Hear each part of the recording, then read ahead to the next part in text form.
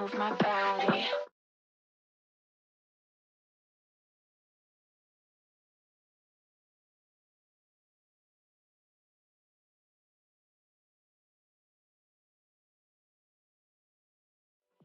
Move my body.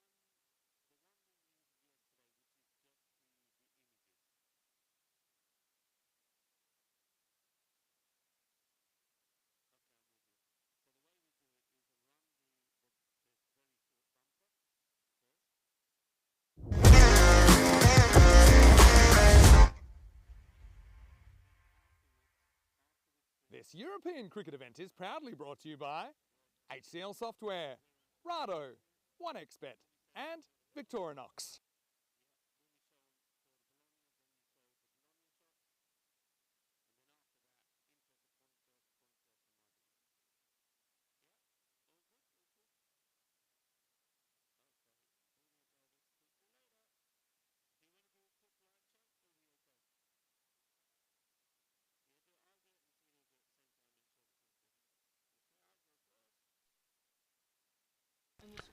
Hello, good morning, and welcome to a sunny day here in Bologna, where we hope to bring you 5 matches of and it's a Group B action.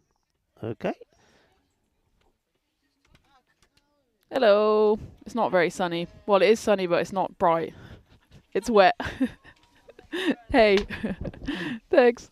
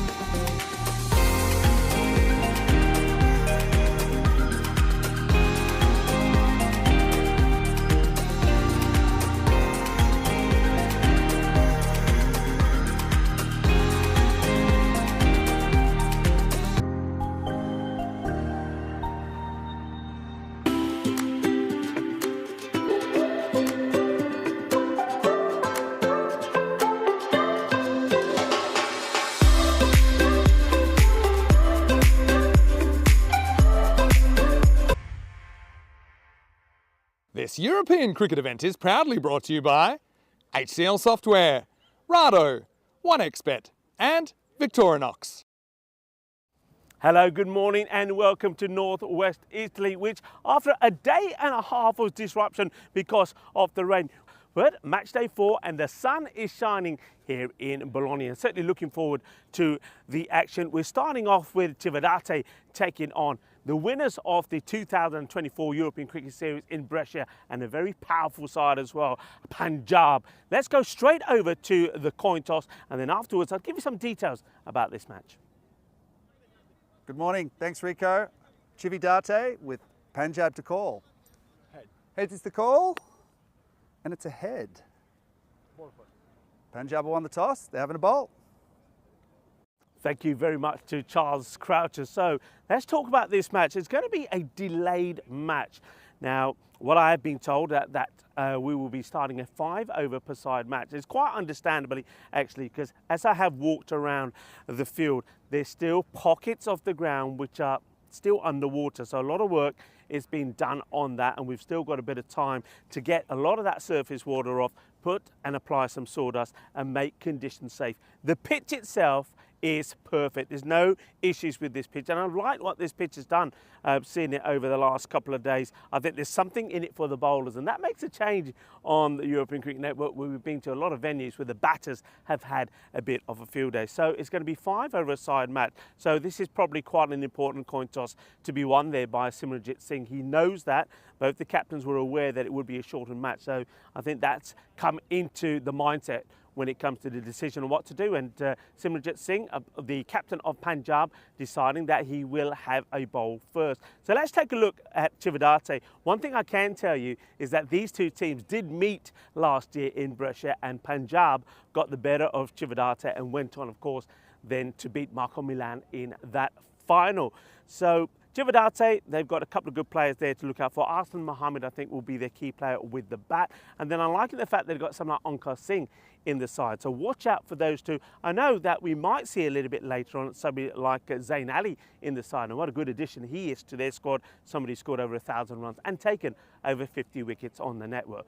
Punjab, though, they are the champions of Brescia, and they're looking to do the same here in Bologna. And Simranjit Singh has got some good players in his squad. He himself scored 200 runs here last time. But their key player when it came to that semi-final and the final, I do believe when you've got a shortened match, 5 overs aside, it's a bit of a lottery maybe, and it could go either way. If one batter clicks, that's enough to win you the match. I'm quite excited because not only are we about to start the cricket, even though a little bit later than scheduled, but Tina Goff is with me in the commentary position, and Tina, after sitting and watching the rain fall yesterday, is very keen to talk you through the first ball.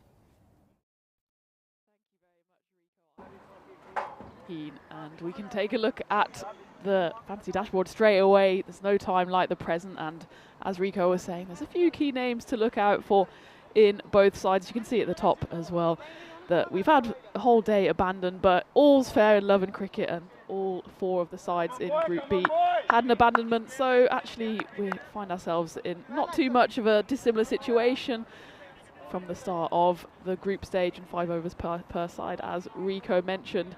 So it's a shortened game, but you can see finally the sun is out, and we can also see that there's maybe a few boggy areas on the pitch. There was an awful lot of rain yesterday, but we're ready and raring to go.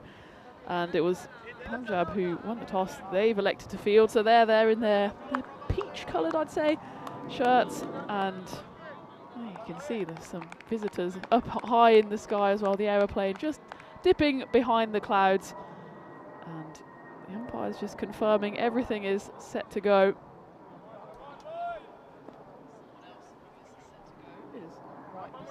Rico, we're finally reunited. It's been a while, but looking forward to calling this with you. I'm looking forward to it very much indeed. Yeah, welcome to Italy and Bologna. I don't believe you've been here before, not this part of Italy, is that right?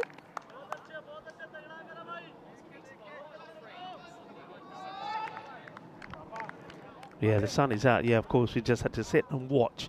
And as you quite rightly mentioned, there's still some boggy parts. So, folks, don't be alarmed if you do see some of the players slipping and sliding around, because it will be a little bit like that.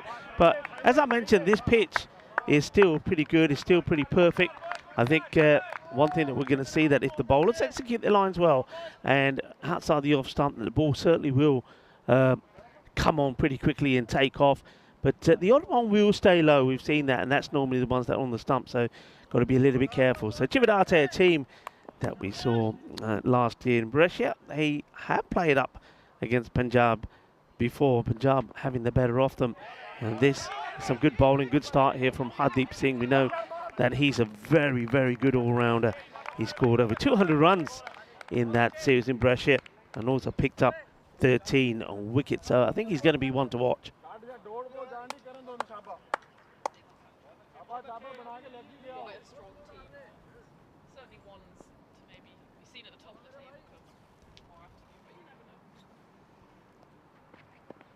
That's going to be put away. Shaba, Kinna Sona. Bolle. That is a biggie. What a big hit. That's been smashed away. And Hardeep Singh just a little bit too much into the body. And Shabazz Masood muscles it to the boundary. So that one's going to have to be picked up from what I'm calling the potato field there down the far end. So it's nicely whacked away. Here comes Hardeep again with a comeback delivery. And this is in the air, maybe a catching chance, and it will be taken. And it's a good catch taken there by Akhil Nirmal. He had a bit of work to do. Now look, moving along this ground and getting into a position to take the catch in the first place, that in itself is going to be a bit of a challenge. But he does it well, keeps his head nice and still, holds on to the catch. So after smashing a big six, that will be the end of Shabazz Masood. So Masood has to depart for just the six or five deliveries. And it is Akhil that holds on to the catch.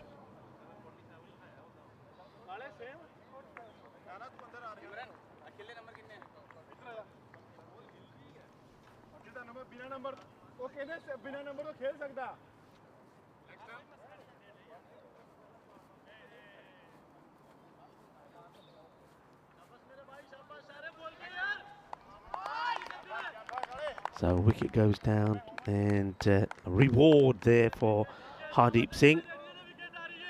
The first wicket goes down. Now just to thought that the man who just took the catch, Akhil Nirmal, was going to collide here with the fielder running in.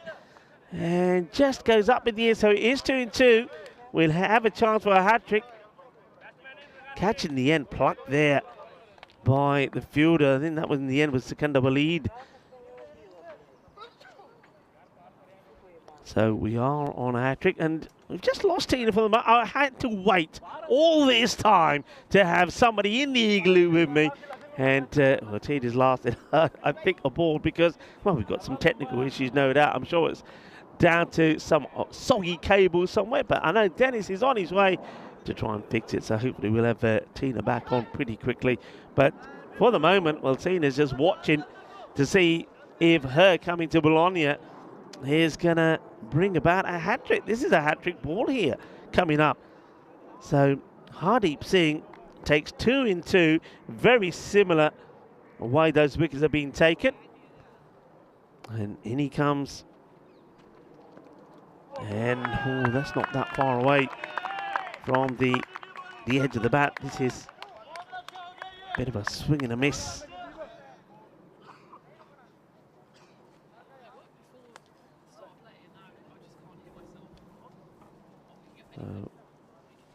Good stuff, this. A bit of bowling. This is actually it's next, and it's very much again just that swings in and away. Good. I've got Hardeep Singh listed on my graphics here, but I don't think this is Hardeep that's bowling. Beg your pardon. I mean, you see it. You see it correct there. Now on your graphics, yeah, the graphics are still a bit wayward at the moment, folks, so just bear with us for a moment. And it's another swing and a miss. So swinging and missing. We are, of course. That's the ears we've been talking about. outside the off him. He's a little bit shorter, but batter's just swinging and missing at the moment. This is Shakawat.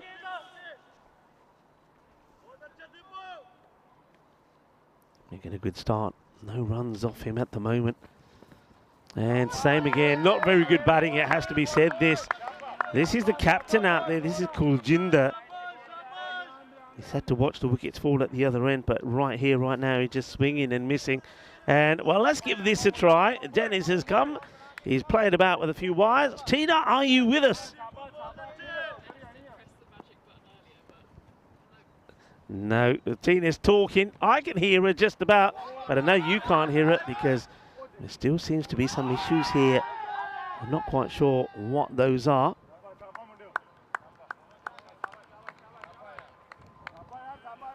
End of the over. So 2 overs complete. And that, folks, was a maiden. No runs on that over at all. So the score stays on 6. And 6 for 2. And, of course, those 2 wickets were taken by Hardeep Singh. It's a cracking start for Punjab. A quick look at some of the stats here. Of course, it says 14 matches played, but we know that there was quite a few of those that were shortened. And a lot of matches were abandoned, all 4 abandoned yesterday.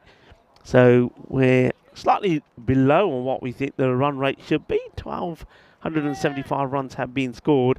And I think the maximum rate, particularly, I should say the boundary rate, particularly that of 4s, is likely to be pretty low on this ground. And I think today as well, most of those boundaries are probably going to come in the shape of 6s. I don't think too many are going to go for 4, especially if not all along the deck. So back to the action. So this is now going to be the next, but in fact I think there was a ball to go there. I don't think it was quite the over. So seeing that this is still Dipindra Shakwat. So will it be a maiden? Will it not? We'll have to wait and see. Still was 1 ball to go. Was a leg by in there, wasn't it? And, well, it won't be because that's been crunched away and that will go all the way. Shaba, Shaba, Bully, Bully, Bully. And, well, Musharraf Muzaffar, he smashes that one away and that will be 6. So that's a strange end, really, because they did take a leg by off that 5th delivery, which meant that Muzaffar gets on strike. And, well, Muzaffar, he hits it far. He hits it 6. But they need to do a lot of work here. Especially, I mean, the disappointment for them is, I mean, I mentioned Arslan Mohammed. He was there, one of their top scorers in Brescia. But with him going very, very first ball, it's put them under pressure. And the captain, of course, swung and missed at 5. This is the way Group A finish. A fresh tropical. We'll see them going into the qualifying, getting the double chance to get into the final. And Friends 11 finished 2nd, and that means that they will play the eliminator.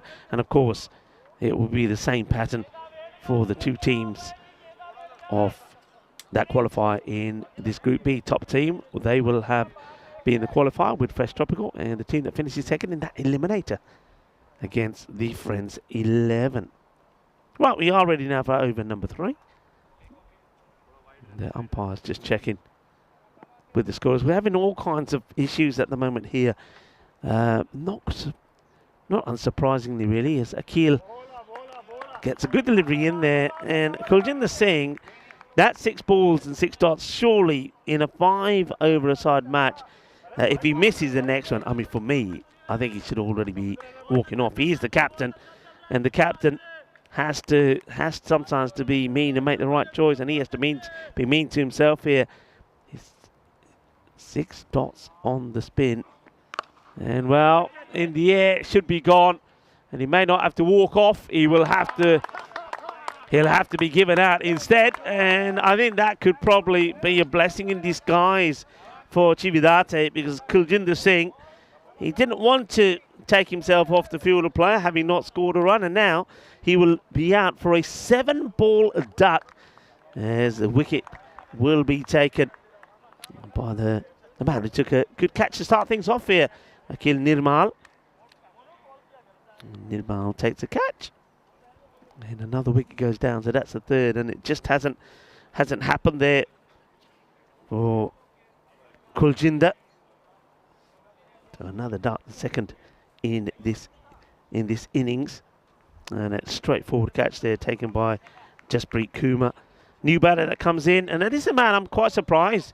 He's coming in pretty low. This is Onkar Singh. He's joining Muzaffar out there, and we are still trying to get Tina sorted here. It's not happening at the moment. Maybe we'll try and see if we can get something sorted in that break. And everything was nice and hunky-dory when we tested things this morning, but I think we've tried the cables, and we'll try a few more things. So hopefully we'll have Tina with us pretty soon. Lovely to have Tina here. Tina did, of course, an outstanding job there in Portugal. That's well bowled. Good carry through, good lift. Have to say the umpire's looking very dashing. That's umpire Nuwan and Ali Hassan. I love it. I can't say the men in black when the sun's out, because they've got the dashing grizzly blue ones. The grizzly men, we'll call them. Nuwan and Ali Hassan. The man out there at the moment, led by Charles Croucher. Oh, that's a good hit. That's a mullet, isn't it, out of the middle of the bat. Kinna Sona Shaka Lagya. That's a lovely shot. Cracking that away for a 6. So struck very hard and very well. You know what? It's quite ironic. You know what? Tina sat next to me. Tina, you know what? You know what day it is today? World Voice Day. It's World Voice Day, and everybody wants to hear Tina's voice, and we can't hear it today. Yeah, it is World Voice Day. It's devoted to celebrating the phenomenon of the human voice and raising awareness on issues affecting the health of the voice. Well, at the moment, we've got issues affecting the health of the voice of Tina, but we're sorting it out. I think Dr. Dennis is on the case. That's hit pretty well, and straight to the fielder though. Couldn't have picked him out better. And Nirmal will take his second wicket right at the end of this third over. Oh, well, he was striking the ball really well, it has to be said, Muzaffar, but he just finds this one going straight to the fielder. And after hitting 3 boundaries, he's going to have to depart. And he departs at 12 off the 4 deliveries. Nice catch taken. Nirmal takes his second wicket. One thing I can tell you about this Punjab side, I mean, I mentioned in my intro that they have got some very good players. There's no doubt about it. And Charanjit Singh, I mean, he's somebody that I've been watching here in Italy over the years. What a good player he is as well. Good all-rounder, good bowler, good batter, and a very good fielder. Their fielding is going to be sensational. And I think most of you might have enjoyed one of the posts that the European Cricket put on yesterday. That was to do with Simranjit Singh and the catches he takes. And I've had the pleasure of travel around Italy and at the Cardiff Oval and seen him take some great catches. He's a great fielder. And, this team is, let's just say, it's got a lot of quality star players in it. So I'm expecting them to go all the way. And they would have been disappointed that, like the other teams, that the matches were abandoned yesterday. But all teams are in the same boat. They all had a match abandoned yesterday. So they all 4 teams start with 2 points to their name. So nobody, sometimes, the way things go, it can end up being an advantage for a particular team. But I think it's even Stevens. So we start on level terms here today for Group B. And I have to mention, though, I mentioned that it is, of course, World Voice Day, but another one that is, of course, always close to my heart is when that could be a wide, it will be. It gives me time to talk about the day. It's Save the Elephant Day. Elephants are the largest existing land animals and are spread across Africa and Asia. Recent studies estimate that there are now just over 400,000 elephants across the African continent. And although the situation differs from country to country, it cannot be denied that the giant mammals are in decline. And edge. It's just going to be a test now for the fielder who does well. Those ones can always spin away from it, but the man at third does his job really well. So yeah, they're in decline. Human activities such as poaching for ivory remain a significant reason for that decline. Save the Element Day seeks to change this upsetting trend by educating people about elephants and the predicament they face, encouraging everyone to do their bit to save elephants from extinction. So whatever you can do, folks. In the air, this should be a straightforward catch. Mind you, it's never easy when the wicketkeeper has to do the 360 and find it. He finds it and takes it. And it is Arvind Kumar who is behind the stumps. They've got options. Taranjit Barraj, of course, from Skanderberg is also in the side, just strengthening this Punjab side some more. And certainly he can do a good job behind the stumps. But on this occasion, they're stuck with the man who was in great form for them in that win in Brescia. Arvind Kumar with the bat and behind the stump. So Isra Munshi, he's another one who's going to have to go, and he goes for a first ball as well. It's going to be the old great day and great time for the Ducks to be in Bologna. Not just Bologna, but in Italy. I saw on the news some parts seriously affected by the amount of rain. That's the 5th wicket down. There's a swing and a miss, a dot ball. And Punjab, at the moment, are all over Chivadate like a rash, as it's Sharma who now comes out to join Onkar Singh at the other end.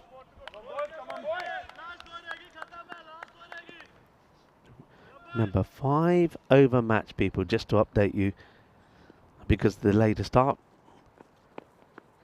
It's gone through there. I want to also give a big shout out to some of the ground staff. I know that Hasib Khan and Abu have been here working with a team of people from when the matches got abandoned yesterday through up until about 8 o'clock in the evening, and from 6 this morning, literally shoveling water off the ground, drying things up as best they could with blankets, towels and everything. And credit to them, because if it weren't for their efforts, we wouldn't be out there right now, as this one is an outstanding strike from Sharma. What a shot this is. It's that short delivery outside the off. You can see these bowlers will go for that ball, but that is a tremendous hit. That goes all the way. That is a biggie. One of the biggest that we've seen outside that offside from a right-hander. Cracking 6 runs. And on World Voice Day, still no voice, no sounds from Tina Goff. And we've tried changing the headsets now. We've changed the cables. I tell you what, we'll be fair. I think what we'll do for the start of the second innings, I'll swap my headsets for Tina, so you'll hear a bit of Tina, and I'll go quiet for a bit, because you have to share until we get things sorted out. You never know, we might get things sorted out in the little break that we're going to get in between the innings. Right, start off the final over with Jivadate struggling on 29 for 5. They've just been losing wickets all the way through. Nirmal picked up 2 in his over, 2 for 8. And we saw a wicket in that one from Gurdeep Singh. 8 runs again off the over, put a wicket. Edge. Oh, fingertips on it. Fingertips on it from the fielder. That would have been a sensational catch. Really would have been. That's well, I'm going to say I don't think the ball would have gone to the boundary. They really well. That's Monu Lal. Just allows the batters to get through for one. This is Rajmani Sandhu. 67 wickets on the network to go with the 1900 runs he's approaching. That's a good looking shot. Wide on the fielder. And that's going to be 4 runs. I think batters, those batters that, or let's say good quality batters, we're going to see them playing a lot of these shots. And if you haven't got that shot in your array of shot selection, then you're going to struggle, because I think bowlers will know that that's where they're going to get most of their success from. So that's another nice shot there from Anish Sharma. Looks like a change of angle here now from Rajmani, is wearing his trademark number 50. I didn't quite recognise Rajmani. That's on the pads. They want to take the leg by on a wicket. Oh, I've got to say, wicketkeeper probably for me, Kuma, a little bit slow to react to this. And in the end, him and Rajmani nearly end up colliding with it. So, yeah, I didn't recognise Rajmani. I think he's got a bit of a perm thing going on there, as Rajmani Sandhu. Yeah, he's definitely had the curlers in there. And looks very different.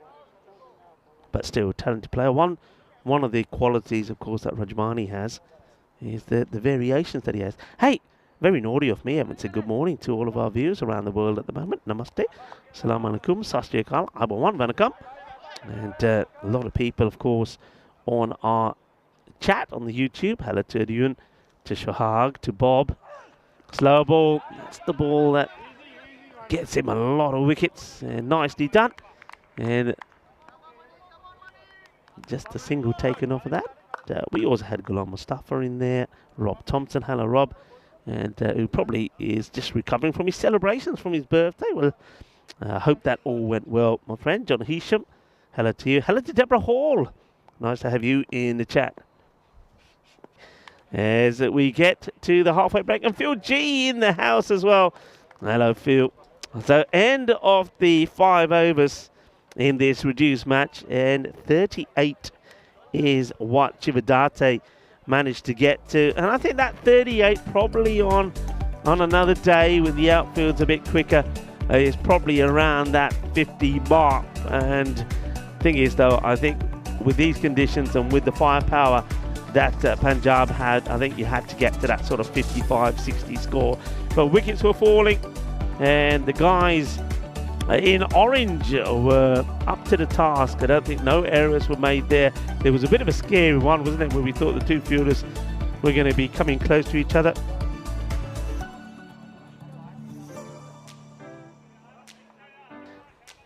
There's Rajmani, and we know that he's always a very good campaigner. That would have been a great catch.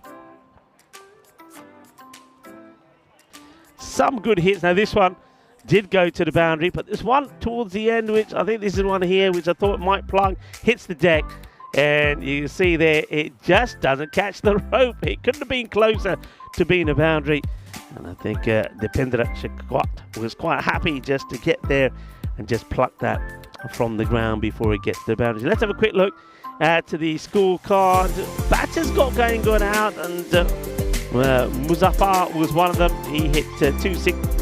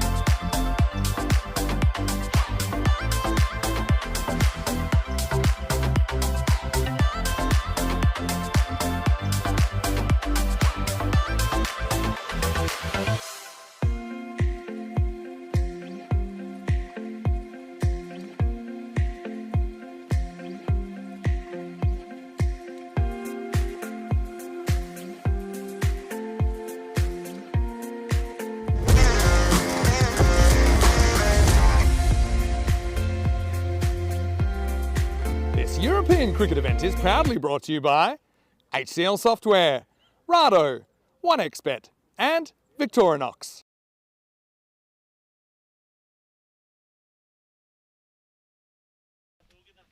Hello and welcome back to match 15 here on this beautiful morning in Bologna. We had a bit of rain yesterday. We've had a few gremlins in the technology, but Rico and I are here in alternation at the moment while we hopefully sort out our headset issues. So I'll be running you through the run chase here and the halfway stage.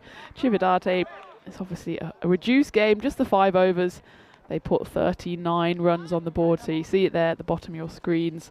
40 runs needed for Punjab CC to take their first victory of this ECS Italy. Of course, yesterday was the first group stage games for this Group B, and the rain gods had other ideas. So the first 2 games of this group stage were washed out, but all 4 teams then just took home the 2 points. So all's even so far as we go into the first ball. And it's up in the air, and there's a chance immediately for a catch. It should be taken, and it is. First ball, first wicket. Hardeep Singh, he comes in and he departs straight away. As Arslan Mohammed into the attack for Cividate, picks up a valuable wicket straight off the bat. It was off the bat and straight down the throat of long off there. Just right off the bottom of the toe there. Didn't have the length on it. And good grab there in the deep by Onkar Singh, probably one of the more experienced players for Cividate. So Punjab, before they even get a run on the board, they find themselves 1 wicket down. Of course, 39 runs on the board, 40 for the win. It's not exactly the biggest target, especially given Punjab's strength in their batting lineup.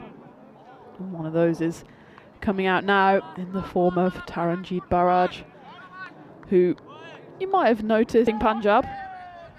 And just blocks that one away into the offside. He's joined out there in the middle by Arvind Kumar.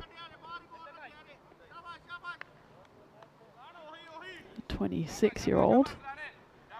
He's got a few runs to his name as well, 432 before the start of this series on the European Cricket Network. And, well, Punjab CC, they're certainly one of the strongest teams in either of these groups. Surely one of the favourites to win this ECS, but, well, this one might be another wicket. It's up in the air, it should be taken, and it is wicket number 2. And you can see how much that means to Cividate. They are well in this game. They're only defending 39, but 0 for 2 is pretty much the perfect start for them. And Cividate, their wickets were tumbling, but Punjab CC, can't say this has been the smartest of starts for them. 39 on the board, so 40 to win.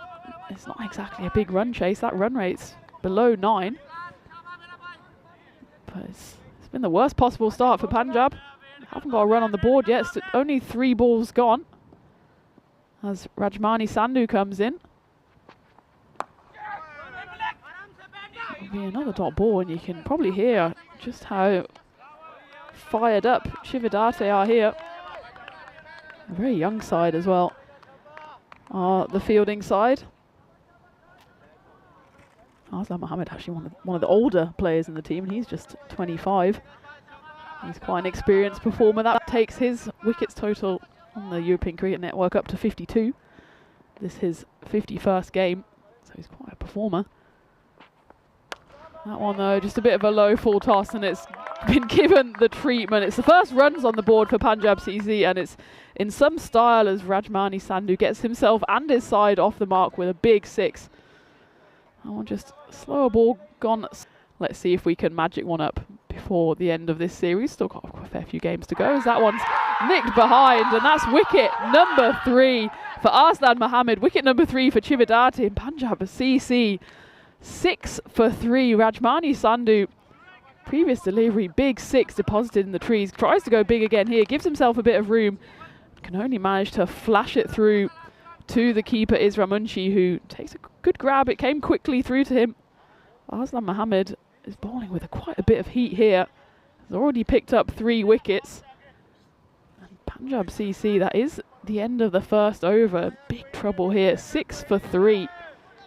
But still, just the 34 runs needed in 24 deliveries for the win. Keep on going at this rate, they might not even get to the end of the 5 overs. As Monu Lal comes in for his Punjab side. He'll be at the non-strikers end though, because that was the end of the over. So Arvind Kumar, who opened the batting, he's now going to face the first ball of the second over, the wicket-keeper, and it will be bowled by Salman Mohammed.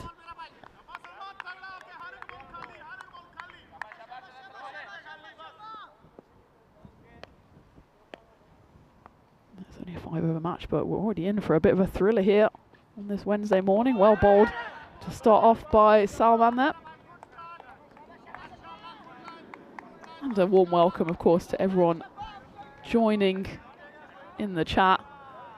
Apologies for the technical difficulties we're having so far, but hopefully at some point Rico and I will be reunited on the mic. For now, he can have a little rest. He's done enough work the last few days as well, hasn't he? Flying solo. And I thought I'd come to rescue him, but now we'll take it in turns, see what happens, as that one's edged behind, and it was almost another chance for the keeper there, but it just fly through to the boundary. 4 runs, and well, Punjab, they won't mind how the runs come at the moment. They only need 30 more of them. That takes them to 10 for 3. Unfortunate there for Salman Mohammed. It was a good delivery. Just got a bit big on Arvind Kumar. He swung for the rafters and just about managed to get enough on it to pop it over the keeper Isra Munshi for 4 runs.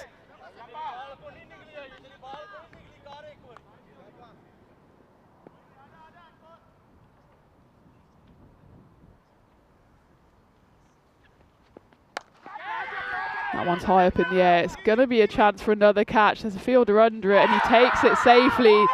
And that's wicket number 4. As Arvind Kumar, he goes the same way as Rajmani Sandhu. Gets the boundary, very next ball. He's caught out, and that's a nice tumbling catch there in the outfield. Kind of tumbled after the fact there, Didan Sharma. But the main thing was he held on to that grizzly. Punjab CC now in all kinds of trouble. 10 for 4. Chivadate. Oh, we thought maybe the young side, they wouldn't really have a chance of defending, well, a target of 40 against Punjab, who are just stacked full of talented players with a lot of experience on the ECN, also international experience. But at the moment, it's Chivadate who are defending that total for their lives. 10 for 4. It's only halfway through the second over. Monu Lal still at the non-strikers end. He's yet to face a ball, and he's been joined out there by Gurdeep Singh. What a little micro game this has been so far. Well, it's going to fly away to the boundary again. Not exactly what Gurdeep Singh had in mind, but he won't care. 1 jot as well. That's the 3rd boundary for Punjab. The only way they've scored runs at the moment is through boundaries. They've scored a 6, but then the next ball was a wicket. They've scored a 4. The next ball was a wicket. Another 4 here for Gurdeep Singh. He'll be hoping to stick around for a while longer, though. They just need 26 runs to Punjab. 20 deliveries to do it. So you'd think in any other situation that would just be a walk in the park for ECN standards, but they're already 4 down, losing wickets at a rate of knots. And Chivadate really up and about, trying to almost will a wicket through their support, and they're really up in the batters' grills at the moment. And Salman's bowling with quite a bit of heat. He's already picked up 1 wicket. Big appeal. Well, I think more in hope than expectation there from the keeper, Isra Munshi. But again, great lines from Mohammed. Just swishes past the bat of Gurdeep Singh. Well, it looks like Punjab, they're just going to try and win this game in boundaries and boundaries alone. They more or less could just run through for singles if they wanted to, but that doesn't quite seem to be their style. The win predictor still has them up at 72%. Final ball of the second coming up. And again, it's up in the air. Shouts of catch it, and it's taken. Gurdeep Singh, he falls, and it's Arslan Mohammed who takes the catch. And the second over finishes, and it's another one with multiple wickets in. So at the end of the second over, Punjab find themselves on 14 for 5. Take a look at this. He's kind of fallen the exact same way as all the rest of his teammates, just no footwork whatsoever. Arslan takes the catch, tries to then throw it up in the air. He catches it, wants to throw it up in the air and ends up just kind of dropping it to his side, almost Ben Stokes style, but he definitely had control of the ball here. Let's take a look at this. It goes up in the air, takes the catch comfortably, does Arslan Mohammed, wants to then celebrate, decides against it and just drops the ball, but still styles it out nicely, and it's definitely a clean catch. At the end of the second, Punjab CC 14 for 5. Well, they just need the 26 runs, 18 deliveries to do it, but 5 wickets down now. Chividate, we thought they were losing wickets at regular intervals, but they just lost the 5 throughout their whole 5 overs. And now it's Monu Lal, finally gets a chance at the strikers' end. He's now joined at the non-strikers by Simranjeet Singh. Of course, in these 5-over games, the bowlers can only bowl 1 over each, so Salman Mohammed and Arslan Mohammed, they've done their fair share. Now it's Ant Sharma into the attack. That one's dropped short and there's no one out there though, so that'll be a welcome boundary. It does go all the way for 6 off the bat of Monu Lal. This one just a bit too short from Sharma and a bit too wide. Down leg side. Monu Lal deposits that, so now just 20 needed in 17. You feel if Chividate want to do this, they need to pick up wickets. They've got halfway, just another 5 needed for them.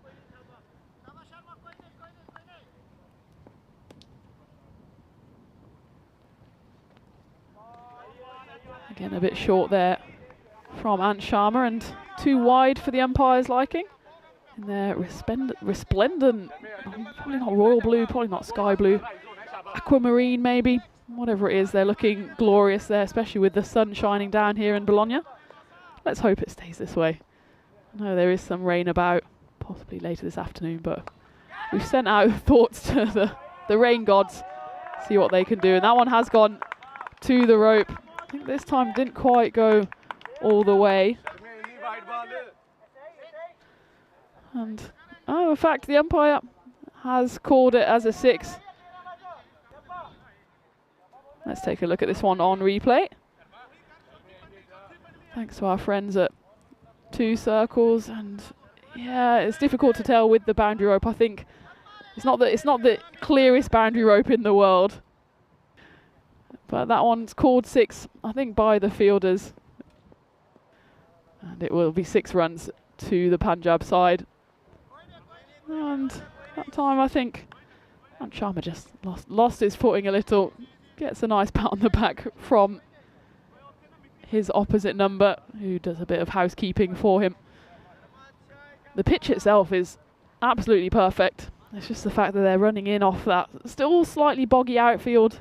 They take a bit of that mud with them onto the AstroTurf, and you can see that's already gone a little bit brown there where the bowlers are landing their feet. And I think Ant Sharma just struggling a bit here. He's giving a suspicious look down at that crease. It's difficult when you want to run in with speed and heat, and I mean, just struggling to find his footing. And well, now Punjab just 12 runs away, so 2 big hits could do it. And even if Chividate go down here, it's still been a spirited performance from them, having only managed 39 runs on the board. They've shown themselves to be quite a threat with the ball, but this isn't over yet as Sharma changes his angle, goes around the wicket. And that probably is a better angle just because that side of the AstroTurf has not been quite so used at the moment. And that one just flies through. It was a nice delivery from Sharma. And actually just pinged up off the pitch a bit, and Monu Lal did well to retract his bat from that one.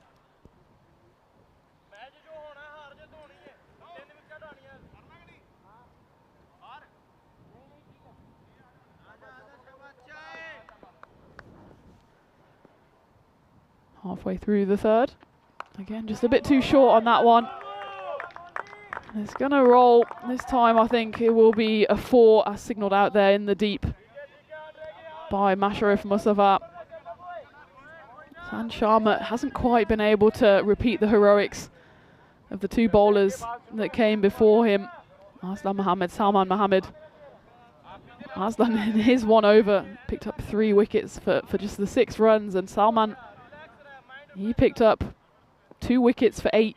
But this over already's gone for 18. So just 8 runs needed now for Punjab. That one's high up in the air. It's another chance for a wicket here. It should be taken and is. And that's wicket number 6 to fall for Punjab. And it's Manu Lal who's done most of the hitting so far. He scored 16 of the 32 runs for his side. So you could kind of say for him, job well done. He gets his team almost over the line, but he does fall. Again, it's a nice catch there in the deep.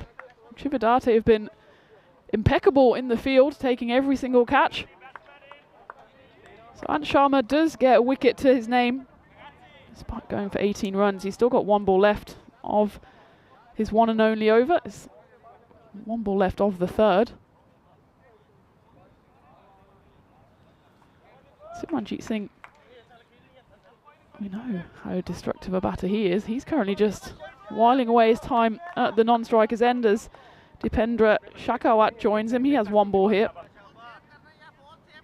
to try and get at least some of those 8 runs required for victory.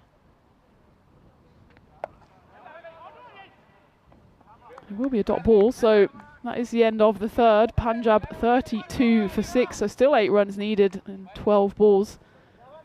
There hasn't been a single, well, it hasn't been a run at the moment. It's all been in boundaries. We've had 3 sixes, 3 fours, and by my maths that makes 30 with just the 2 wides as well.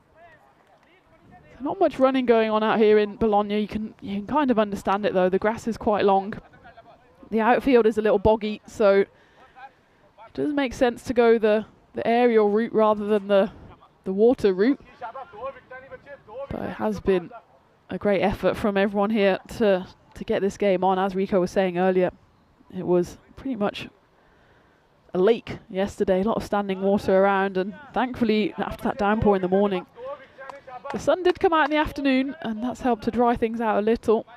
This morning again, the sun's been out all morning, and if it carries on like this, we should be in for a full day of cricket after this game. As Sankar Singh comes on for his one and only over. There is the first run from Punjab CC, and there, thank you very much to the fielder out there, Gurpreet Singh, just demonstrating that there are still a few damp patches out there. Hopefully the Italian sun will help us out this afternoon. There is a bit of rain forecast over the next few days, but again, it's just a bit of a microclimate here, and as long as the clouds pass us by, we should be okay. Just the 7 needed now. Oh, and that might be fumbled over the boundary, so it's the first misfield, the first time that actually Chividate's fielding hasn't been impeccable. That one just swept pretty much off middle stump there by Dipindra, and Masharaf Musava out there puts his face in the dirt but sees the ball roll over the boundary rope for 4. That was also a no ball called on the field, so 5 runs for Punjab.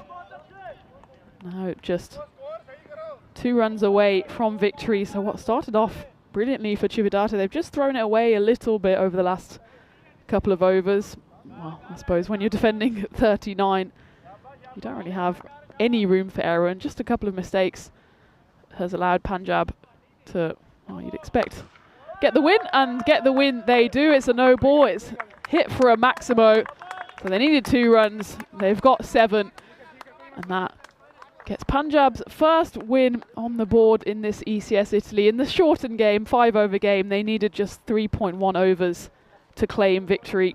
They end up on 45, having chased down that total of 40 with a few balls to spare and a few extra runs added to the collection. Of course, there's no bonus point in play in these shortened games, so it'll just be the 3 points that go the way of Punjab. Chividate, they will leave this game empty-handed, but the good news for them is that they'll come back, well, in just about half an hour's time, as they play a double-header, and they've got the 3rd game, or the 4th game of today as well. So 3 games for Chividate today, 3 games for Punjab. And well, perfect start for Punjab, but you could say they've made it a little tricky for themselves as they lose just 1-4 and 1-6. That saw his side 2 victories. We take a look here. Well, it's not exactly the most impressive of scorecards if you're from Punjab, but you know that they do have firepower and they'll want the likes of Taranji, of Rajmani to fire maybe in the longer games, the 10 over games, where they've got a bit more time to get into their work. But good signs that they've got hitting throughout for Punjab, and although it wasn't their most impressive of batting performances, they'll happily take the 3 points. As for Chividate, well, impressive bowling first up from two Mohammeds, Arslan and Salman, 5 wickets between them, and economies, look at that, 6 and 8. But then the second half, not quite so impressive. Onkar Singh struggled with no balls, so you wouldn't want to have that economy too often. 78 of just the 1 delivery because of those 2 no balls, and Ant Sharma, he at least picked up 1 wicket but did give away 18 runs, which was, well, more or less half the total needed for Punjab, so that's why in the end they got home fairly comfortably in the 4th over, the very beginning of the 4th over. But for Chividate, they'll have plenty of time now to, well, not too much time, they've got about 25 minutes. They've got plenty of balls still to play today to try and get their first win. Both of these sides, it's actually an important day because they've got triple headers and just the 2 games each tomorrow. So they'll want to finish the day as high up the table as possible, just to get maybe 1 foot into finals day. Of course, it's the top 2 sides from each group that get through. So we'll see by the end of today maybe how that group is shaping up. But of course, plenty of cricket still to play between now and then. And well, because we had a delayed start and that game was just the 5 overs, it does mean we don't have too long to wait until the next game. And I haven't had any information to the contrary. So of course, if we have more information, then we'll send it to you. But as far as I'm aware, we'll be starting as scheduled, 10:45 local time. So just in about 25 minutes time for match 16, which will see Chividate back out on the field against Marco Milano in their first of their 2 games today. So there's plenty of time at least for you to put on the kettle and hopefully for us to see if we can get both Rico and me on the mic at the same time. So join me, Tina Goff, and hopefully Rico Full as well, a combination of one or both of us in about 20 minutes time as we take you through match 16 of this ECS Bologna here on the European Cricket Network.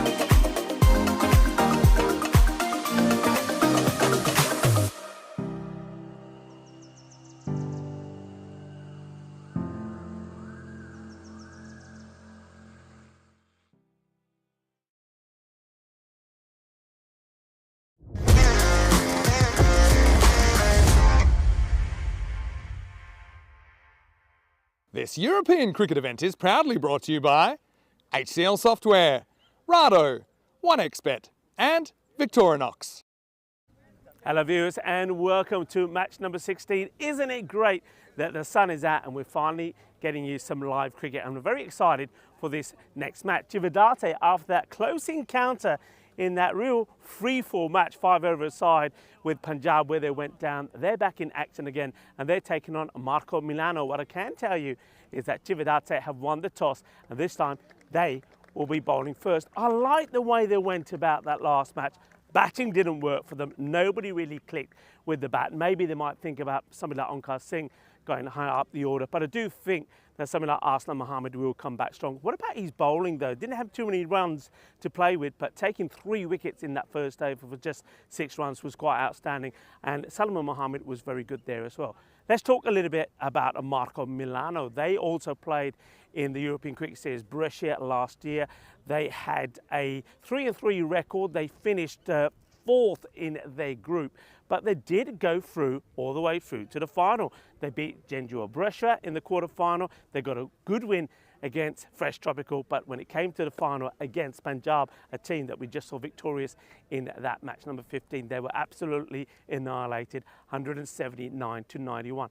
They have lost a very good player. The top player for them in that tournament was Javed Atisham. Of course, we've seen him move on. He's gone to Fresh Tropical, but they've got a good player coming into their side. Zain Naqvi comes in. He's somebody that scored over 2,500 runs on the network, and he has also scored 4 centuries. So it's a good plus to come into the side. And somebody to watch out for with the ball is Abdullah Abdullah. We're still having a few issues on World Voice Day in the commentary position. You're hearing my voice right now.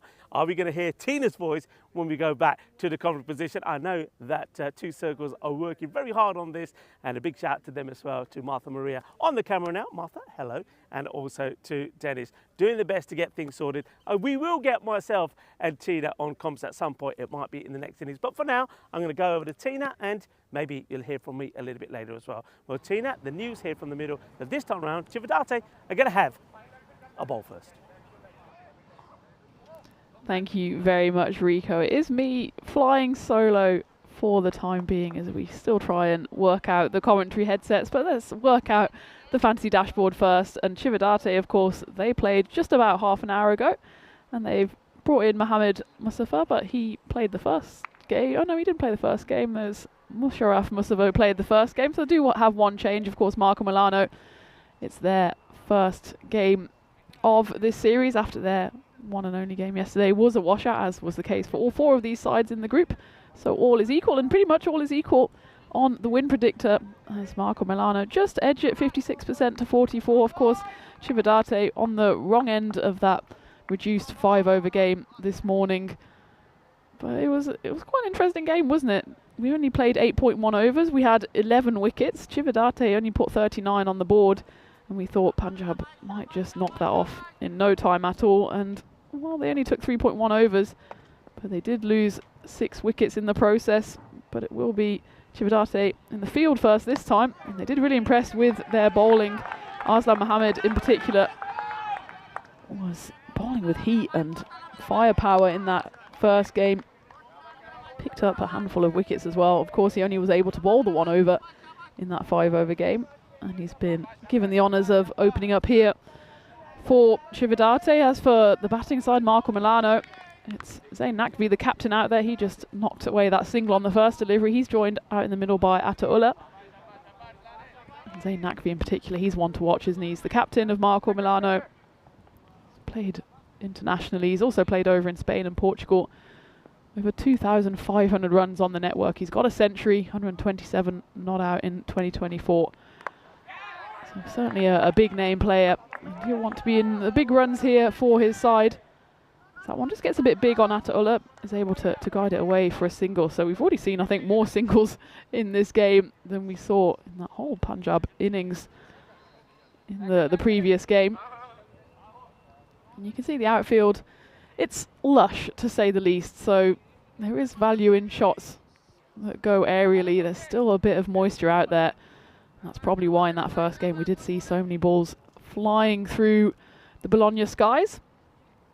But we started this one with a couple of singles. Zain Nakvi back on strike, just goes out of the way. Good running there by the two out there. Equally good fielding from Arslan Mohammed, 25-year-old, bowling and doing his own fielding as well.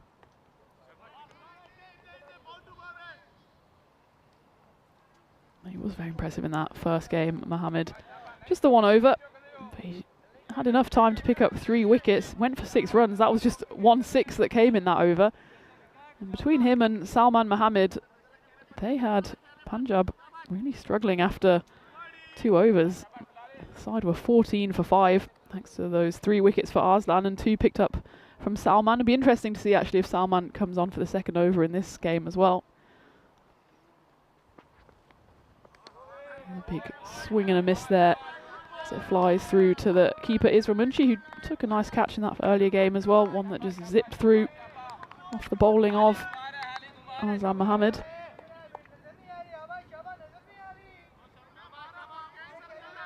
As for Marco Milano, obviously their first game after yesterday's washout, and they've got a few key players to look out for. Zain Nakvi, it's hard to see past him, the captain.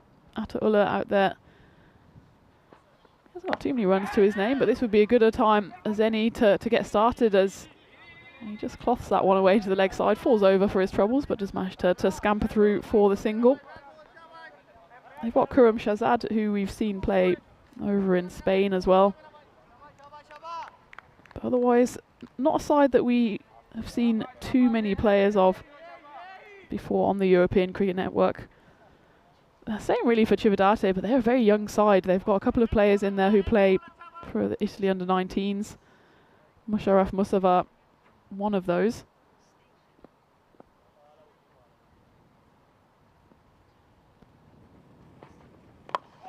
It's flicked away to the leg side. There is a fielder out there.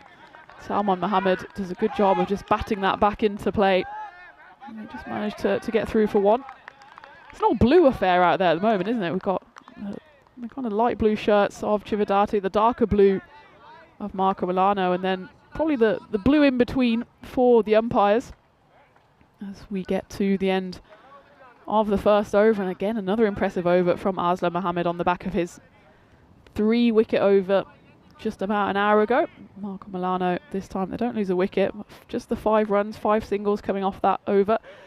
As we take a look at one of our flagship events that's coming up towards the end of September through October. It's the European Cricket Championship for the men. And this is the Premier Division. There's some juicy lineups there, isn't there? Group A, Germany, Ireland, Romania, Belgium, Norway, Greece. And then Scotland as well in Group C. They'll certainly want to get at least to the championship group. Portugal saw them just a few days ago over in Santarém. Feels like a lifetime ago. But they didn't exactly show all of what they can do, but they showed flashes of brilliance, and they'll certainly be hoping to get through to the championship group. That one flashes away at the start of the second over. It is Salman Mohammed indeed who comes on to bowl the second, and that time Zain Nakvi, not exactly where he wanted it to go, but hits it hard enough that the fielding is done out there and the slipping is done out there as well. And you can see it's still a bit boggy in parts, as demonstrated by our glamorous assistant over in front of the production tent there. Chividate, remember, they won the toss, they elected to field. They lost that game this morning, having batted first, and their batting wasn't quite as impressive as we'd have hoped. It's always difficult in a 5-over game to get any kind of rhythm going. That one just veers the wrong side of the wide line.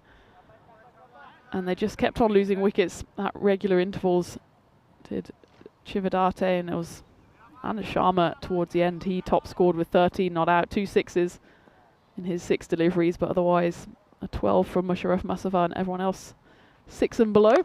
They'll have hopefully the full 10 overs to bat here, but first it's Marco Milano doing the batting, and Zain Nakvi in particular giving us an early glimpse into his class as he just deposits that over the wide long off boundary. A bit too short there, a bit too wide, just clubbed straight back down the ground by Nakvi, the captain of Milano.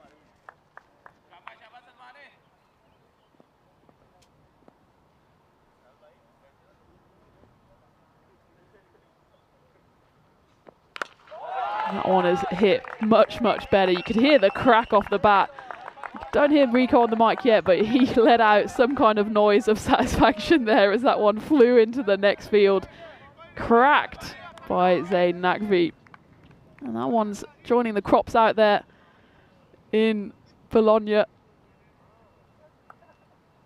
Nakvi showing early signs of just what he can do, the 23-year-old. He'll be wanting, I mean, he'll be wanting to, well, 127 not out is what he got in 2024.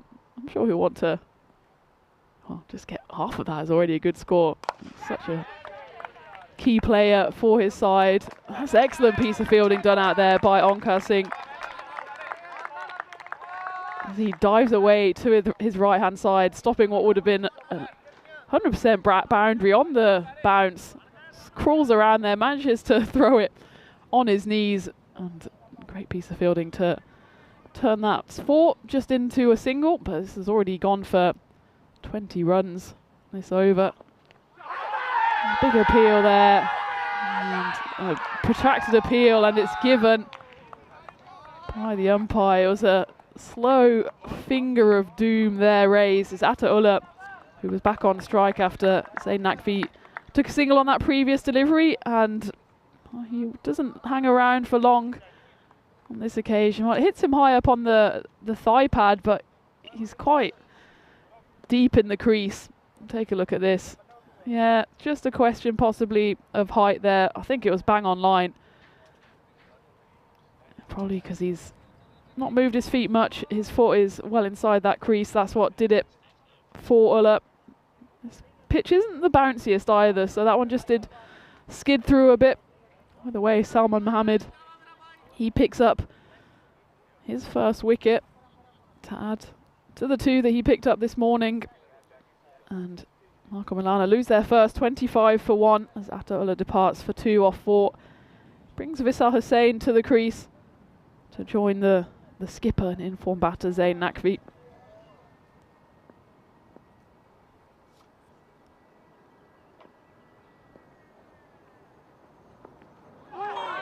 That's a brilliant delivery by Salman Mohammed. Not exactly the ball you'd want first up if you're Vissal Hussain, as that one just more or less cuts him in half. Just take a little shuffle across to the offside, but a bit of late swing into the batter there by Salman Mohammed. And he does finish the over off strongly, does go magical, 20 runs coming off it. But most of those were off the bat of Zayn Nakvi, who I'm sure he was happy to see take a single through to the non-striker's end after that brilliant piece of fielding on the boundary here by Onkar Singh. Salman Mohammed, he repaid the favour with a wicket and a dot ball to finish the second over. So 25 for 1, Marco Milano after the second. Of course, we're back into our customary format. Not quite a customary field here. You see 2 slips plus a bit of a gully. So interesting field placements here by Chividate as well. There's no fielder out there as that ball rolls away to fine leg for 4. I mean, fine leg is usually where one of those fielders would be placed, especially for the quick bowling of Arslan Mohammed. I haven't seen too many balls fly through the slip region yet, but Chividate have decided to go 3 men in that cordon, which is a lesser spotted field here in the European Cricket Network, but we admire their confidence and their attacking spirit. As you can just see the white capped figure there at the top of your screens. Got what would you call that? Probably about a second slip and a fourth slip. And well, no slip's going to catch that. As that goes high in the air. Zayn Nakvi moves into the 30s with that Maximo. Moves his side to 35 for 1. I wonder how long Chividate are going to stick with this attacking field. I mean, we've seen earlier that there's not too many singles out there on this ground just because it's quite long grass, it's quite boggy. So Chividate may be thinking, well, either we'll take a catch or they'll hit a boundary and there's not much in between. But they did take 5 singles off that first over, bowled by Arslan Mohammed, who's back on for his second here. He misses out on that occasion. 10 runs coming off the first 2 deliveries. You can see he's fuming with himself. Such are his high standards. He wants every ball to go to the rope. That time, though, just flew through to Isramunchi with the gloves. Now, I promise Rico is still alive and well, but unfortunately, commentary equipment not quite so alive and well, so we're taking it in turns. He will be back in no time as we share the love here on the European Cricket Network. That's a slower ball. That is... Are they going to give it wide? Yes, they are. Looked like maybe he was just checking with his umpire that it wasn't a no ball for height, but in the end just drops down, but the wrong side of the stumps.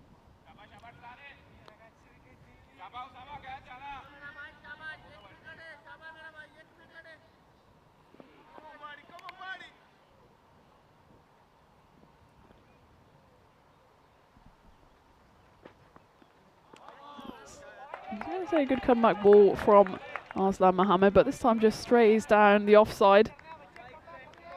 Just needs to rediscover his line here. That one, yeah, just started the wrong side of the line, despite a little nibble in towards the batter. Doesn't end up the right side of the line. Of course, we're back to just fixed wide lines here in this ECS series. We do have a bit of ECI action now and again, and in Portugal, and hopefully you tuned in for those series, because it's a wonderful series between Portugal and Norway, both men's and women's sides. And we sometimes go to the ICC regulations, but here we're back with our home comforts of that fixed wide line, making life easier for the bowler, the batter, the umpires, the viewers, hopefully. And Arslan Mohammed, third time lucky, does manage to get that one to go straight. Naqvi knocks a single to get Vissal Hussain back on strike. And just flicked away, picked up brilliantly by Hussain off his pads. He hits it on the full, actually. That's his first runs of the day, and that Grizzly has gone for a little picnic down in the woods. Arslan Mohammed just straying here a little bit after his first over was so impressive, and on the back of that over this morning where he picked up 3 wickets. And this over again, it's gone for 19. So suddenly Marco Milano looking at back-to-back magical overs. Over number 2 from Salman Mohammed went for 20 runs. This over 3's gone for 19 already. There's still 1 ball left in it. They have managed to locate that Grizzly. So Arslan Mohammed needs a comeback ball here. Well, again, it's quite straight, but Vissal Hussain is more than happy to take a little walk across his stumps, and the result is almost identical as it rolls away for a boundary into that vacant fine leg region, as Chividate insists on having at least 2 slips in, and it's just leaving a few too many gaps in the field, so that over does go magical. 23 runs coming off it. And at the end of the third over, end of the power play, Marco Milano 48 for 1, and take a look at that. First over was a brilliant over by Arslan Mohammed, just restricting Marco to 5 singles, but then followed up with 2 magical overs, mostly thanks to the hitting of Zain Naqvi, who's on 33 off just 11 deliveries, but Vissal Hussain, his previous 2 deliveries went 6 and 4. So he's chipping in with a few runs, and that expected score up at 131. We've seen that this isn't the highest scoring ground in the world. Even scores in triple figures put you in a good position, especially if you're putting runs on the board. So for Chividate, especially having won the toss and decided to field, they need to get their act a bit together here, pick up a few wickets if they can. They've turned to spin, and this might be the chance of a wicket, but it does just fly over the head of Gurpreet Singh, and he slips and slides and takes a tumble. He takes a heavy fall there. As well, he's definitely going to have his mum wash his whites this evening, because that's the bog zone over there. There's no other word for it. And oh, poor Gurpreet Singh, he goes for a slip and a slide and ends up face planting almost on the Grizzly. The Grizzly at this point has stopped dead, so he didn't even need to move anymore. But that's definitely put a little stain on the front of his shirt. And yes, he's looking around suspiciously saying, what have I got myself into here? As on that occasion just drifts the wrong side of the wide line. It's Kuljinder Singh who's come into the attack here to take a bit of spin off, and Good couple of deliveries to start up despite that wide. Oh, poor Gurpreet Singh. He's going to be trying to make eye contact with one of his teammates. Do you want to field here? I think I want to go find somewhere else to field as that one goes high up in the air. And it's going to go all the way, just about 51 meter 6 off the bat of Vishal Hussain, who's dealing purely in boundaries at the moment. He's at least saving the Chividate fielders from taking any more tumbles in the field.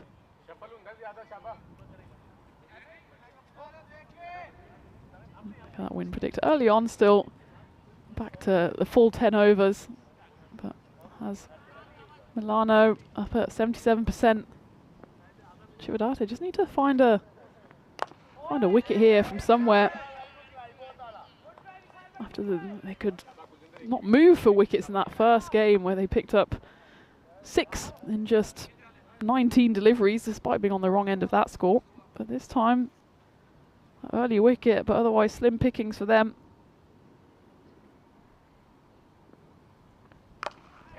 That one's high up in the air. There's a chance for a catch here, but in fact, no, it'll just be caught the wrong side of the rope. Zan Sharma is out there, but can do nothing to stop that. Zayn Naqvi is in form. Doesn't give you too many chances, and that one probably more high than long, but still long enough to go for a Maximo. Moves himself to 40 of just 13 deliveries. He goes again this side, this time offside, and it flies away for another 6. Back-to-back 6s for Zayn Naqvi. He moves to 46. He gets his side to 69 for 1 at the end of the 4th. And again, those flurry of 6s towards the back end of that over mean it goes magical once more. 21 runs coming off that Kuljinder Singh over. It's the 4th over down. Marco Milano looking like they're going to put on a pretty imposing total here.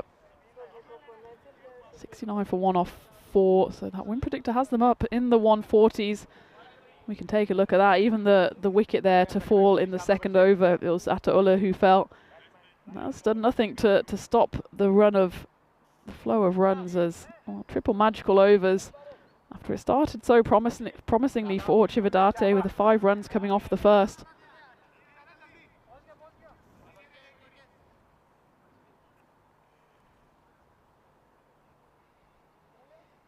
They're going to persist with spin now.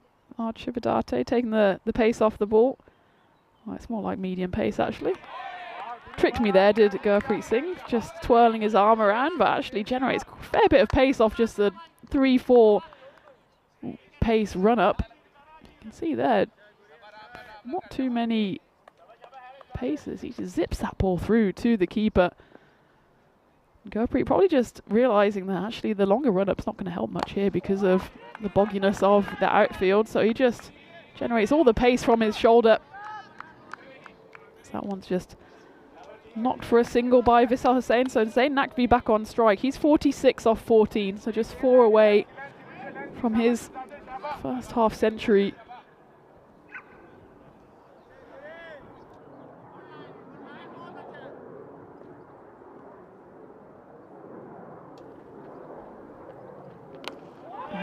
That's high up in the air. There's again calls of catch it, but it's gone nowhere near the fielder. And that will be the half century for Zayn Naqvi. He moves to 52 of just 15 deliveries. We said he was the danger man, the captain for Marco Milano, and he's shown exactly why. And in the meantime, he's moved to over 2,600 runs on the European Cricket Network. What a player he is. No wonder he played internationally for Italy. And he's skippering his side here this morning. It's a good comeback ball though from Gurpreet Singh as Naqvi just sensibly gets himself off strike. But Marco Milano looking like they'll be putting on an imposing total here, and if Naqvi sticks around, they might even want to look at that 150 mark, as both of these batters have shown that they've got the power to clear the rope comfortably here.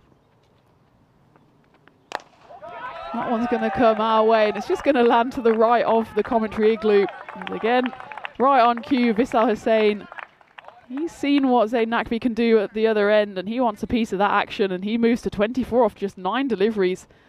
He's already hit 3 big sixes his way into the 20s, and Marco Milano now 1 ball left before the halfway stage, 83 for 1 with this partnership worth 58 already.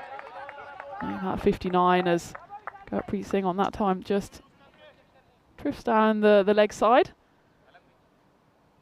He clearly sees Vishal Hussain coming. You can see that Hussain wants to play everything on the leg side, especially through that fine leg region. On that occasion though, just drifts the wrong side. And there you go. It does go through pretty much a fine leg region, square leg region, and that will get us to the end of the 5th over. So at the halfway stage, Marco Milano 85 for 1, Zayn Nakvi 53 off just 16 deliveries, and Vishal Hussain, well, he's going along quite nicely as well, 25 off 10 deliveries. And well, since we have still some headset problems, and we like to share the love here on the European Cricket Network, I'm going to hand over to Rico, who will steer this ship home for the final 5 overs of the innings.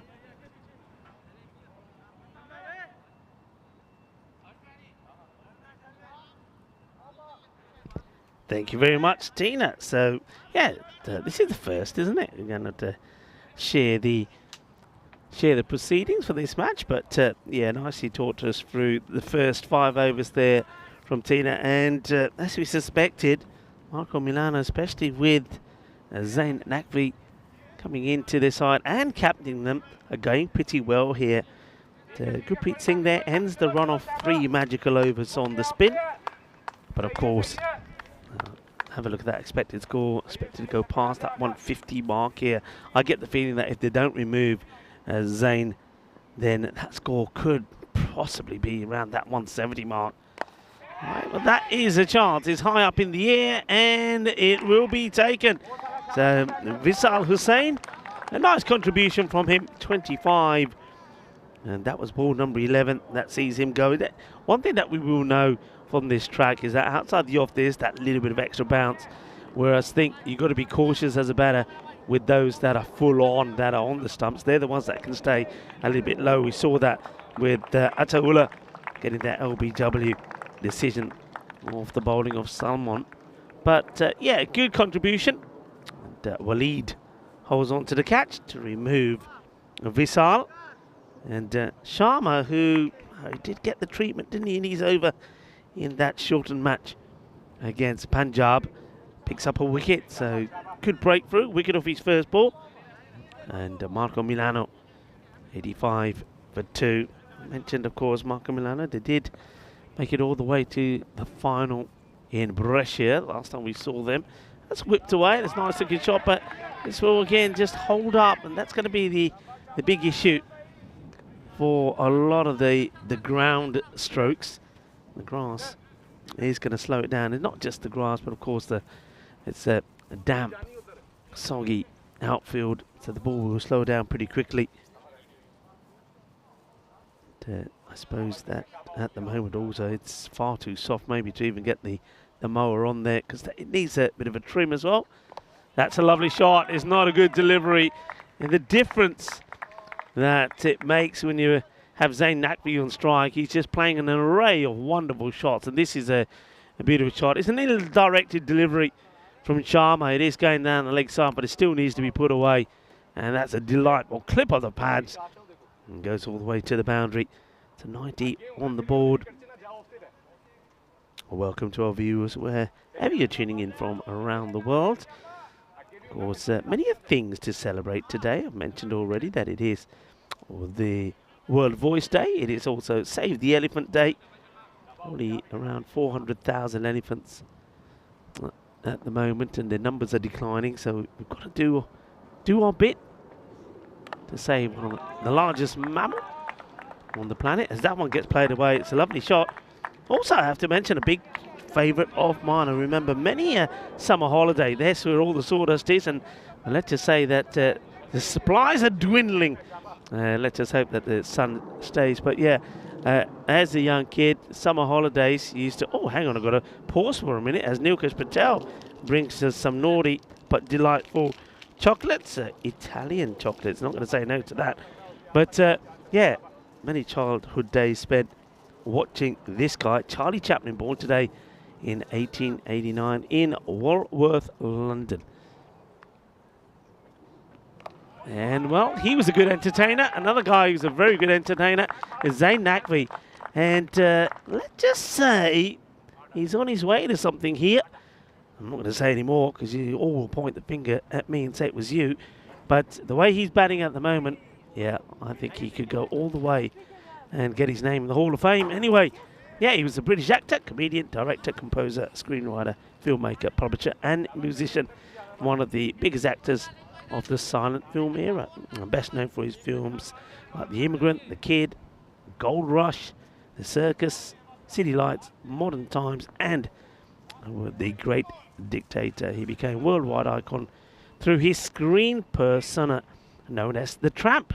His career spanned more than 75 years. Charlie Chaplin, who was born on this day in 1889. He was one of few people really that could make you laugh without saying a word. Anyway, slight delay here. I think we might be waiting for another ball to come out because that one disappeared. And one does come out. We get ready to the proceedings. And a nice shout out to Bizaway. Bizaway Travel, of course, keeps us travelling around the globe as we bring you action from all parts of Europe on the European Cricket Network. One of our many partners do a wonderful job as well.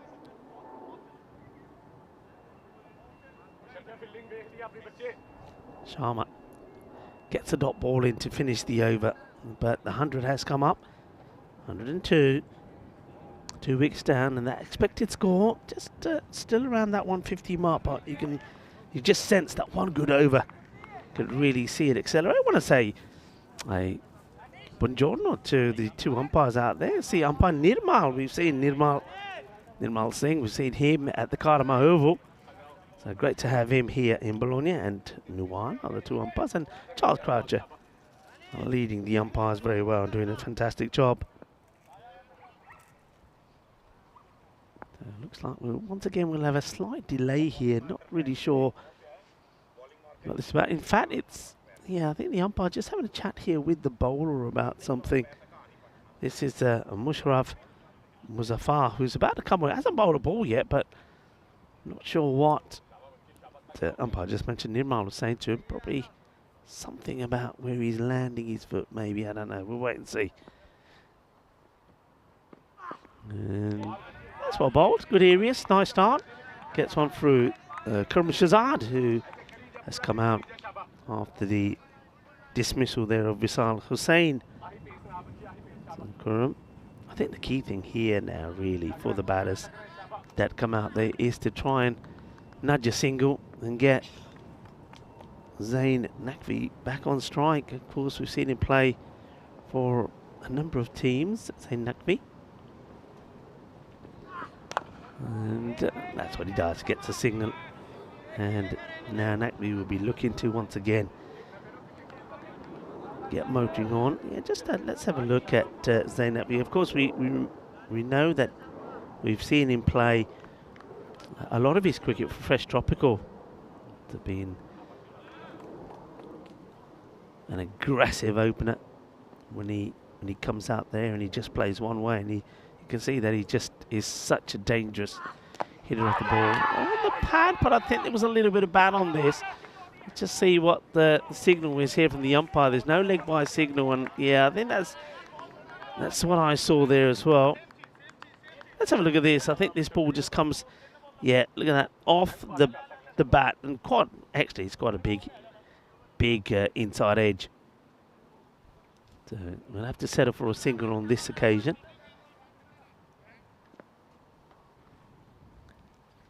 Muzaffar bowling with a bit of pace.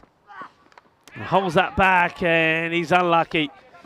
And big outside edge. As that one will go to the boundary. Ahí poco de suerte Suerte, suerte, suerte por el bateador. Going to take whatever you can get, Kurum Ashad. Yeah, Zayn Nakvi, of course, nationality is Italian, has played for the Italian side. We've seen him play, of course, for the likes of Pacaque Barcelona in Spain, Fresh Tropical Gamblers in Portugal. And now, of course, moving from Fresh Tropical here to Marco Milano. But got a fantastic record on the network. And he's certainly going to be a handful at the other end at the moment here. Hoping that Kurum Shazad can just get a few more away here.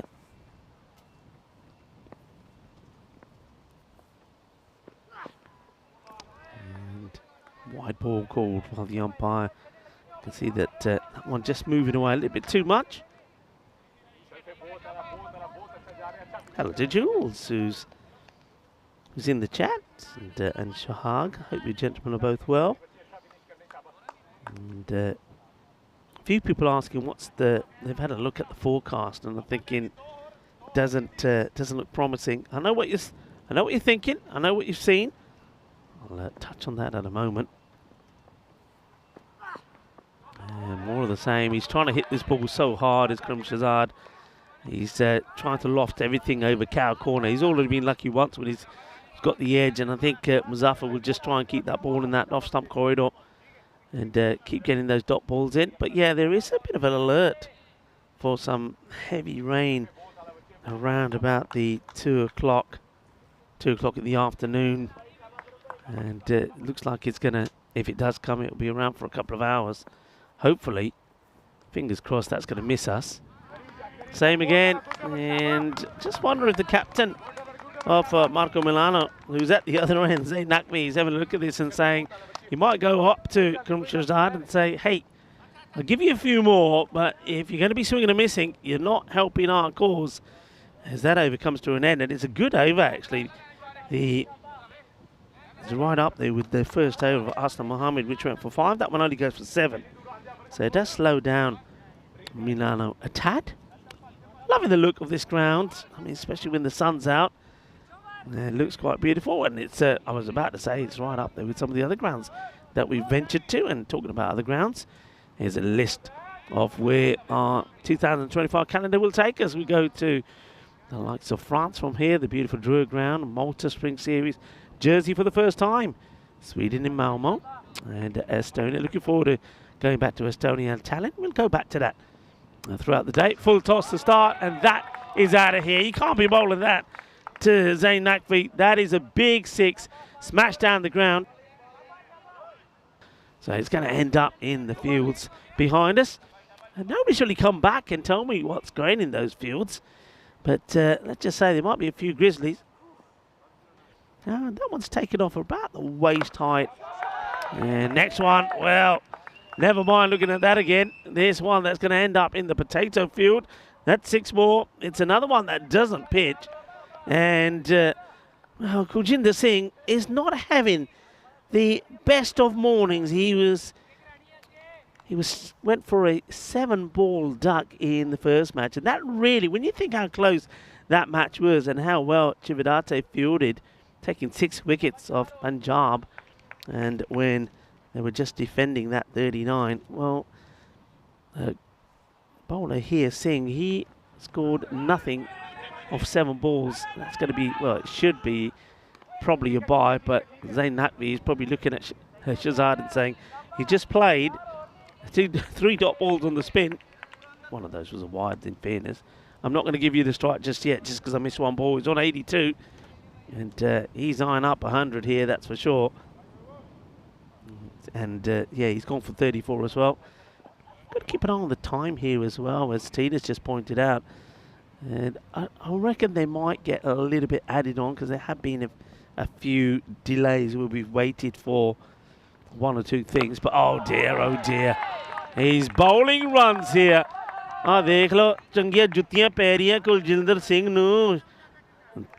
As he's just bowling full bunger. So this over's gone 6 wide, 6. And Zayn Nakvi might be thinking he might even bring up the 100 in this over, because that is another one that had just been powered to the boundary. Beautiful striker of the ball, and Kuljinder Singh, who went for 21 in his first over. Now, He's already gone for 19 here. But yeah, keep an eye on that time. Once the change go around the wicket, bowls one down the leg side, which Nakvi, in fairness, probably should have put that away as well. 88 he's on.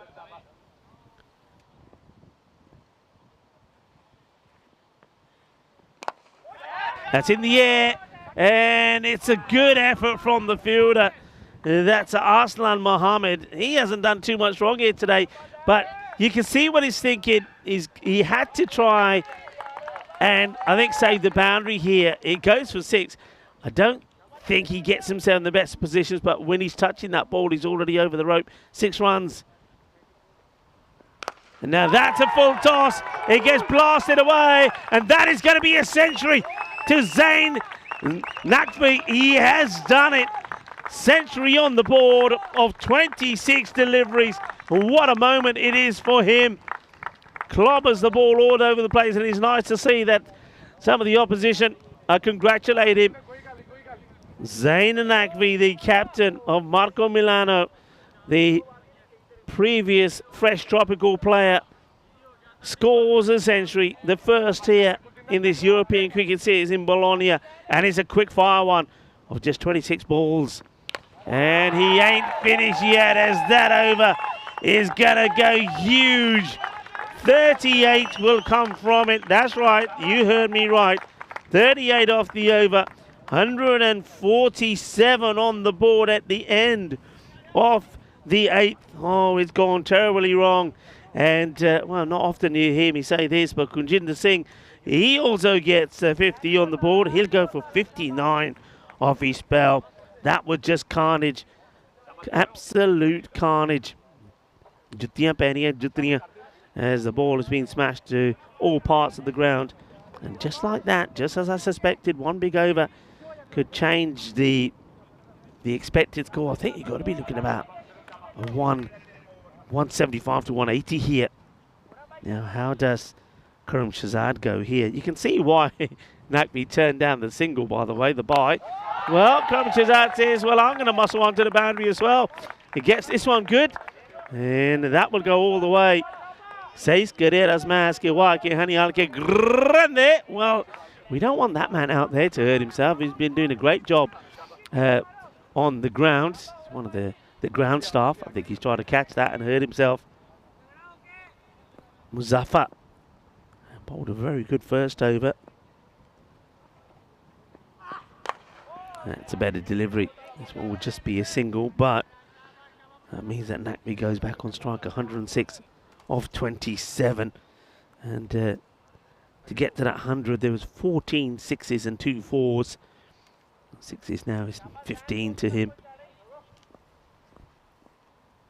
We want to see the back of him here. Otherwise, this will end up being a 180 kind of score. Muzaffar once again to him. And it just hits the ball so well, doesn't it? Oh, that is just a cracking shot. Ginna Sona Shakka Lagya. Zabardast batting from Zain Nakvi. Look at this, flat and hard, like a bullet across the offside, and goes for 6. Tremendous striking from Nakvi. And that's his 5th century on the network. Wait for the next.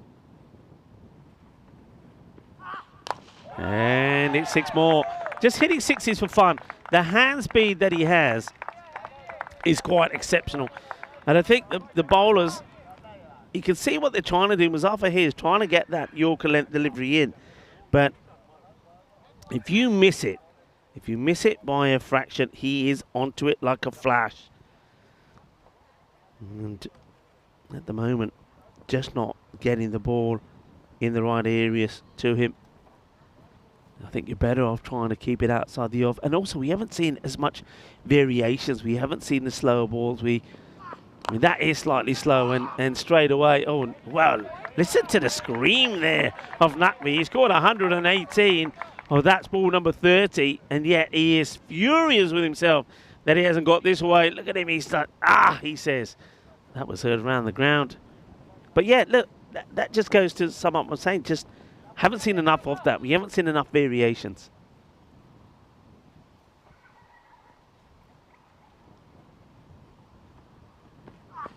Slower again. This time the wrist come into play. And that one, well, smashes into the tree.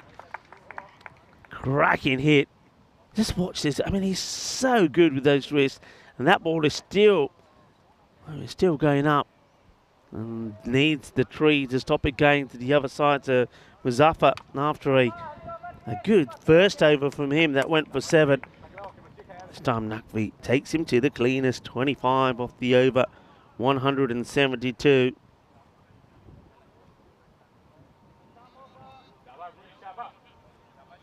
$65 have come off the last 2 overs. That's quite incredible. Kunjinder Singh went for that 38 off 1 over. Oh, that's a no ball, no doubt about it. And that's a disaster, really, because what that's allowed is not only is it 1 by 1 score to the board, it's allowed the Naqvi to get back on strike and have all 6 deliveries off the last over to face here. And I don't think he's going to be interested in taking a single. This is Gurpreet Singh that comes back, gets it completely wrong. Free hit coming up. And adios Balota. Arriva. 6 more. It's just sensational. The number of 6s that's 19 6s in his innings now. Wow. Incredible. 19 6s and 2 4s. He's just muscling the ball to all parts of the boundary. 130. You know what? The way he's hitting the ball here, with 5 balls to go, I wouldn't put it past him to bring up his 150. I wouldn't put it past him. We're seeing a special knock here today. We really are. And that is an emphatic hook shot. It's going to be 6 more. Balle, ginna sona. Shaka lagya. And Rabula Wal is saying, even I, the commentator, is trying to give him the curse, but nothing works. You're right. I was saying when he moved into the 60s, 62, I said, I don't want to say it, but he's on. Well, he's on, and he got the century. Now he's chasing 150. What a knock this is. And well, the double teapot from Gurpreet Singh just doesn't know where to bowl it. Carnage is the way to describe this innings from Marco Milano, the losing finalist in Brescia last year. But they've added Zain Naqvi to their attack. 6 more. Brutal. Absolutely brutal.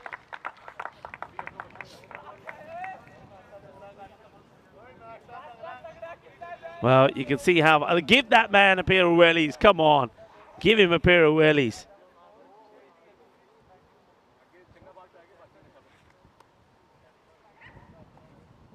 Smashed. 142. There are still 3 balls to go in the innings. Zain Naqvi. Sensational.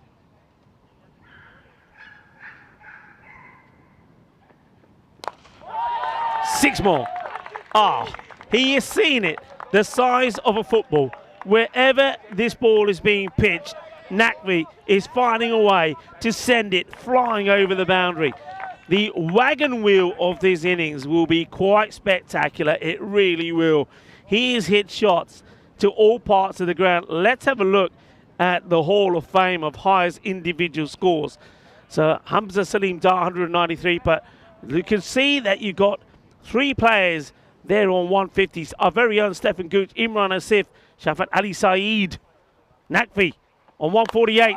Goes for it, and that brings up the 150. 150 gets mullered by him. He eats it up and he says, bring me some more. This is just sensational.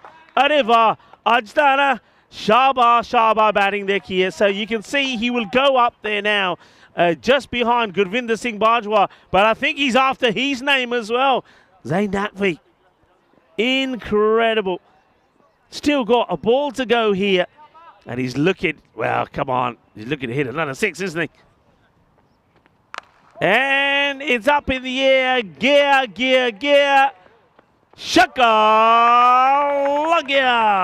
Well, it's going to be 6. So Zain Nakvi will finish on 100. That's right, you're hearing me. 160 of 37 deliveries. And in that innings, he has crunched 24 sixes and 2 fours with a strike rate of 432. There he is, Zain Nakvi. And if you've been fortunate enough to be with us today, you've seen an innings of some quality, of some power. And he's looking dashing in his kit to Marco Milano. And look at that, 160. Remember, at one point, 154 was the expected score from the computer. Well, he scored 160 on his own.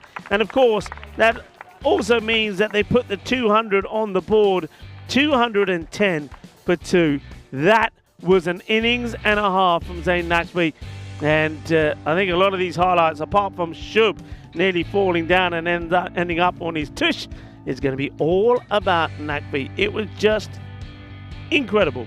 Sometimes you see a knock from somebody and you could say, right, there was been a chance, he should have been caught, there were opportunities there. And from me watching this innings, I don't think there was a chance. I think it was a chanceless innings. He hit the ball so well and so sweetly. Early on, Tivadate, they were fighting hard, weren't they? They made a good start, only 5 come off the first over. But then the magical over started and there was 3 in the spin. Salman, Arslan and Kuljinder all went for him. Kuljinder, the captain, well, things got worse for him because his first over 21, his second would go for 38. That last over, by the way, from Gurpreet Singh also went for 38. And one thing I haven't touched on yet, and I'm looking at it now, of course, it's 6 sixes on a row as well because the first ball was the no ball. Now, how expensive was that no ball? Because the Gurpreet Singh's first ball, no ball, allowed the batters to change over. So it's a no ball plus a bye. And then the over went for the perfect 6, 6, 6, 6, 6. And yeah, 6. 6 sixes on the spin. Zain Nakvi, stand up and take a bow. You go into our Hall of Fame, not only for a century, but 150 scored, and also, well, you go into one of the highest scorers on the European Cricket Network. What a moment. And we've just seen something extraordinary here today. And I have to say, a lot of people in the chat, hello to Kroom, Thomas Martinez in there as well. And Kroom, thank you very much as he gifts a membership. And it is Simu Sandhu who's going to be the lucky man to pick up that membership that's been gifted to you by Kroom. Kroom, thank you very much. And everybody, well, we had misery yesterday. We had matches ruined off, the day called off. We had the same the day before with 2 matches were abandoned. Isn't it nice to be back? And isn't it nice to be back with a bang? Zain Nakvi smashes it all over the place. 160 from him. Well, the bowling figures, if you got young kids, tell them to look away because there was some damage there. I don't think I ever remember a scorecard where 2 bowlers went for 50. 59 Kuljinder Singh and Gurpreet Singh goes for 53. So a lot of work to be done here by Tivadate. If they do win this match, well, we'll see some more history being made. The highest run chase that we've seen on the network. Well, I'm going to give you time to get your breath back. Well, I'm going to take my time to get my breath back as Tina Goff will talk you through the first 5 overs of that Tivadate innings. Oh, breathless stuff. Great knock there from Zain Nakvi. We'll be back in 10 minutes' time.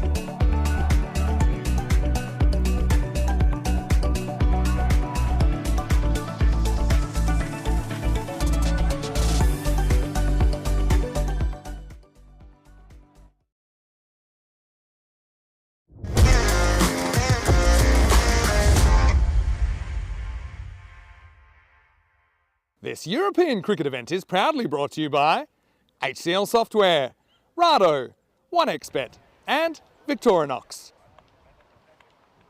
Hello, cricket lovers, and welcome back. And I hope you've caught your breath back, but we just witnessed something quite sensational. A century, not just 100, but 160 from Zayn Naqvi. The 100 came up in like 24 deliveries, but the next 60 came up in 10 balls. And he also hit 6 maximos on the spin. Quite an innings. And well, that means that the bonus point equation looks like this. Just to get something out of this match, 148 has to be scored by Tivadate. And if they can be restricted to 147, then Marco Milano will take all the points available to them. I think we all know it's very unlikely that this target is going to be achieved inside 7 overs. That's the only way that Tivadate can get all the points. And the other good news for us is that I think that you might get a chance to hear myself and Tina together. Tina, are you there? I hope so. Hey! We've been here the whole time together. We've just been, teasing that we're actually, both in Bologna. It hasn't been a lie. And here we are. Obviously, that Zayn Naqvi century just put everything right in the world. It did, yeah. It sorted everything out. I think whatever was in the system, whatever was causing the problems, has just been cleared away. What a knock. It was quite sensational, wasn't it? It was unbelievable. By the end, it didn't matter where they were bowling. Tivadate is just more or less bowling machine practice. And it's not often you only score 2 4s and you still manage to score 160. But, 24 6s will do that. Yeah, I mean, I think only Vinny will know how that sits in terms of the number of maximos in an innings. I reckon it's got to be up there. Though you having seen that score and some of the other scores above him, of course, that 193 from Hamza Salim Dar, you would feel that maybe he was just a little bit short on the most 60s we've seen in an innings, but it was close enough to it. Tivadate here, I mean, I suppose the best they can try and do is say, look, you got to be positive. You got to go out there and go for it, and just try and get that 148. At least take something from the game. Yeah, well, it's almost worth consolidating and just seeing 148 as the total and just getting a point on the board. They've got time because they didn't have time in the first game when they just had the 5 overs. So this time, maybe the batters got a bit more time to get themselves in. Yeah, and they start with some extras. Haven't really talked too much about the kit here from Marco Milano. I've got to say, it's absolutely dashing. I'm loving it. It's got a little bit of swag to it. It's another wide, by the way, from the man who's got all the 5s on his back. This is Hussein Kabir. But yeah, I'm liking the design of that kit. It's very nice. It's sort of got that tropical Hawaiian kind of feel to it, with a splash of a bit of the Asian feel. I like it. Kabir. And this one will be hit pretty well, but the fielder will make the stop. That's Vishal Hussain, who's probably the only other batter to contribute in the innings. And you made a very good point, actually, when we were looking at some of the stats from Marco Milano, that apart from Zayn Naqvi, nobody else has really excelled in the batting department, have they? They don't have too many seasoned professionals on the European Cricket Network, but when you have one at the top in the form of Zayn Naqvi, captain as well, then it's more or less taking the game away from Tivadate, but they've come out firing here. Aslam Mohammed leans into that one and gets the first maximo of the innings. And speaking of maximos, I just did a quick Google search. Hamza Salim Dar in that record knock, 193, 22 6s. All right. So this could be the most. We'll get confirmation on that, or if it doesn't come through, I suppose we could always work our way back the timeline of them and work them out. But yeah, what a splendid knock. But it's the way that he finished. It's the way, and how criminal was that though from the bowler Gurpreet to bowl the no ball and give the bye to allow him to get back on strike, because that made all the difference. It could have genuinely added, what was that, 36 runs to the board after that. Had he managed to just get the ball through to the keeper, they would have been chasing something like 180, which is probably still a tough task, but 200 plus is always going to be a very, very uphill battle. Hello to Nick Puri and also to Aduin, who's saying Good to hear from you both now. Well, it is. Oh, slips here if he hit. Oh, well, it's a wild throw. Well, everybody's falling over here. Bowler down, the fielder down. Pick me up, he says. Up you get. It's still going to be a little bit slippy there. Anyway, how have you been? We haven't had a chance to chat. It's all been happening. Yeah, I've been well. I had a lovely time over in Santarém in Portugal. That was an epic tour.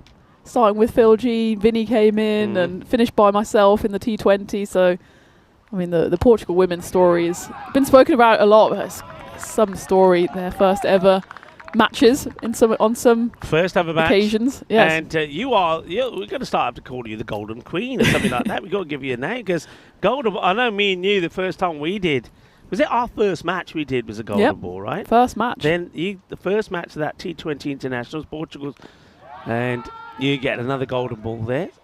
But yeah, as you've been there and you now know it, the SCG is a fantastic cricket ground there in Portugal. It's got a lovely feel about it. It's the way I've always imagined cricket to be, and it's got that home family atmosphere about it. Lovely ground, great cricket play. There's some good teams, and the European Cricket Series was great. But the internationals, and especially the stories that have come from that, absolutely wonderful. Yeah, I know that Jo Child, she's now the second oldest cricketer, probably female cricketer, it's female as well actually, to make their international debut. I know that's kind of gone viral, and rightly so. And then you see 47 matches since the Golden Ball. We don't want to raise our bat for 50. Want to get in there at some point. But yeah, we'll see if maybe by the end of this week. Of course, we've got women's games at the weekend as well, so maybe we'll keep another Golden Ball for the women's games. But I don't want to get greedy, Rico. Nah. But I look forward to those as well. I think we're going to have like the northern Italy taking on the southern, so that'll be good. And hopefully we might see Prabhat here. Of course, a big shout out to Prabhat and Lorena, do some outstanding work for cricket in Italy. And we've known them very well from the Roma CC ground. But it's always nice to be at different venues. And even though the weather has kind of spoilt it a little bit, us being here in Bologna, it's a lovely setting. I was saying earlier, it reminds me very much of the Seebahn cricket ground in Austria. Very similar. Got the trees around us on one side, and we've got the agriculture fields behind us and to our right. That one gets played away. It's just going to be a single. Good memories of the Seebahn ground, personally. Speaking of centuries, but we won't go into that. Come on, tell it.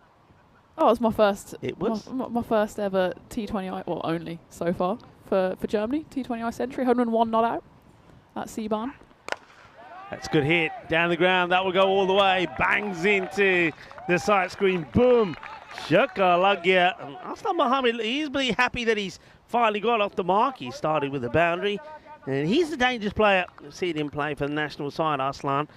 And, they just need somebody to get in and score a mountain of runs and see where that gets them. But the most important thing for them is at the moment is to try and get to that 150 or past that 148 score to pick up a point. And if they can do that, that'll be a huge mental victory for them as well. Remember the matches we've still got to come today. Chivadate will be playing match number 18. That's against Brescia CC. Brescia CC are up next against Punjab. And the last match we have scheduled for today will be, again, Marco Milano taking on Punjab. That will be a cracking match. I was just thinking that. They'll both got a win under their belt if things go as we suspect here. Good bit of fielding. Probably was a single there. I think the striker needed to hit and go. Ends up ball watching and doesn't get the opportunity to complete the single. Good bit of fielding though. I like the way that the fielder's prepared to get down. And as you said earlier, if you get down, you're going to get dirty and you've got to do your laundry later.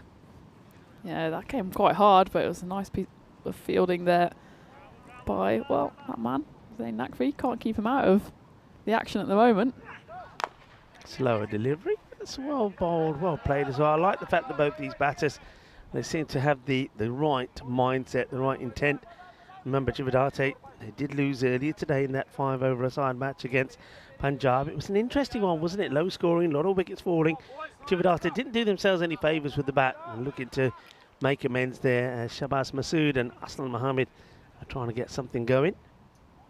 Abdullah good wicket taker in Brescia, and he's not going to get a wicket here. That's going to get over the field. Oh, but look at that. That's, oh, it will go to the boundary though. I think that's 4.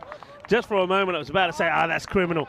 You can't play a shot like that and not get 4. This ball really does slow down, but it just has a little bit of spin on it Oy. to give the rope a little kiss on the way through.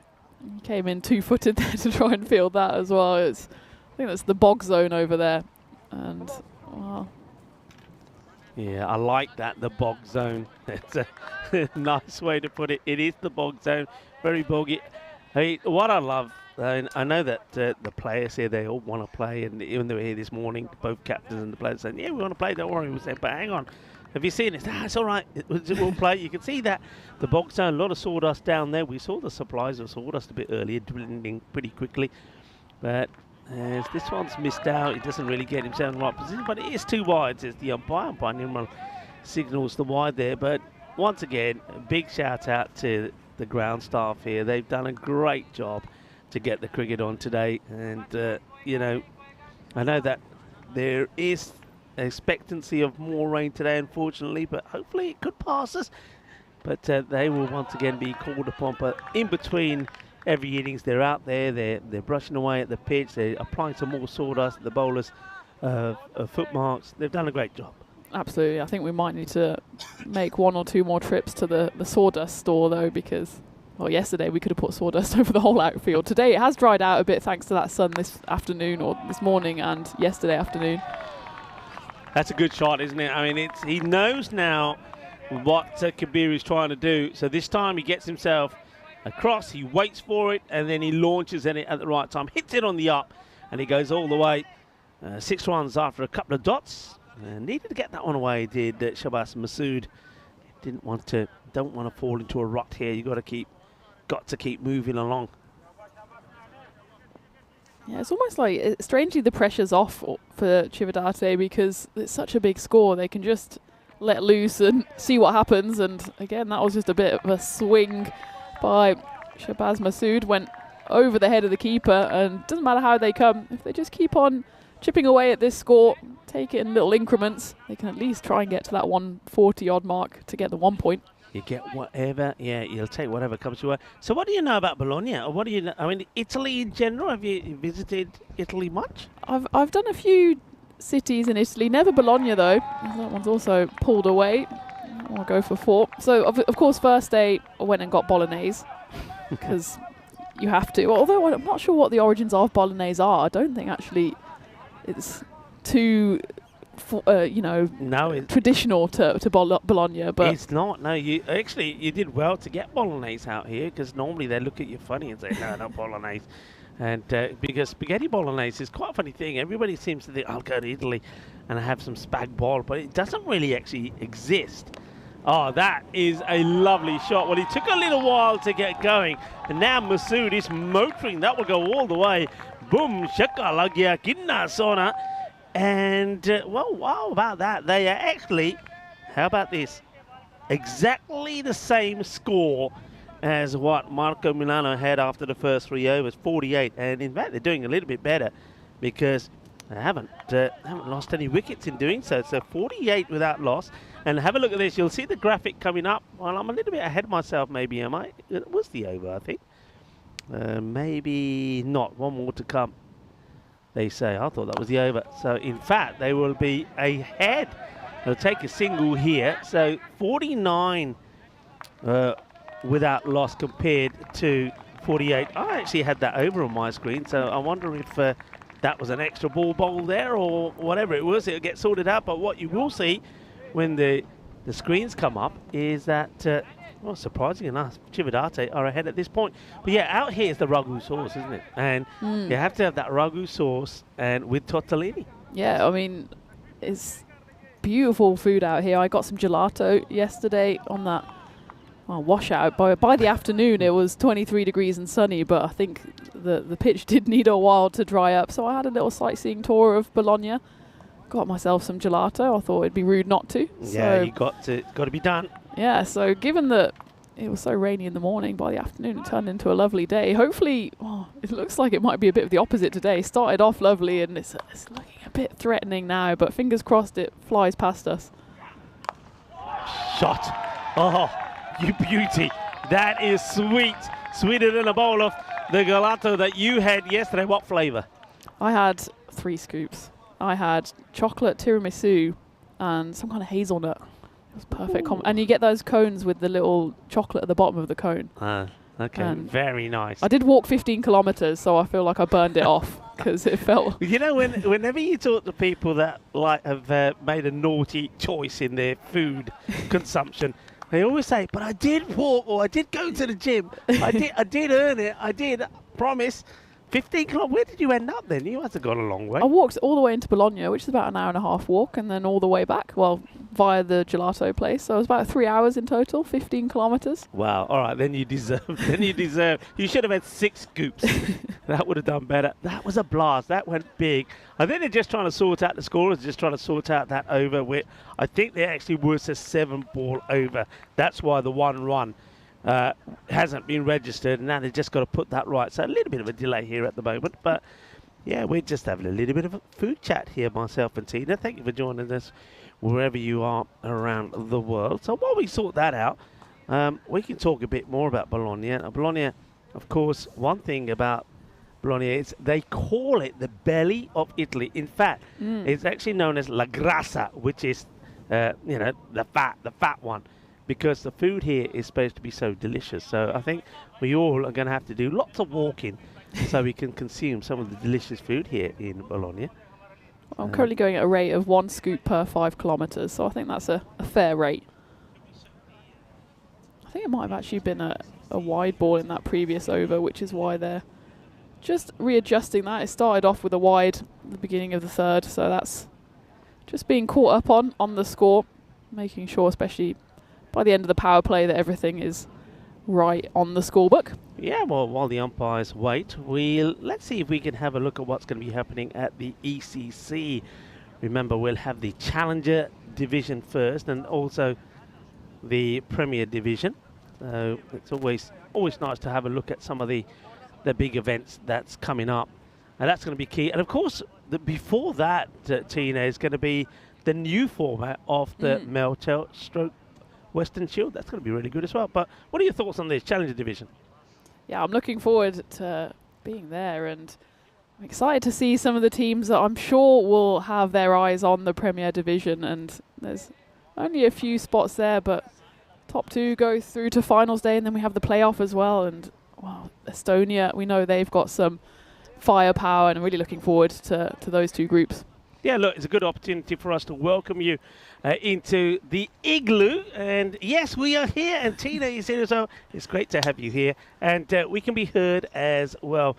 Looking forward to an interesting and exciting day of cricket here. Of course, Group B action, what I can remind you is in Group A, it was Fresh Tropical that would finish as the group winner. So that means that they will get the second chance, if you like, to get into the final. So they'll be playing the qualifier. And then Friends 11, who were formerly known as Kings 11, they will play in the eliminator against the team that finishes second in this group. Yeah, and I think maybe a team we saw this morning, Punjab, they definitely want to get to finals day, and I think Milano, they have their sights on it as well. But there's 4 teams, and they've all shown so far what they can do, so it'll be interesting to see who we see back on finals day. It will be, and it's nice to see that Glorious Sunshine is coming back out again, but we're still waiting. The umpires, I think the scorers are just trying to sort out that little glitch in the system. We had a look at the Challenger Division. I wonder if you got the Premier Division that we can have a talk about as well in this European Cricket Championship. Of course, all happening there in Andalusia at the Cardiff Oval, so it's going to be great to get back there again. But what are your thoughts on the Meltel Shield and also the Western Shield? Because that's going to be before this, and that's where we're going to see a bit of a sort of the games are going to interlock a little bit, aren't they? We're going to see some of the Western Shield, then the Meltel Shield is going to play. They'll have some of the women's matches, then go back to the men. I think that's a good idea. Yeah, we had a bit of a sight of that last week in Portugal, where we had the men's and women's T10s and T20s overlapping, and I think having something similar for the Western Shield, Meltel Shield, will be super exciting, especially with the expanded format now, hopefully in the Meltel Shield as well with the 4 teams. Yeah, because I think the feedback that we had certainly from some of those tournaments is that it's quite pressurising. It's quite intensity involved. So it's always good to have a day out where the guys and girls can go and maybe enjoy some of the sights of the Carnival over. But that is the Premier Division there. I think Group B is going to be an exciting one. Spain, Italy, Austria, Denmark, France and Hungary. I think any one of those teams in that group, if they click, they can go and win that. Yeah, I think so. So that could be key. Oh no. Well, I can see Tina talking, but we can't hear her. I think the oh no. Well, where's Zane Luckby? Get him back out there again and start hitting sixes, because that was working fine. We're trying to get Tina back here. So not only are there issues there with the officials area, we've got issues here again. So I'll talk, you nod or shake your head. What about, hey, I was interested to talk to you about Group A actually, because of course Germany's in there. I know that you know, Germany, it's your country, it's where you're from. Germany, Ireland, Romania, Belgium, Norway, Greece. All right, have Germany got a chance there? I'm looking at you. Tina is nodding, saying yes. We should have her. We should have her on Comscam, just nodding. There you go. So Germany got a chance. There you go. They have to. It's going to be one of those days, isn't it? But looks like we are going back to the cricket. And Short gets a swivel on this, up in the air, catching chance. And dropped. Well, we haven't seen too many go. In fact, I'm going to say that's probably the first one we've seen drop in the day. Catching from all the teams. In fact, it wouldn't have mattered. It gets called a no ball. Now, I wonder if that's to do with a foot fault. I suspect it might be. So the catch goes down. Wouldn't have mattered anyway. That's what the fielder will say. He'll say, I knew it was. I just wanted to save the boundary. Well, he does do that. So free hit had to come. This is Rafatur Rafat with the ball. Yeah, unfortunately, we have lost. I'll tell you what we'll do. We'll play fair. I'll do the next. I'll do up until over number 5, and then I'll hand over to Tina, because I know you'll want to hear from Tina as well. And once again, I think now the captain is having a chat. Yeah, Zain Nakvi is talking to the umpire about something here for the moment. Not sure what that's about. Well, we did have some lovely sunshine just a moment ago when we were on the Comscan. That seems to have disappeared again. Yeah, fielders are swapping over. And looks like, not really sure why. It looks like the guy who put the catch down came and moved himself, and then now he's gone back there again. Anyway, back to the cricket. Rafat gets this one through, and every time in an innings like this, when you're needing, from the word go, you're needing 20 and over, aren't you? And every time there's a dot ball, it's almost like that dot alone wins you the over. And there is that dot from Rafat. Yeah, we were just talking. We will resume our chat, I'm sure. Oh, hesitation for the two batters, myself and Tina, talking about Bologna. And yeah, known for its ragu sauce. And you gotta have it. It's legendary. And you got to have it with tagliatelle. Of course, that's why it's called tagliatelle ragu. And the bolognese, or bolognese, is a lasagna alla bolognese. And I think lasagna certainly could be on the menu for me. Has he done this? Has he done this, the fielder? I mean, I think he wants to flick this back, but how? I think he has more space than he thinks. Look. Yeah, look, he didn't have to throw it away. He's saying, what did I do? मैं की कर देता? Ball तो फारली से ओंकार सिंह ने फार के सिर देती. अरे वाह. Well, I think he thought he was going over the rope, and he releases it, but doesn't release it to the fielder, so no chance to take the catch from the man next to him. I think that was Zain Nakvi. So a chance that goes missing. And talk about missing. It's swing and missing from the two batters again, trying to muscle the ball to the boundary. Of course, that's what they've got to try and do here. But now you can see they're starting to fall behind, because even though it was even Stevens in the power play, 48 to 48. This is when they're starting to just fall behind here, because this is when Marco Milano went absolutely ballistic. And that's been the issue, I think, of this innings. There's been too many deliveries in that area off the pitch, where the batters are trying to play it across the line, rather than what we saw done quite nicely and quite brutally by the captain of Marco Milano, Zayn Nakmi. He played the shots on the offside on merit, and he was clobbering the ball, remember, flat and hard for 6. So that one gets put away.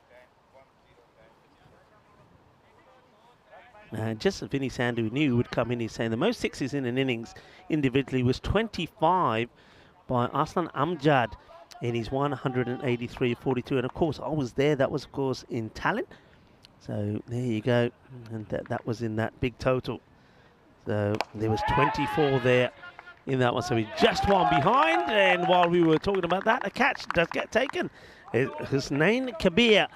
He's having a pretty decent morning. He's bowled okay and now holds on to the catch. The first wicket goes down. Shabas Masood.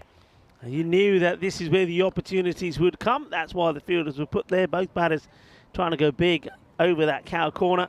But Masood finds the fielder. He'll go for 34 of 17 deliveries. Good catch there taken by Kabir. I think he's going to be probably one of the key players also, especially in the field and with the ball, for Marco Milano. And Ataullah gets the wicket. All bowling is over number 5.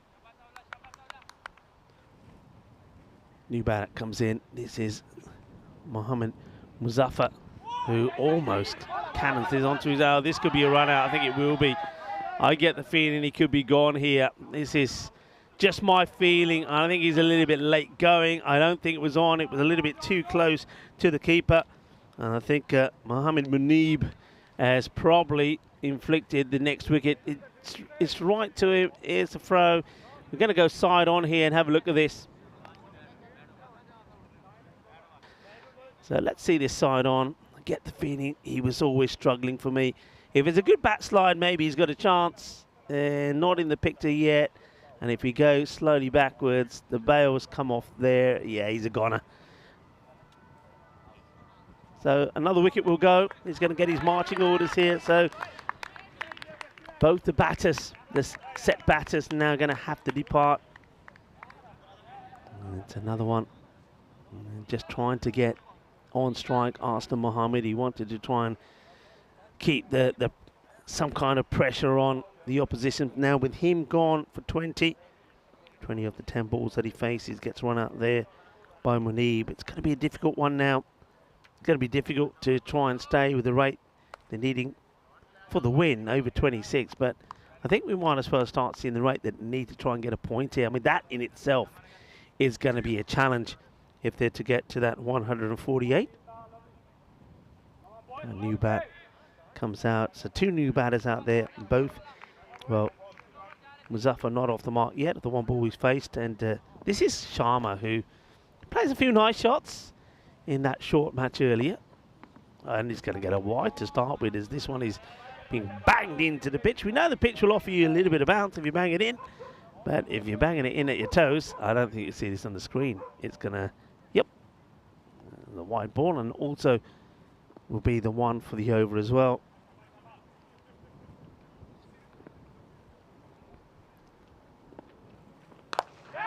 He doesn't really hit this, does he? But he manages to get enough out of it. It just pings off the middle of the bat there.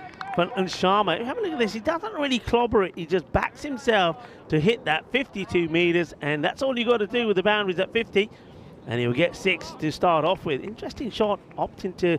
Doesn't really opt to get the swivel on it. Likes to hit it in that wide long on position, in between long on and mid wicket.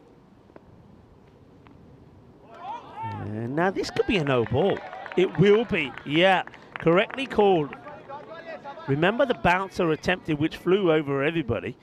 Well, that was one for the over. So this one goes over the shoulder. That's going to be a no-y. You'll see it here on your screens. And that means a free hit now follows.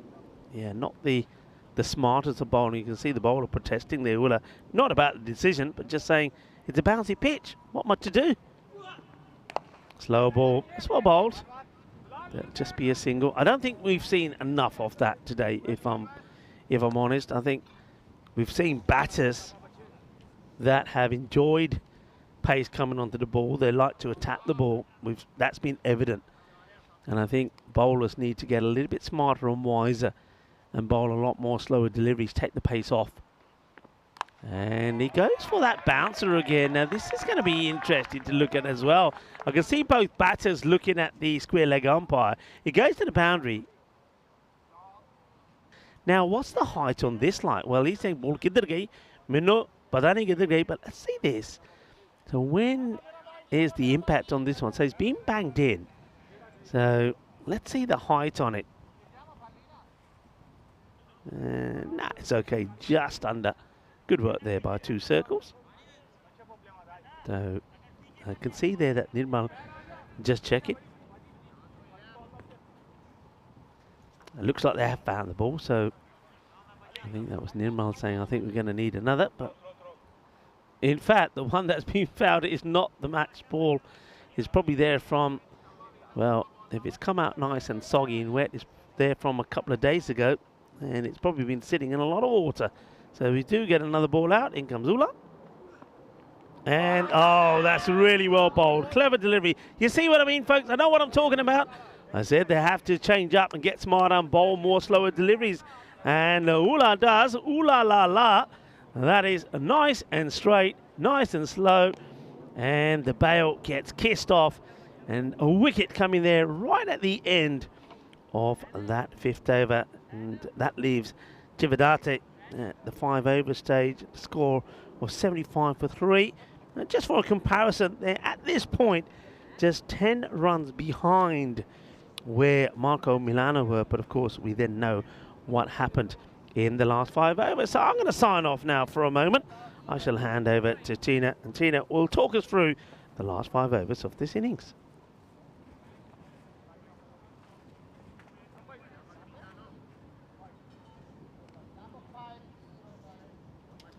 Thank you very much, Rico, as we also take a look at what we've got to come. Hopefully with 2 functioning headsets, we move on to France, where we go back to Dreux, former ECC champions, and then back to Malta. We've already been to Malta earlier in the year, Rico and I. Maybe we can recreate a golden ball there as well. We go into the 6th over. It will be Zayn Naqvi, who clearly thinks he hasn't quite done enough in this game, on for a ball. And, well, I don't think we can stop talking about that century because it was so impressive. 160 runs coming off 37 deliveries. Not quite getting that 6 milestone, one off the record amount of 6 as well. This one's high up in the air, and I think it'll probably go, oh, is that going to be a 6? I think it is. You can tell by the reaction of the fielder out there and by Diana, our photographer, who immediately signalled the 6 like she was the man in blue out there in the middle. 6 runs. A good effort, though, by the fielder, Husnain Kabir, who held on to it, but also was just touching the rope at the same time. So Ant Sharma does manage to get a 6 to his name. But he'll need a few more if he wants to catch up with Zayn Naqvi, the bowler. Just the 22 more needed to get to those 24 that Zayn managed. There might be one more. I think that will drop all the way for a, well, it's not a Baximo, it's a Binimo as it goes over the keeper's head for 4 runs.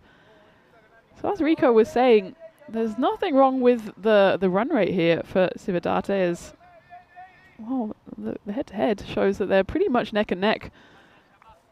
But they need someone to wield the hammer in a similar way to Zayn Naqvi with those final 3 overs going for, by my calculations, well, 38, 25, 38, final 3.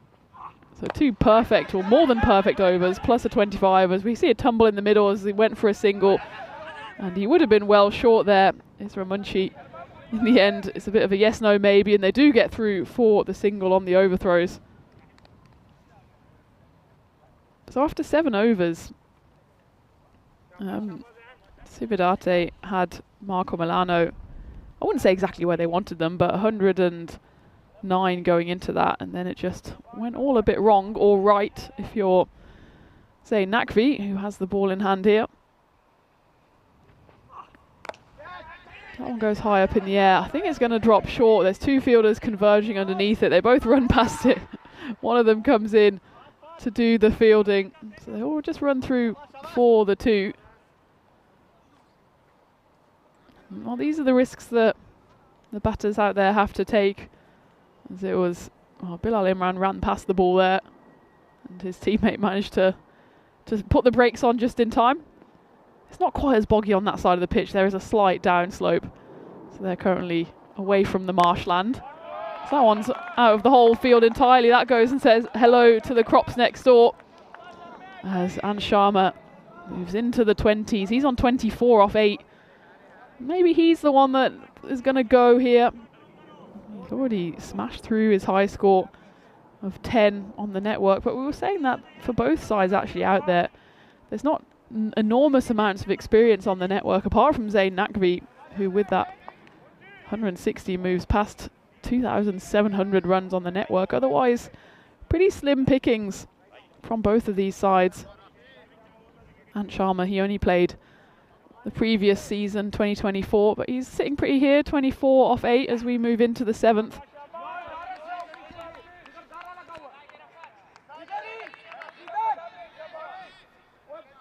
And it'll be Rafator Rafat to come back on for his second over.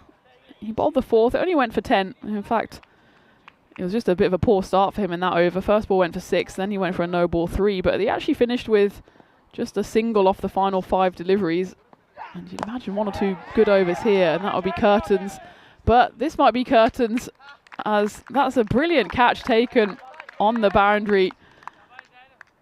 Oh, has it been? It has been taken, yeah. It was just a muted celebration in the end.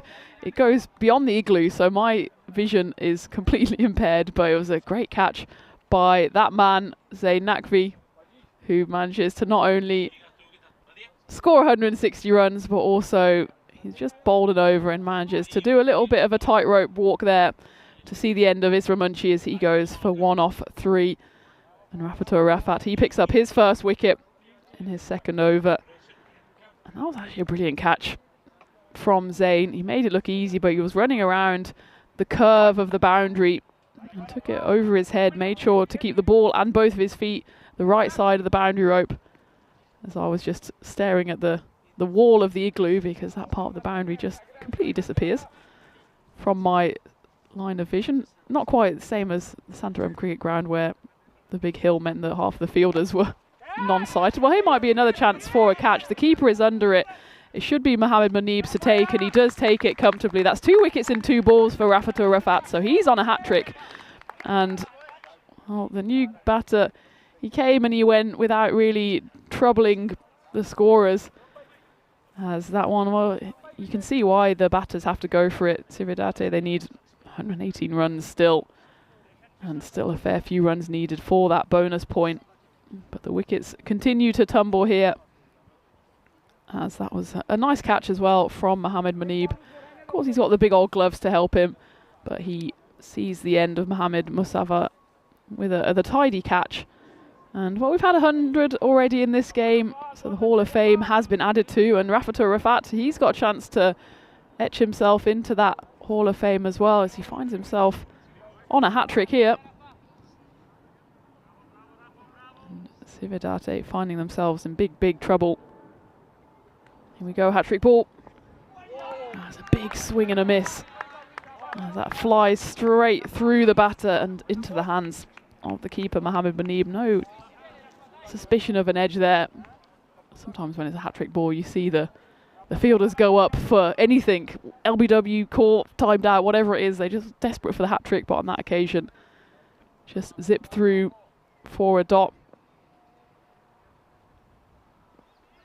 Still 1 short of the century here, and it will be 3 in 4 for Rafator Rafat, as he doesn't quite get the hat-trick, and he gives the batter a bit of a tap on the back there, as if to say, thank you very much for coming, thank you very much for giving your wicket away, as Rafat picks up his 3rd in 4 deliveries, and Sividate really whimpering along here.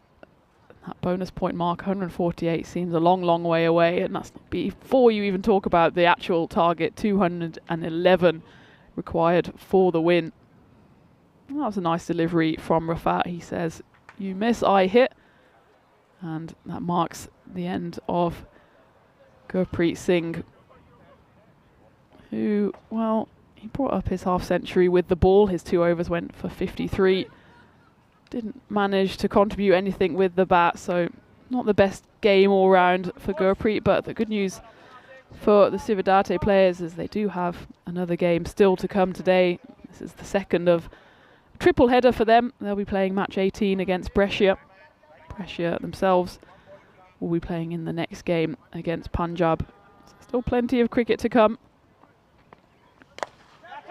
That one's been hit high in the air. There's a chance for another catch here, and it is taken. And that's 4 wickets in the over for Rafatur Rafat. That time a comfortable catch running back from the covers. It looks like it's Ataullah out there doing the catching. And again, nothing too special there from Rafatur Rafat, just putting it on a length. And the Cividate batters, they have to go for it on that occasion. It was Onkar Singh who came and left in one swift motion. And Rafatur Rafat, he won't quite be able to get his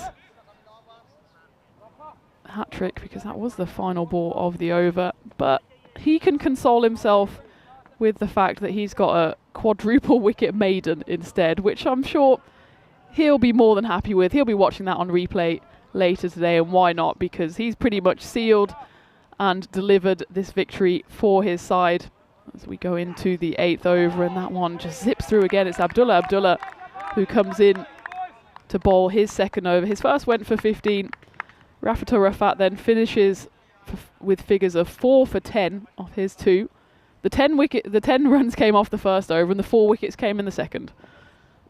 That's a nice little shift from him, and he's got Cividate now 93 for 7. It's Ant Sharma actually still out there, still batting, and Kuljinder Singh has joined him at the non-striker's end. Kuljinder's another one who brought up his half century with the ball. He went for 59 off his 2 overs, and well, if he can just get a few runs here, he'll be happy.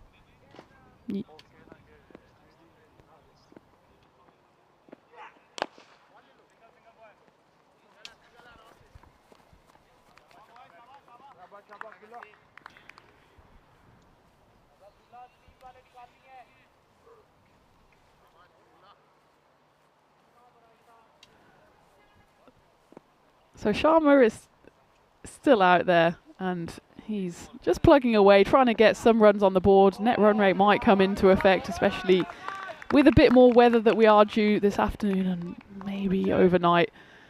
So they've still got something to play for here. And you can see, well, the equation at the bottom of your screen is 54 needed off 14. That's just for a point. And that's looking a long way off now with 7 wickets down, 94 on the board. Well, that one's going to fly through. Took a left turn on the bounce. That will go for 4 runs, so 98 now. Kuljinder Singh does get himself off the mark. But this is maybe the lack of experience in the Cividate lineup on show, with no one really. When you've got Shabaz Masood, he scored 80 not out in 2024 last year, but he's top scoring so far, 34, but he was then caught by Hasnain Kabir off the bowling of Ataullah. Ant Sharma, the only one out there who's actually scored more than 20 runs. Azan Mohammed scored around 20 as we take a look at the game coming up. So as I mentioned, Brescia will be seen for the first time in this tournament after their game was also washed out yesterday. And Punjab, well, they were on the right side of the result this morning in that shortened game, beating Cividate by 4 wickets. They'll want to make it 2-2. They've also got the triple header, so they'll come back in the final game against Marco Milano. And Punjab, they've brought in Amit Rathore. He was 12th in the first game. He'll come in for his first game. And meanwhile, for Brescia, they have a double header coming up, so they'll play the next game and the game after that, and they've got 3 games tomorrow. So because of that washout we had yesterday, it in fact didn't change the standings all too much, because every team was only due to play 1 game, so everyone got 2 points, all fair and square, and everyone now has 5 games remaining. So some of the sides playing 3 games today and 2 tomorrow, and the others vice versa, as that one is flashed away. That will be the 100 up for Cividate, and thanks to that 4 off the bat of Kuljinder Singh.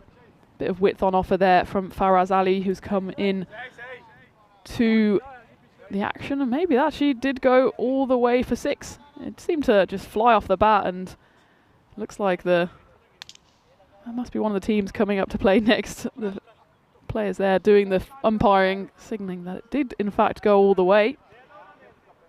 Either way, it's the 100 up for the batting side, but still, well, more than 4 a ball needed just to pick up that point. That target, 211, it's not even on the horizon. It's just the faintest of dots in the next postcode. But they could still go big and get that point, but this one's gone high up in the air, and it's a chance for a catch, and it's well taken by Husnain Kabir, who's running in, seems to have done himself a bit of a mischief, but it was a steady catch there. That will be the 8th wicket to fall as Kuljinder Singh goes 6 and out. Faraz Ali, he picks up his first wicket of the game. And well, for Sividate, it might be a question of if they could even bat out their full 10 now. Just the 2 wickets remaining. And, well, there's 9 balls to come. And well, they're just about halfway to the total, exactly halfway to the Marco Milano total. 105 on the board now for the loss of 8 wickets. Milano got to 210, but when you've got one batter alone scoring 160 runs in the form of Zayn Naqvi, then it was always going to be a monumental task for Sividate as Sikandar Walid comes in. He lofts that one straight up in the air. It should be 2 in 2, and it's a caught and bowled for Faraz Ali. That's the 9th wicket to fall now. And it looks increasingly likely that Sividate won't, in fact, bat out their full 10. As Sikandar Walid just ships that straight up in the air. You could see what he was trying to do, trying to lift it over the top into the neighbouring field. Only manages it to lift it straight back into the hands of Faraz Ali. And 105 for 9 now. Still 8 balls left to play. It might be the fact that a few balls are left out there. And Sharma, he's the unfortunate victim of this collapse as he's still out there on 25 off 11. He's done all he can to try and get his side up to some form of a respectable total. He came in at number 4 and has just watched a procession of wickets, 6 of them in total, fall at the other end. Salman Mohammed is the last man.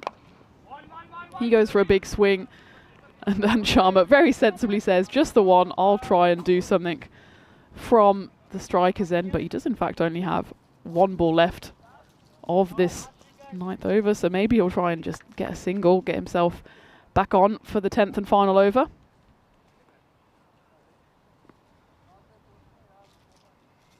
Well, we've certainly had a few milestones in this game. It's not often you get a quadruple wicket maiden, and it's not even in the conversation for the player of the match performance. As this one's high up in the air, and this could be the end as Mohammed Muneeb with the gloves is underneath it. He takes the catch comfortably, and that is the end of the innings and the end of the game as Sividate are bowled out for 106 runs at the end of the 9th. So Marco Milano beat Sividate by a mammoth 104 runs. And that's down to pretty much one man and one man alone, Zayn Naqvi, 160 not out. But before we talk a bit more about that, let's take a look at the highlights. And well, it started off well for Sividate with Shabazz Masood and Arslan Mohammed at the top of the order. They put on a partnership of 60, and as Rico was saying at the start of the innings, they were in fact right on the money and they were right on the run rate. The power play was in fact better than that of Marco Milano, but we always knew that the scoreboard pressure could tell, and that's exactly what happened.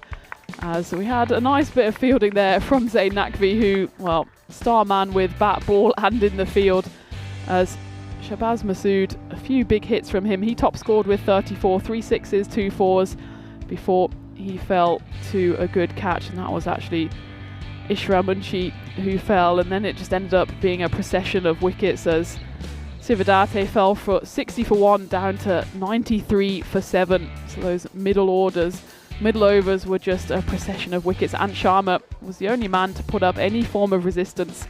He scored 25 off 12. It was the final wicket to fall, but everyone else apart from those openers scoring 11 or less. Kuljinder Singh at the end, he scored 11, the captain.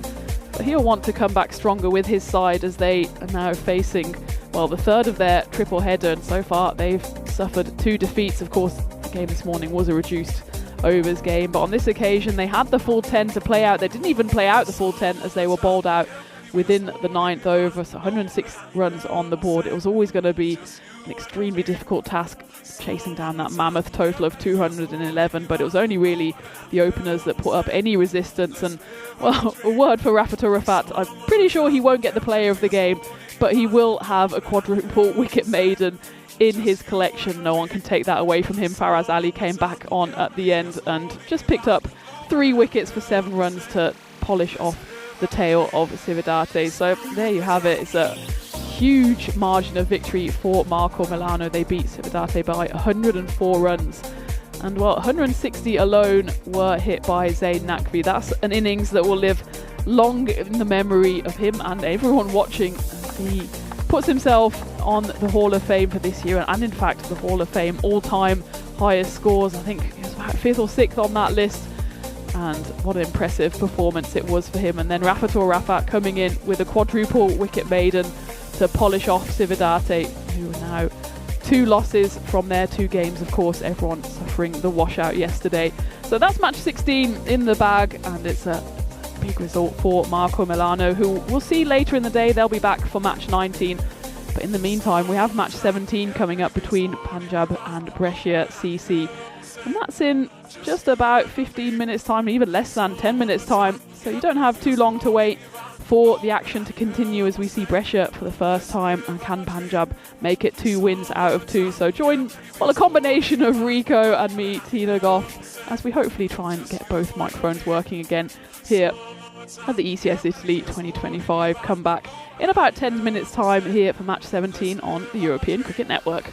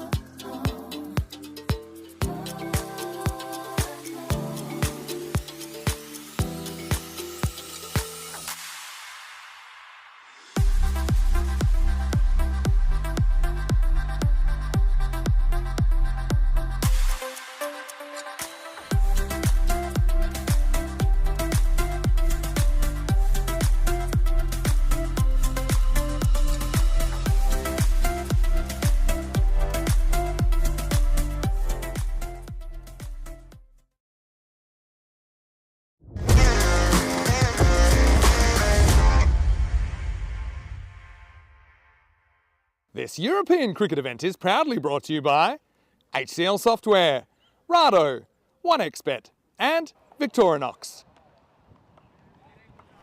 Hello and welcome to Bologna, where we're into match 17 of this ECS Italy, which sees Punjab go up against Brescia CC. It'll be the first time we've seen Brescia CC on the network since that home series last year, where they just missed out on a podium finish, losing out in the semi-final, then also losing in the bronze medal match. They'll want to go one or even two better here as they get their campaign off to a start, as there was a bit of a false start yesterday with that rain abandonment. But they'll have two games back-to-back here, matches 17 and 18, to get their first wins on the board. And they also got the first little win as they won the toss and decided to field.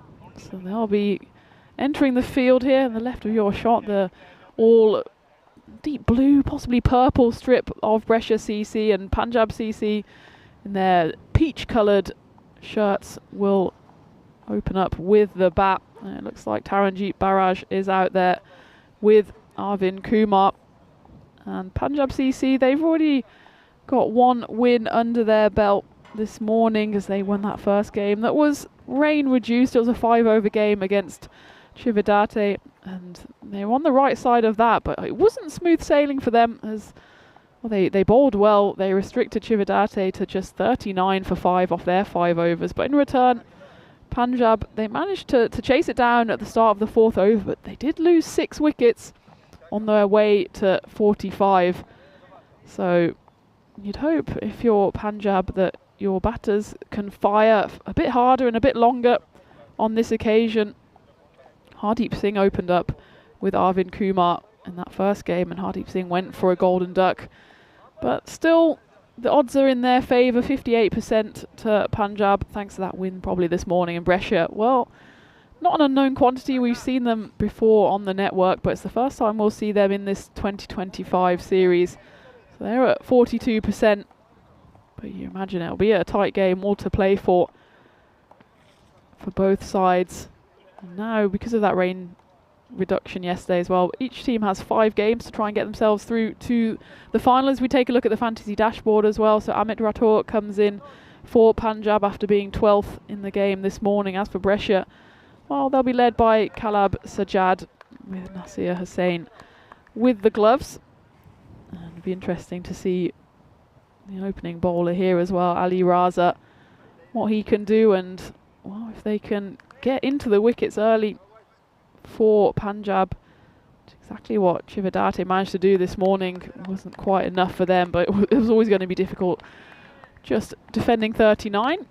So Punjab, they've got 3 points on the board this morning. They'll want to add to that. We're back to our full complement of 10 overs, so the bonus point is also in play. Currently Rico Full is not in play because we're having a bit of headset difficulties, so we're sharing the load here between the two of us. And while that's been hit all the way to the rope, Arvind Kumar straight into the runs, starts off his innings with a Maximo, as that one's just dug in a bit short by Ali Raza with ball in hand. And that Grizzly goes and nestles itself within the crops there for the first runs of this innings. And it's in, yeah, Charanjit Singh is out there with Arvind Kumar, so they have mixed it up a little bit. And it is Taranjeet Singh actually, so just being corrected on the scorecard, because the man with the 99 on his back, Taranjeet Barraj, is out there, which is not a surprise with someone with international quality. He played for Skanderborg in the ECL just a few weeks ago and hit his high score actually on the network, 68 against Roma CC in that championship week. Skanderborg were on the wrong end of that result, losing by 7 wickets to the Italians. That one's been hit firmly through the covers, and it probably slow up here. It's a pretty boggy outfield. There's a 2-footed slide there from Javed Mohammed. They do manage to scamper through for 2. Well, it's Taranjeet Barraj at the non-strikers. He hasn't faced a ball yet as Arvind Kumar manages to get himself back on strike. Arvind, he's certainly one with a bit of experience. He's edging closer to 500 runs on the network. His high score 71 last year. But Punjab are certainly a side with batting power throughout. Still got Rajmani, Sandhu. They've got Simranjeet Singh, both of those with over 1,500 runs on the network. So it's no wonder we've kind of dubbed them one of the favourites of this series. But Brescia will have a word or two to say about that. They don't have the home comforts that they did in the series last year. They've also got some firepower up and down their order. Sajid Khan Afridi, he is one that stands out. He's got international experience for Greece. There's Ali Raza still in the opening over here. That's going to be a no ball. And they will run through for 2 as well, or for 1 overthrow as well. As we take a look here at why this was given no ball.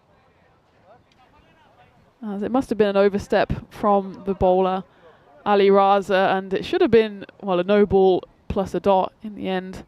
Yeah, take a look here, just an overstep, immediately signalled by the standing umpire. And what should have been a no ball dot ends up being a no ball under 1. So it's Taranjeet Barrage who gets himself on strike for his first delivery and starts with a free hit. As that one just plays off his hip. The cap comes off from Navi Chowdhury on the hunt. And they go through for 2. It'll be tight here. And I don't think actually that the keeper there, Nasir Hussain, knew quite how far out the batter was. We see this on replay. Nasir Hussain comes up to the stumps, takes the ball, and then doesn't realise that actually the batter there, Taranjeet, was struggling. We see this on from the side on, as we might not see Nasir Hussain come into frame. But a bit, well, maybe lack of communication there to the Brescia wicketkeeper, telling him that he could have actually got the run out there. But as it was, Taranjeet runs through for 2. That one's hit firmly over the covers, but again, it's going to slow up, and it's one of those teasers where it just falls about 50 centimetres short of the boundary. It was a lovely cover drive, deserved 4. In the end, though, they have to get their running boots on again as they scamper through for 2, and that is the end of the first over. Punjab, 14 runs coming off it. As we take a look at what's coming up later in the year, as the draw's only just been done for the ECC men's, starting on the 25th of September in the Challenger division. We've got 2 groups starting there on the 7th of October, and then with the finals day on the 15th of October. And there's a few interesting matchups there. Looking forward to seeing Estonia in Group 2. Got the Battle of the Islands, Guernsey versus Isle of Man. And in Group 1 as well, we've got another Battle of the Islands, Malta versus Cyprus. A bit more tropical islands than Guernsey and Isle of Man. So we've got a few interesting games there, and I'm sure those sides will be dearly hoping to take part in the finals day on the 15th of October. It's the winners go through, as do the playoff winners from both groups. But there's a lot of cricket to be played between now and then, well, a whole summer in fact, as we're middle of April, and that's going to be towards the end of September. And well, here is the form of Javed Mohammed, who's coming in to bowl the second over, and that first one has just been slapped away or cut away to the boundary. 6 runs to start this second over, as Arvind Kumar, he's been doing most of the destruction so far, as he just whips that one. A bit too much width offered there by Javed Mohammed, who, well, he's a bit of a stalwart of the European Cricket Network, played every year since 2020. Doesn't feature too regularly with the bat, but it's 33 wickets in 46 games for him. His best of 3 for 4 coming back in 2022. Oh, well, we saw a 4 for 10 earlier in the day with that quadruple wicket maiden, but this is certainly not going to be a maiden, as the first 2 balls go for back-to-back 6s, and again it's just cut away from Arvind Kumar. He generates so much power through the wrists, and this time it wasn't a bad delivery, just maybe swinging away a bit too much width, and Arvind Kumar just slashes that all the way for 6. And this is turning into quite a healthy power play for Punjab. 26 runs coming off the first 8 deliveries.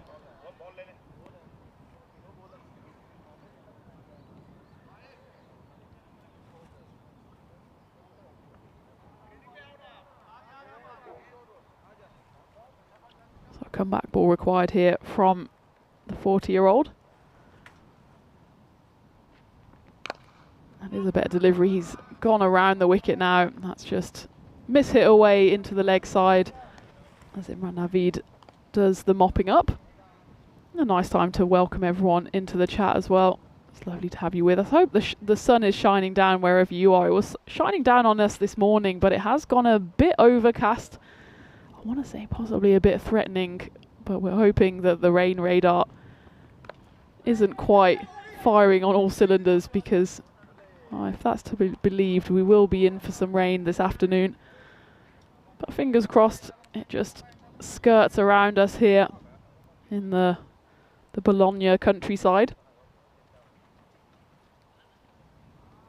Of course, I am joined in the commentary igloo by Rico Full, but because of our commentary headset difficulties so far, we're just tag teaming it, and we'll take a few overs apiece to make sure that you don't get too sick of our voices on this World Voice Day. The irony is not lost on us that only one of us can speak at once. This has been a good comeback from Javed Mohammed after going back-to-back sixes at the start of this over. Just 2 singles coming off the next 3 balls. He'll have to get out of this over with a dot or even a wicket. At least avoid a boundary. Arvind Kumar on strike. And well, he doesn't quite manage to avoid it, because I think he would have hoped to keep Taranjeet Barraj on strike. As it was, Arvind Kumar back on strike, back into the sixes to finish the second over. He moves his way to 28. He's got 28 of the 34 runs for Punjab so far. And that over does end up going for 20, so it goes magical in the end, with Punjab now 34 for no loss after 2 overs.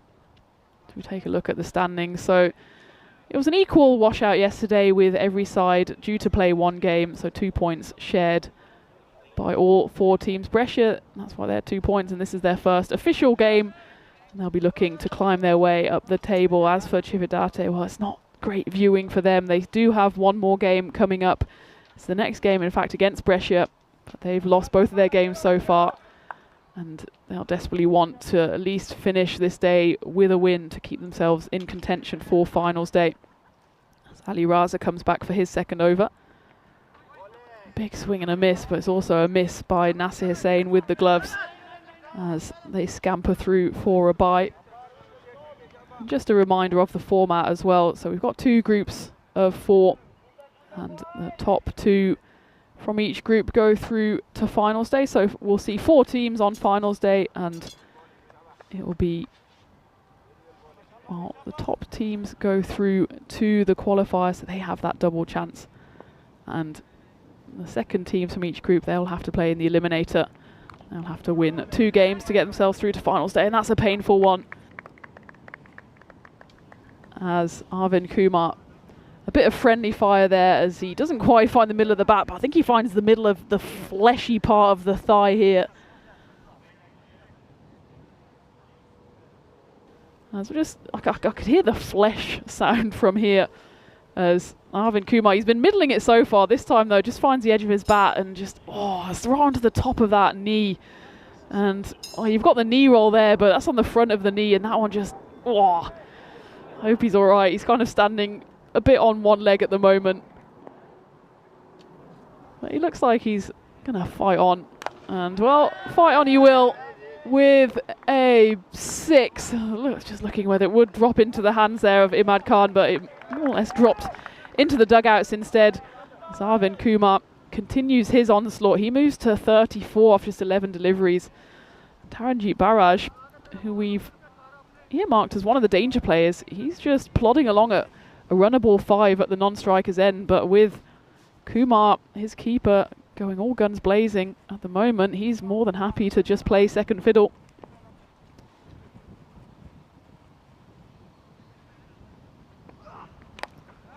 He goes again, does Kumar. This time it's fired beyond the keeper, and it's certainly gone to the boundary, and it looks like the soft signal from the umpires is for a Baximo. Let's take a look at where this one lands.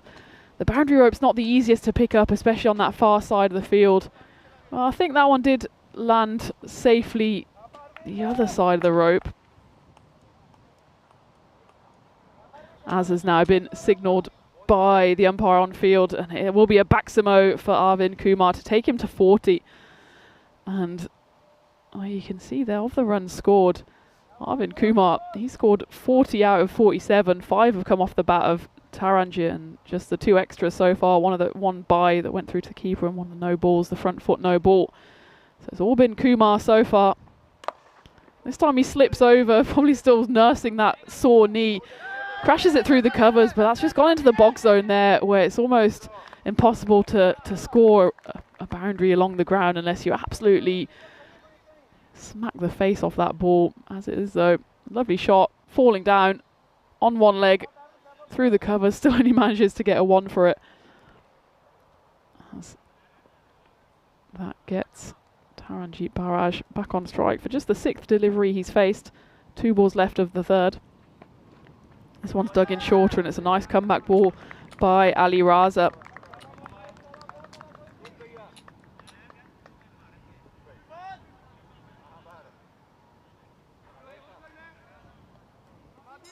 Arvind Kumar slowly working his way up to that milestone of 500 runs on the network. That 41 has taken him to 473, so 27 runs short, as that is the end of the 3rd over. End of the power play, Punjab 48 for no loss, so pretty productive power play for them. That 1 second over bowled by Javed Mohammed went magical, with that final ball going for 6. 2 14s either side of that 20. Importantly as well for Punjab, they haven't lost a wicket yet, given that they lost 6 wickets in just 3.1 overs in that. Well, it was a win in the end for them in that match 15 this morning in the shortened 5-over game, but they certainly won't want to lose wickets at such a regular interval again. As Kalab Sajjad, a bit of pace off here by the looks of it for Brescia. He comes into the attack.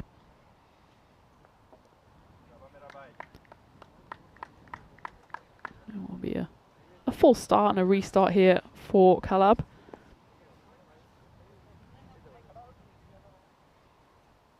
He's also someone with quite a few runs on the network. Big appeal first up. I think Kalab knew straight away that he would be on the wrong end of that decision. But 50 decisions have gone his way so far on the networks. 50 wickets he's picked up in 48. He had a good year last year, if a little short, so he only played the 9 games, but he picked up 12 wickets in that run. His best was 4 for 5 back in 2023. So he's a dangerous bowler with his unconventional right arm. Kind of flips the ball. It works well for him. And that one though will work extremely well for Taranjit Barraj, who has been a bit of a sleeping giant so far. 5 runs just off 6 deliveries, but he more than doubles that with the first maximo of his innings as Punjab move beyond 50. Their partnership between these two, Kumar and Barraj, moves beyond 50 as well. 55 for no loss halfway through the 4th. And we know that Taranjit knows where the boundary is. He's proven it for Denmark and for Skanderborg. He proved it on the highest stage in the ECL Championship week just a few weeks ago. So he's a dangerous player. And when you've got Arvind Kumar at the other end on 42 for 15 as well, then this is looking like quite a threatening partnership. As Barraj hits that one well into the leg side, but there is a fielder out there who will just underarm bowl it back to the keeper.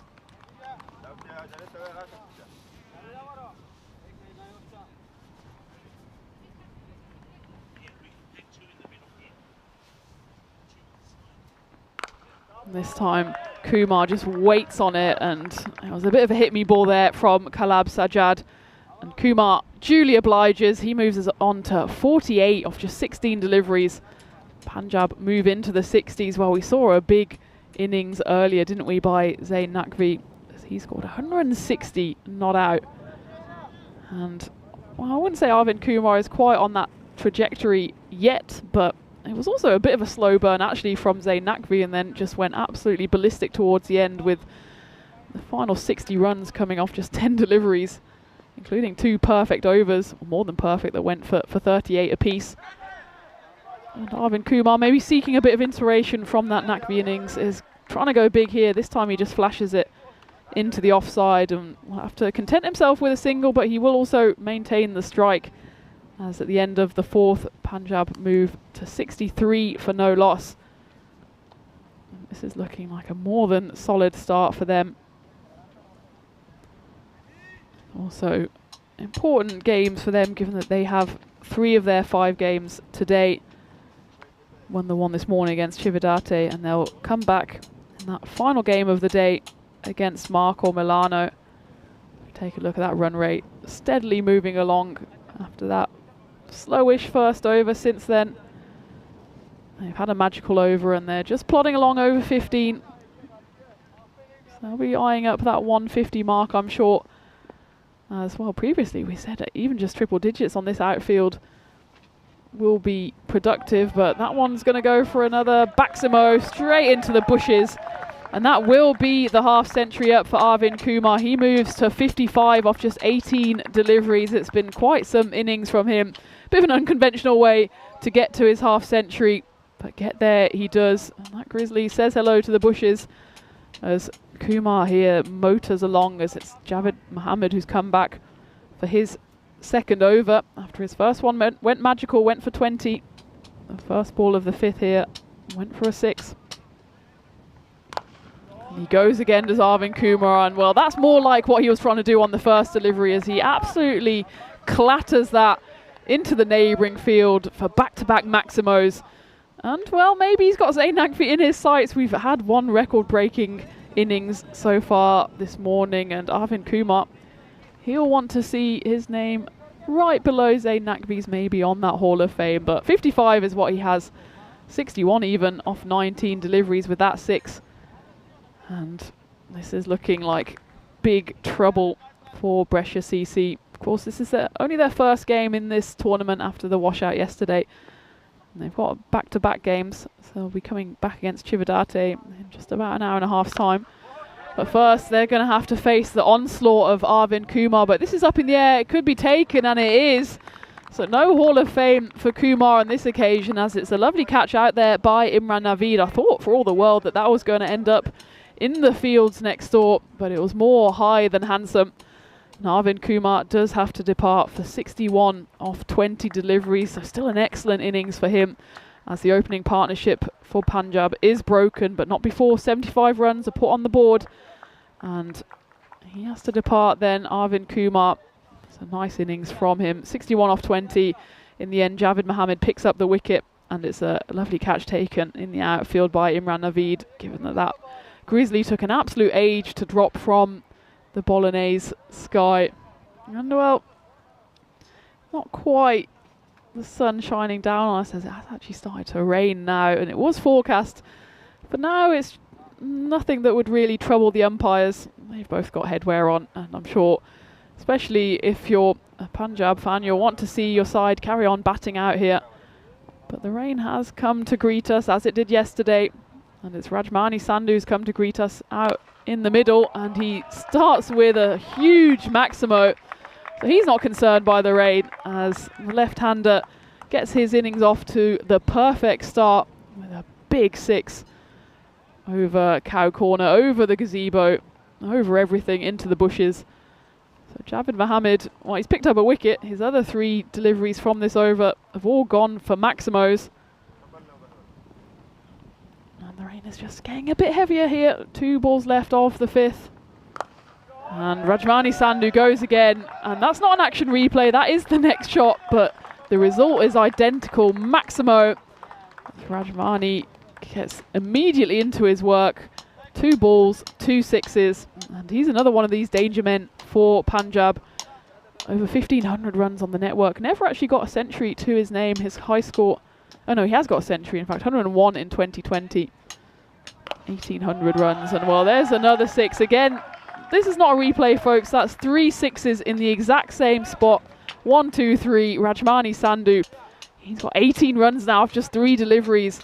And at the end of the 5th, at the halfway mark, Punjab 93 for 1. So looking like another big score after we had 210 posted in the previous game by Marco Milano. Brescia look like they already have a bit of a monumental fight on their hands.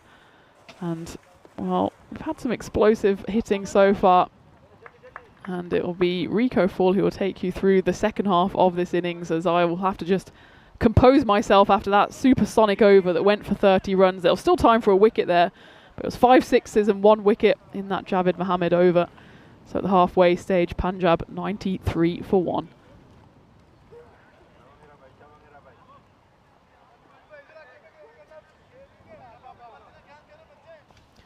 Thank you very much, Tina. And Rico Fall here to talk you through hopefully the end of the innings, as Tina just touched on there. The rain has come, but I tell you what else has come. The sixes that last over. 5 balls out of the 6 went for a maximum. It was that wicket in there as well, but still went for 30, Javed Mohammed. I must admit, I am a little bit surprised because, of course, Brescia, I mean, they're a team we know very well on the network. Last year in Brescia, they had a 5-2 record. They beat Friends 11 in the quarter-final. They went down to the semi-final to Marco Milano. They lost in the bronze final to Fresh Tropical. But one player that they have in the side that we haven't really seen at the moment is Sajid Afridi, of course. He's the star from Greece. We all saw him light up the Karama Oval in that Challenger Division final. He scored 1,000 runs, or over 1,000 runs on the network, and has taken 36 wickets. He's in the side, and yet we're not seeing him. I find that very peculiar. You would think that this would be a good time for him to bowl, and the conditions would suit him as well, because he's somebody who can vary his pace. But they've gone with Chowdhury first, and Chowdhury's been taken to the cleaners. That's another biggie. It's just putting it on the length, and Rajmani Sandhu is just loving this at the moment. Now, look, let's focus on Rajmani for a moment. I touched on him when I was talking about Punjab. He's approaching 2,000 runs on the network, has taken over 65 wickets as well. So he's a good player. He's a talented player. And I think Punjab, I reckon that Simranjit Singh, the captain, would have had a little word with them. And this is sliced up in the air. Fielders after it, and will hold on to a very good catch. Nicely taken, as well judged by Yasir Dullah. Now, we all know about Yasir Dullah. He's a hard hitter of the ball. And we'll be hoping to see a little bit of Dullah time. Good catch taken by him. And that's going to be the end of Rajmani Sandhu. Goes out there, scores 24. Well, he was just hitting sixes, wasn't he? Hit 4 sixes, and then trying to hit another, he gets out. But you don't mind that. That's the sort of thing that you're wanting from your batters. Go out there, have a very good strike rate. He scores 24 to 5 balls that he faces. And Dulu holds on. And food is arriving as well. That's Hasib Khan. Hasib Khan, by the way, is everywhere, as well as, of course, playing cricket. Food is here. And yesterday we saw him. We saw Hassan Khan there helping and sorting out the pitch early this morning. He was here late last night as well. What a trooper he is. And now bringing the food here. And I think people are getting excited. The food is arriving because, of course, as I said, it is the belly of Italy is where we're at because the food is so delicious. La grassa, the fat one. All right, here we go. So Chowdhury does take a wicket, gets that one off Rajmani, but can he get another? Tarinjabhat Raj gets a full toss, which he sweeps away to the boundary. Not a good delivery. Raj took a little bit of time to get himself going. But now you can see he's getting in. Yeah, I was talking about Simranjit Singh. I reckon he would have spoken to his batters after that last match, and he would have said, look, I know we won the match, but the way we went about it was all wrong. It looked ugly. We lost 6 wickets trying to get to the target of 40, even though they did get that win. And Monu Lal was the player of the match. They scored 16 or 5.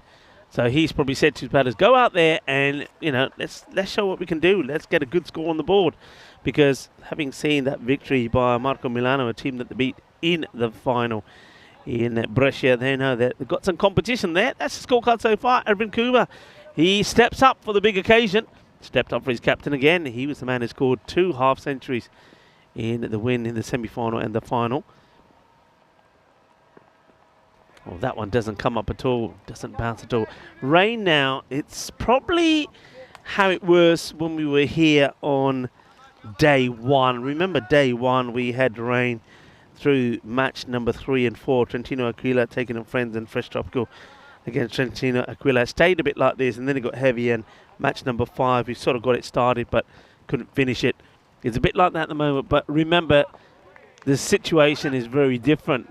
We started with the ground pretty dry back on match 1. Today, we start with the match very, very soft. There's a lot of areas which have been of concern, but we managed to, the ground staff have managed to prepare those, so making it fit enough to play. But as this rain hovers around us, those areas will once again start to hold water, and things pretty soon will get a bit mucky. And as soon as they get a little bit unsafe, the umpires will be the first to say, right, that's it, lads, we've got to come off and get the covers on, because player safety is, of course, #1 priority. Well, I did mention this man, and I said that I'm surprised that we haven't seen him. Well, we are seeing him here now. This is Sajid Khan Afridi, and Khan Afridi on the board there, but Sajid, of course, we know his first name, Sajid Afridi, very good cricketer. And this time he lets himself down with that slow ball. But this is what good players can do. He's very similar to me, to someone like Rajmani. He'll bowl some of the quicker deliveries, but it's his slower deliveries that get him a lot of wickets. And he starts with 3 dot balls, just strays down the leg side on that occasion. But still, very different in terms of what the other bowlers have been able to do so far. Hardeep Singh is the batter. He's the new guy. He's looking to get a few more away here. And that's that slow ball again. There's no pace on this at all. It's another dot. So a good start this from Afridi. There's a bit of an issue with his hand there, you suspect. But look at the way how that slower ball comes up. And yeah, maybe he overdoes it. He felt the pain of that one. This one is more routine, but yeah, he's not 100%, is he? There's definitely a problem there. I think it's more in his wrist. You see what he does? He really does use his wrist quite a lot. Now let's see what he does with this one. We've seen him bowl a wrist straight. We've seen him bowl the sort of the leg spinner action. Let's see what this one is. And this one's a little bit more pace on. Gets played down the ground, but very good over. And the Sajid Afridi, a bit of a misfield, gone, direct hit, and they wanted to take on the fielder who made the misfield, but what a good throw that is from Ali Raza. Ali Raza, nice pickup, throw right on the stumps, and there will be a wicket. Here it is here, they just wanted to take, so come on, let's take another one. He says, all right, I'm coming, and he won't make it. That's going to be the end of Hardeep Singh. He tried to double up, he'll get one, but he won't get the second, so he'll go for 2 of 7 deliveries. I don't think at the moment Punjab will mind that too much. I think if Hardeep didn't really get going the way that they want to score quick runs here quickly with 3 overs to go in the innings. That rain just lightens up a little bit now. It's turned into a bit of a drizzle, which is not ideal, but it's better than it hammering it down. We've been looking at this a fair bit. Looking forward to, well, going to Tina's neck of the woods as well. We go back to Germany again. Remember, we weren't there last year. It's always good to see us going back to places. We go back to Belgium. We've got a night series there before we go there in the 7th of July. We go back to Sweden as well. High, mighty, going, and it's a great effort from the fielder. It's a little bit of Swan Lake there from Ali Raza, who's trying to make the stop. Ali Raza was great with the run out, and this is his impersonation of Swan Lake, and gets fingertips to it, but he's trying to save the boundary. Look, he does the right thing. His feet stay inside the field of play when he makes contact, but he can't get enough contact to keep it in. This is Charanjit Singh, and he starts with the boundary. Will want to go again, and he will. That's a brutal hit. Goes right across the line, but he gets it. If you miss those, you're in trouble. Charanjit doesn't miss it, and he smashes away his second 6. Boom. Shaka Lagya, adios Balota. And 2 balls, 2 sixes. And that's why I said that's the thing. If you're not clicking as a batter, Hardeep Singh didn't click, 7 balls for 2. If you get out of the way, that's the best thing to do. Let somebody else come in, get in there and take over. And that's exactly what's happening here at the moment.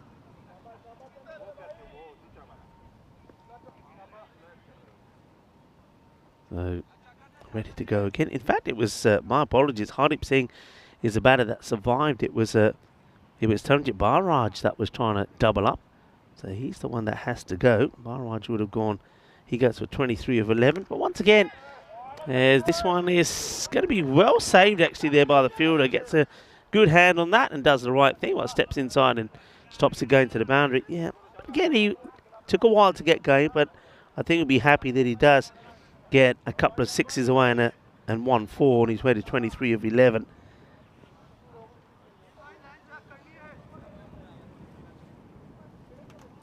So just the single taken on that occasion, Sanjit Singh. I don't think there's going to be too many twos, are there? I think I think you're more likely getting a two where you hit the ball sort of short of the 30-yard circle and run two rather than anywhere near the boundary. Big swing here from Singh. So going back to Singh, he's still there, but that's now 8 balls that he's faced for the one. So already I think when you think of the other batters that Punjab have there, Charanjit might be thinking he has to make a change. That's a nice looking shot though. He commits and plays it. That's going to be 1 bounce, 4 runs, cuatro carreras. I like that from Hardeep Singh. He's probably thinking in his mind, right, I've chewed up some deliveries. I'm going to go for it here. If I get stumped, so be it. I'll make way for somebody else, but if I get it, it'll go all the way, and it does go all the way. That's a nice, struck shot. Just 4 drops before the boundary. Chowdhury, a little bit shorter, works his way, and it's going to go all the way over the fence, but there's the man in the other side of the fence at square leg, takes the catch, and even the ball retriever's getting in the action. So Hardeep Singh, just like that, it's the more than doubles his score as he goes 4 and 6. Slightly shorter, slightly different there from Chowdhury, but it ends up being a hit me ball. So the 8th over comes to an end, 135, and 3 wickets down. I just had a look at what lunch is. That looks very nice. A bit of gnocchi and some pasta. Looks nice. Looks very nice. The old that's Venus's navel, isn't it? You know, tagliatelle. People are sort of saying, what are you talking about, Rico? Well, it was Tortellini legend is that local law says that Tortellini was inspired by the shape of Venus's navel, created by a chef who spied on her through a keyhole. Naughty man. Anyway, back to the action here. So expected score around that 160 mark. Oh, the smell. Oh, no wonder they call it the belly of Italy. That looks very nice. Is that nice? Got the 2 ladies either side of me tucking away into their lunch. Why not indeed? It's Kalab, the captain. Kalab Sajjad into the attack, bowling the 9th over. And I would imagine, if fit enough, that's the question here. Right, that's probably an opportunity. And no mistakes from the fielder. Ali Raza gets into a good position, takes a nice catch. Hardeep Singh and does get moving, I suppose. He'll be happy that he hit the 2 boundaries in the last. He'll go for a runner ball 11. Raza takes the catch, and it's the slow off-pace bowling from the captain, Sajjad, that gets another wicket. Charanjit Singh going well, 14 or 4. And you'd imagine that maybe it's going to be someone like Simranjit Singh who goes out there. Well, he's got options, and Simi, or you've got Gurdeep Singh, who's also a powerful hitter of the ball, and it will be Gurdeep that comes in first. Yeah, I'm just wondering whether Sajid Afridi is going to be able to bowl again. He really didn't look comfortable at all. Maybe that's why they actually held him back. He wasn't 100%. Otherwise, he would have thought that he would have bowled before that over. That's hit in the direction of the man that we're talking about. There's nothing you can do about that. That's going to go clear him. And Gurdeep Singh smashes another one away. You get a feeling that this Punjab CC is going to be a little bit like this, aren't they? I think when they get going, and if they get going, the batters start clicking, they'll score big runs. But we also saw in their first match, in that 5-over-side match against Chividate, they can implode a little as well. That's nicely played. We just saw a nice shot there. Everybody all together now. Sajid Afridi, I think he does stop this. It's just going to be a couple. Yeah, we saw that on that part of the ground. So if a big hit over the offside takes us to the the dog training agility field. We saw some of our four-legged friends ready to be put through the paces. High in the air, should find somebody's hands, and the fielder, oh dear. And we're going to have to cue the music for this one. I think he overruns it anyway, but he ends up on his deck. He's on his... Have a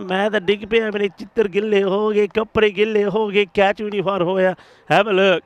And the fielder... Well, have we got him going down? Come on, let's have all of this. Tell me we've got all of this. So he goes down, and look at the... Oh, you've got to look at his trousers. His trousers are absolutely filthy. He slides down, falls over, gets himself up. But by then, the ball's already gone over his head. 147 for 4. I tell you who wasn't very pleased about that was the captain, Sajjad. So, an over to go here. And Punjab will want a good finish here. So, yeah, we're seeing two sides of Punjab. That's a terrible wide. And they do go back to Sajid Afridi. Doesn't look too happy as well. Just had a little speak to him before, while he was fielding actually, while Tina was on the air, and he said he's been here for about a week. And I said, so you've brought the rain then? Because it's practically been raining for almost a week here on and off, I'm told, by the locals. And that tucks him up. They are going to take the run though. So Taranjeet gets hit by that one on the shoulder, then take the leg by. Good dip, goes back on strike. I mentioned already that today Save the Elephant Day, and two batters will just have a chat. Yeah, doesn't look happy, does he? There's a Freedy there. World Voice Day as well, though we're struggling to be heard by everybody because of some of the equipment issues we're having here. Charlie Chaplin born today in 1889, and it's going to be just a single, so not quite going the way that Punjab would want to finish the over. And on this day in 1912, American aviator Harriet Quimby became the first woman to fly across the English Channel back in 1912. Some of the important historic dates that's worked away, but again will just be a single. So we've seen a lot of big shots, a lot of boom booms as I like to call them, but now it's the old tiki taka to finish the innings here. The 150 on the board, but I think Punjab will know that with some of the lineups and some of the good players that Pressure have, that still haven't really put this game to bed. They probably would have liked at least another 15 runs on the board. That too will just be a single. So Sajid Afridi, hasn't he bowled well? First over was quite sensational, kept it nice and tidy. And here he is again. They just can't get him away, just not giving them the length that they want. All together now. That's like the dog for the magic roundabout. What was his name? Move off him now, quickly. He's doing something naughty. Full toss, Gundy ball. It's in the air. It's going to be, I reckon this might get called. So the umpires are going to need the third umpire, I think, to get involved here. Ali Hassan and umpire Nirmal, because I think, though it's a slower delivery, I think this is above the waist. Let's see here. Yeah, that's going to have to be called. I think that's a no-e. That's too high. The umpire, there's the evidence. Not seeing a call here yet. There it is. So, free hit to come. That wasn't what was required. It was going so well. Still, I mean, it's still a marvellous spell. Just a 5 have come from the 10 balls bowled so far, but he lets himself down with this one. So, free hit to come. But can they make it count? Charanjit Singh, he'd love to catch up with this one. The next delivery, finish well with 2 boundaries, get them past that 160 mark. The expected score's not giving them much of a chance to get past that, is it? And sliced up in the air. I think going to have to run hard here. Got to really double back. That one is not going to make it to the boundary, and they will get a couple. So 156 with the ball to go. Can they get a a boundary of the last to get 160 up.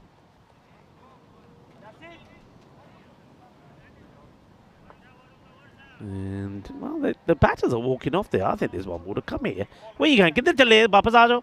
किधर चले आ? पता नहीं सी एक no ball सीगी और दोबारा हम ball करनी पैनी है. Yeah, come back. Where are you going? Still want to go. Yeah, don't forget this over started with a wide. And there was the no ball as well. So, still want to go. The batters now think, okay then, maybe I'll put this one away. Good deep sink.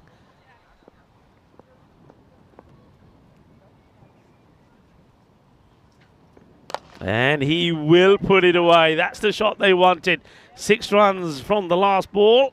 And that's why it's important to play all the deliveries. That means they get past the 160. 162 it will finish. So you've seen that Group B certainly starting with a bang in terms of scores. They can't really go with the first game, which was a 5-over side.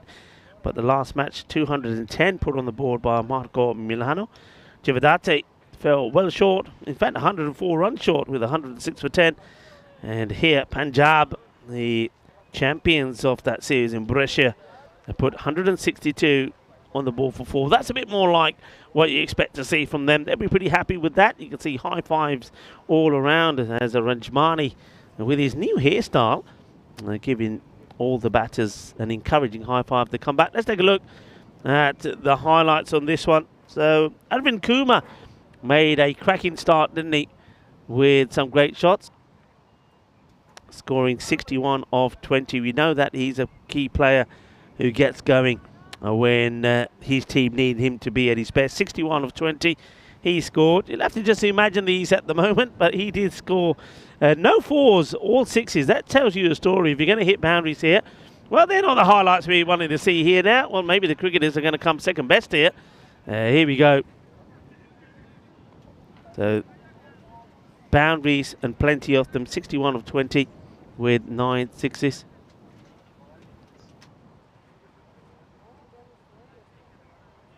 And Taranjit Baraj was given the opportunity also to be at the top of the order. Remember, it didn't go well for him. Wasn't the best of starts, and that was ouch. Ooh, kinda mere sat lagi, meri lat toot gayi. And he's only had himself to blame as he crunched that one into his own leg. They had a little bit of good fortune as well, as that one was the old batsman. But when Rajmani came in, he hit it, and he hit it big. He was only in to do one thing, and he said, I'm just hitting 6s. That's all I want to do, and he hit them pretty far as well. There was quite a few that went the other side of the ground. That was a good shot. Hardeep Singh, who was having a few issues getting going, and he was only at 1.2 off 7, but he did get a couple of boundaries away before he would lose his wicket to a good catch there from Ali Hassan.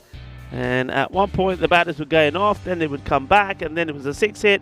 As the strangest highlights that I have ever seen. But hey, it's all happening here today as we talk through the scorecard.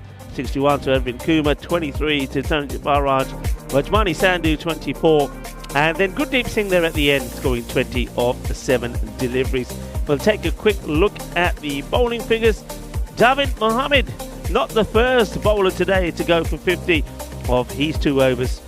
He would pick up a wicket, and then also pretty expensive, Naveed Chowdhury went for 41, but Sajid Khan Afridi, what a good spell from him. Picks up no wickets, but a great economy rate of just 7.5 as he goes for 15 of the 2 overs he bowled. Just let himself down with that no ball, which then had to be re-bowled, and of course they caught up with it in the end.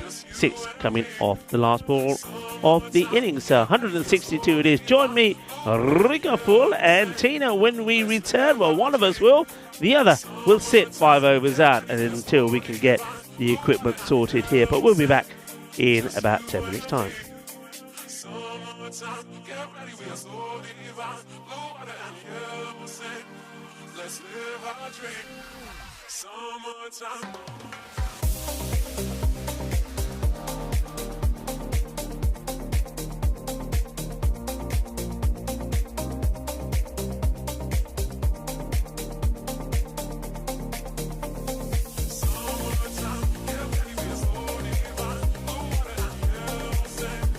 Just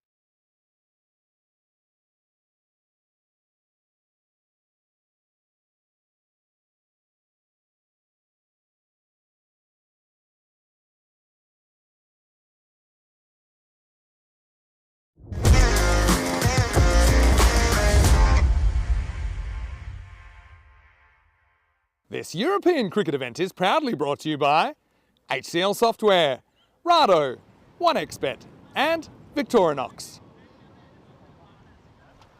Good afternoon and welcome back to the halfway stage in this match 17, ECS Italy. And we're here in Bologna.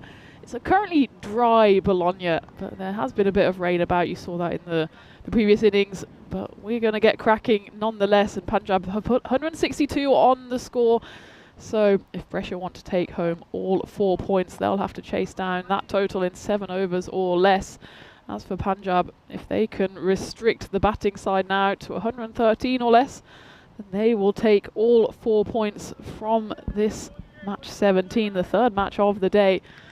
And well, we had a shortened game this morning. Hopefully it will be smooth sailing from now to have, well, this game and then another 2 full games, as it's Hardeep Singh with the ball to open up for the Punjab side.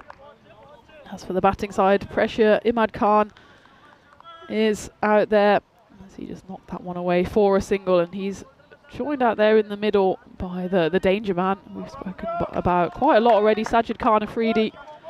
He can do it with bat and ball, and he's got the task here of chasing down those 163 runs needed for victory. There's a bonus one early up for Hardeep Singh. Sajid Khan Afridi, yeah, he looked like he was labouring just a little with his bowling, but he's absolutely no slouch with the bat. Over 1,100 runs on the network. Scored a big 131 not out versus Czechia. That was for Greece last year in 2024. Brescia will be hoping for similar heroics here.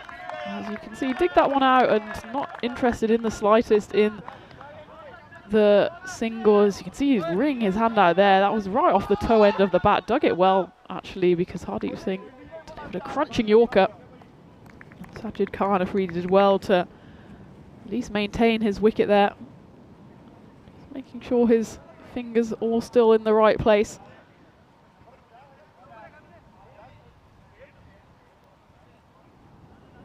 As well, you can see what the wind predictor thinks about this. Punjab up almost 80%. I think maybe a bit harsh on Brescia, but they might struggle with the firepower that Punjab certainly have in their ranks. Arvind Kumar was the one that did most of the destruction in the first innings, 61 coming off just 20 deliveries for him. But this man out there, Sajid Khan Afridi, he knows how to find the rope, and he does it in style there to start off his innings. 6 runs, just a bit short there from Hardeep Singh, bit short, bit down leg side, and Sajid needs no second invitation as he works that one away. I mean, we've seen him in the Western Shield. He scored a half century, remained unbeaten, 53 against Asia. And in that game he also picked up 4 for 9. So he can do it on the biggest stage, and his Brescia side need him to do it here, but that's flicked away, and it's a brilliant catch out here in front of us, long on. He knows exactly where the camera is. Does the fielder there, Simranjit Singh. And it was a brilliant catch, really low down, gets his fingers underneath it, turns, picks out the camera straight away. There you go. That's maybe one for someone waiting at home, or for Marta on the camera. Either way, blows a kiss and gets the first wicket on the board. And it's that danger man who departs. It's just bigging him up, just saying how destructive he can be. But it's 1 and out for Sajid Khan as he hits one to the boundary for a maximo 6 runs. But then the next ball taken brilliantly by Simranjit Singh off the bowling of Hardeep Singh. And that's maybe why the wind predictor is in favour of Punjab, as Rico goes out and gives Simranjit Singh a handshake there, and rightly so, because that was an outstanding catch. It was hit hard by Afridi. He was just always dying on Simranjit. Just managed to scrape his hands just above the turf to take that one. As the first wicket falls, and it's Yasir Dulu in at 3. And that was a big old swing by the new batter, who gets absolutely nowhere near that ball. As we can maybe take a look at that again, because it was the biggest swing you ever did see And yeah, nowhere near it. And he turns away and maybe just recomposes himself. It does ping up off a length, to be fair. Hardeep Singh there, polling some heat. But this time, Dulu does get a hold of it. Not quite exactly off the middle of the bat, but there's Dee. She can maybe go and help the assistant there, getting the ball from the neighbouring field. And again, a bit agricultural there from Dulu, but he won't mind as that does find the rope. And an eventful first over, with Brescia moving to 12 for 1 off the first. And well, that's a sight for sore eyes. 48 matches since a golden ball, and I don't think I've ever had such a large number. I'm usually down in the teens, such as my golden touch. So we'll see what we can do about that. And well, another 150 runs needed for Brescia if they want to take us to the golden ball. 151 if they want to take the win. So that run rate is up almost at 17.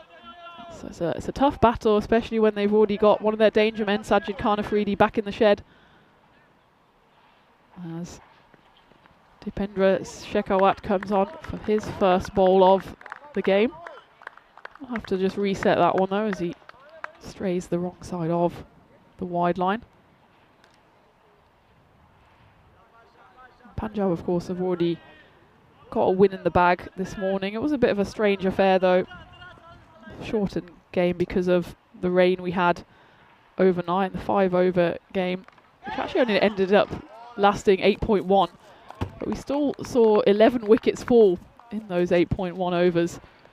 6 of them were actually Punjab batters. They were just chasing 39 or 40 for victory.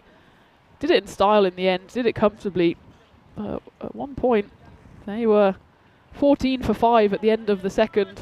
Just needed a little fight back, led by Monu Lal and Dipendra Shekhawat, who's there with the ball at the moment to get them over the line. I suppose in the first innings in this game, they showed what they were about with the batting, as everyone actually contributed. All the batters were using that one spits up. That's a painful one there for the batter, and well, he's still tending to his wounds. He was almost run out there, was Imad Khan. As that one spits up off the bowling of Dipendra and gets him right on the thumb. And he just took a walk, did Imad Khan. Just in a bit of shock, making sure that his finger was still in the right place. And as he was taking a walk, the ball got fired in by the fielder. He almost found himself in no man's land. Just look at this, it bites up on his right thumb. It's a painful one. He goes for a walk, probably just composing himself. In the meantime, the ball is fired in.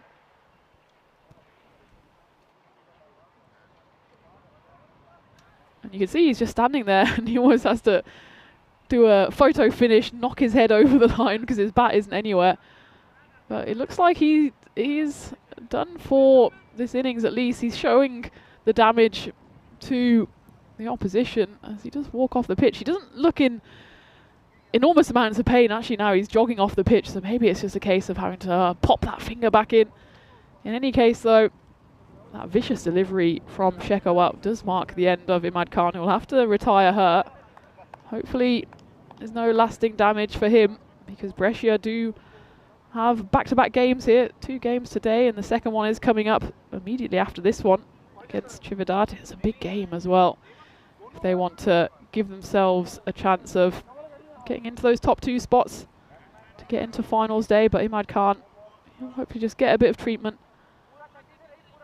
as Ali Raza comes into bat to replace him. And a warm welcome to everyone in the chat joining us again this afternoon. Rico is joining me as well because of headset issues, though. We're just taking in turns to bring you the action here from Bologna. Hi to Johnny and Terry, Julian, Golam. It's lovely to have you with us as always. Hope you're well on this Wednesday afternoon, or whatever the time is in your neck of the woods. And I know we've had some threat of rain. I mean, we've had the threat undertaken with the rain we had about an hour ago. We thought maybe that was our goose cooked, but it did leave and it's dry for now. As that one's high up in the air, it's going to be a chance here for Simranjit. He's knocked his cap off and he takes the catch comfortably. And this time, I don't know if that was a shush or a kiss or a bit of both, but yeah, there we go. It's all love from Simranjit, as he knows exactly where the cameras are, and luckily for him, he knows exactly where that grizzly is, and it's landing comfortably in his hands. And Ali Raza, well, he was the replacement for the retired Imad Khan. But he doesn't last too long himself. Second ball finds the hand of Simranjit Singh, and that's a winning smile if ever you've seen one. And it's all love here in Bologna, and Punjab, they're loving it at the moment. Ali Raza also looks like he's not 100% fit. Departs, having not troubled the scorers, and Brescia now find themselves 17 for 2, but in fact 17 for 3 if you want to count the retirement of Imad Khan. It'll be interesting to see if we do see him later on today. As for now though, Naveed Chowdhury is out there joining Yasir Dulu at the crease. Just works that one away to the leg side, and they do run through for a single.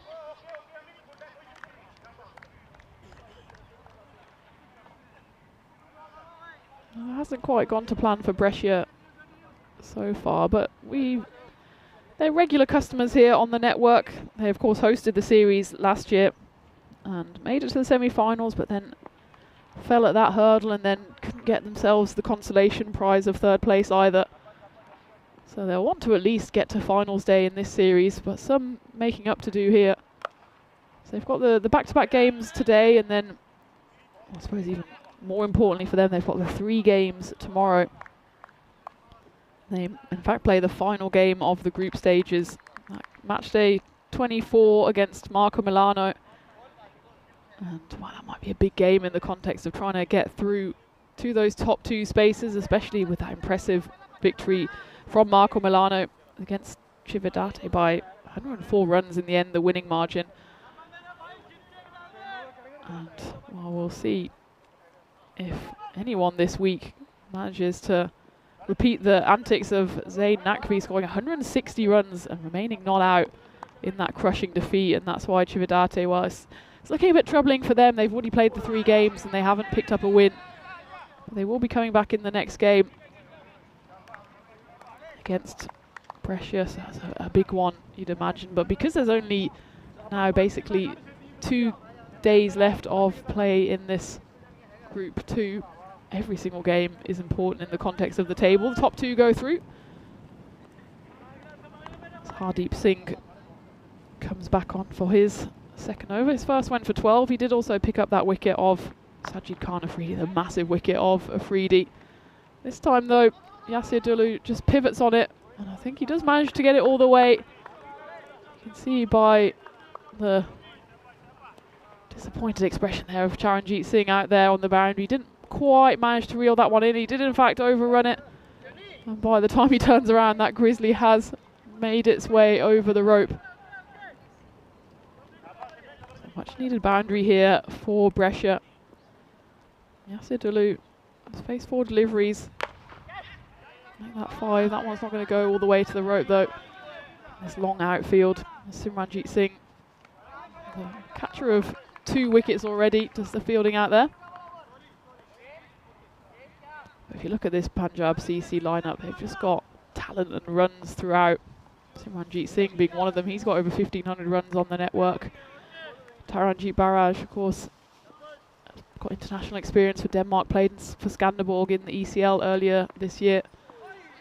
So just hits Naveed Chowdhury on the side, and they do run through for a risky one. A direct hit and would have been trouble. In the end though, they do manage to run through. I think he'd almost given up there. Yeah, he had. But they did manage to get through safely. As the rain starts to fall here again in Bologna, and it's that kind of, well, if I say wet rain, you kind of know what I mean. It's just big old raindrops falling straight down from the sky, but the umpires are going to stay out there as much as they can. It was probably about this heaviness earlier, and we did manage to stay out there, and the rain cleared. But this is what we were forecast to have. It is now just getting a little bit heavier as we get towards the end of the power play. 1 ball left. Yasidulu just works that one away, but now that the outfield is wet, it's never going to really find the rope on the ground, so it just goes through for a single. Hardeep Singh finishes his spell, 1 for 19. That is the end of the third, the end of the power play. Brescia moved to 26 for 2, but of course their opener Imad Khan also retired hurt at the previous over. Now it is getting pretty heavy. The covers are being primed, you can see there in the distance as we take a look at the power play. It's certainly a power play that was won by Punjab, as their first partnership in the end was worth 93, but after 3 overs they were 48 for no loss in response. Brescia here, they've lost 2 wickets and their opening batter to an injury, and it's 26 on the board. But it looks like that will be that for now, as the covers are being brought on. This rain, it's just a bit too persistent, a bit too heavy, and it was forecast, and I think maybe the umpires have that in mind, that this is exactly what we were told was going to happen. And whereas previously we could sit out there and hope for the best, on this occasion I think it is heavy, and it's maybe not here for the long haul if we can at least hope for the best. But for now it looks like in every direction you look it's kind of overcast and grey. So for now the covers will come in. Well, at the end of the power play then, Brescia sitting on 26 for 2, that target up at 163. So it's looking like a tough ask for them. It's just going to get tougher if we have reduced overs, and you imagine that DLS, well, maybe works in their favour. I suppose they would dearly want to get out there, because as it stands they will certainly be on the wrong side of those DLS calculations.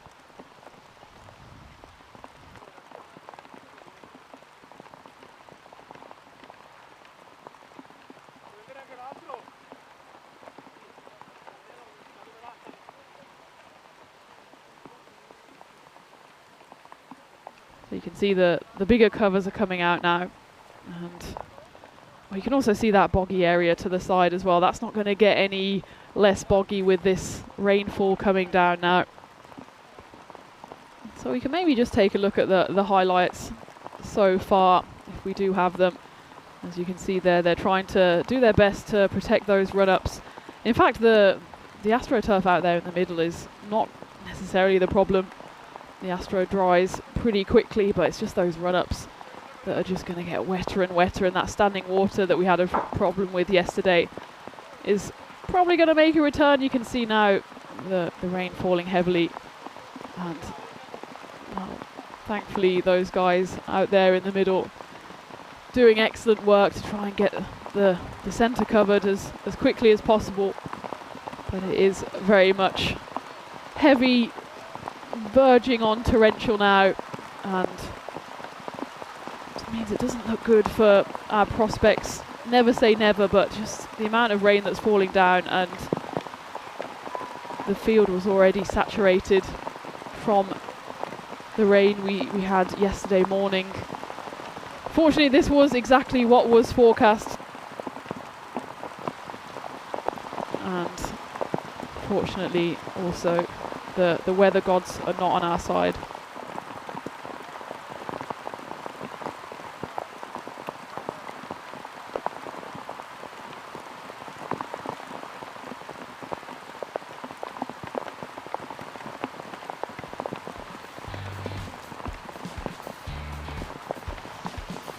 So let's take a look at a few highlights that we've had in this game so far. So for Brescia, we did get to the end of the power play, and the end of Sajid Khan Afridi was thanks to that brilliant catch by Simranjit Singh off the bowling of Hardeep Singh. Yasidulu, he's put up the most resistance so far, but Simranjit, he repeated the trick, repeated the love heart to the camera as he caught Ali Raza off the bowling of Dipindra Shekhawat. But unfortunately, you can see the situation at the moment is pretty grim, to say the least, but fair play to the team out there who have got the covers on in double quick time. But you can see at the moment it's looking pretty damp out there, and it's not looking great for Brescia CC either, as at the end of the power play they find themselves 26 for 2, but Imad Khan, the opener, was also retired out, so we can basically call that 3 wickets down. Question mark though if we do manage to get back out there, because it is pretty wet and we do run a tight schedule here, so fingers crossed for some good news coming up soon. But for the moment we'll leave you with the match summary, and as soon as we get any more information we'll come straight back to you. It's me, Tina Goff and Rico Full, hopefully taking you back through some action on the European Cricket Network sooner rather than later. Let's just send a little prayer up to the weather gods. See you in a bit.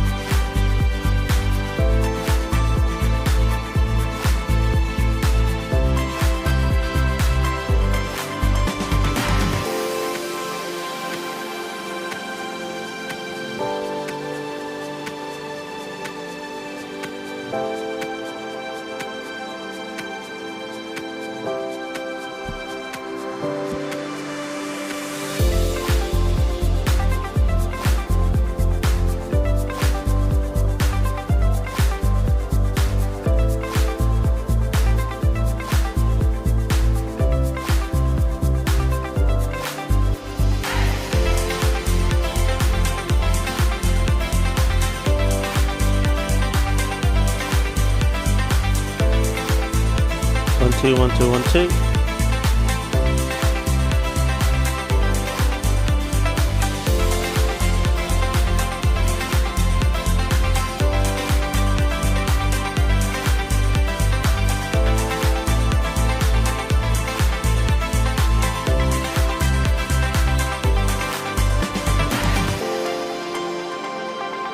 One, two, 1, 2.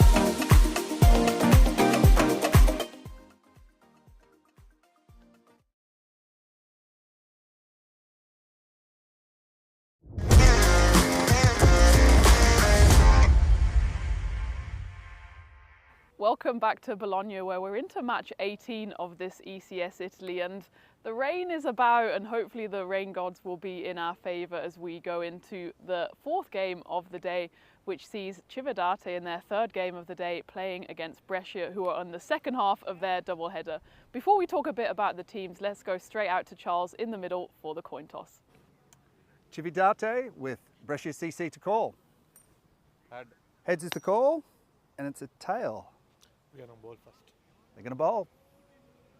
Thanks, Charles. There you have it. Cividate, they have won the toss. They're going to have a bowl, and they'll be hoping it will be third time lucky, as they lost that game this morning. It was a reduced overs game. They lost it in the end in the 5 overs, but they still managed to get 6 wickets in just 3.1 overs. So their bowling has been firing from the beginning. It's just a case of getting that win on the board. They lost that second game by a massive 104 runs. They'll have to put that one out of their minds and see if they can finish this day on a high.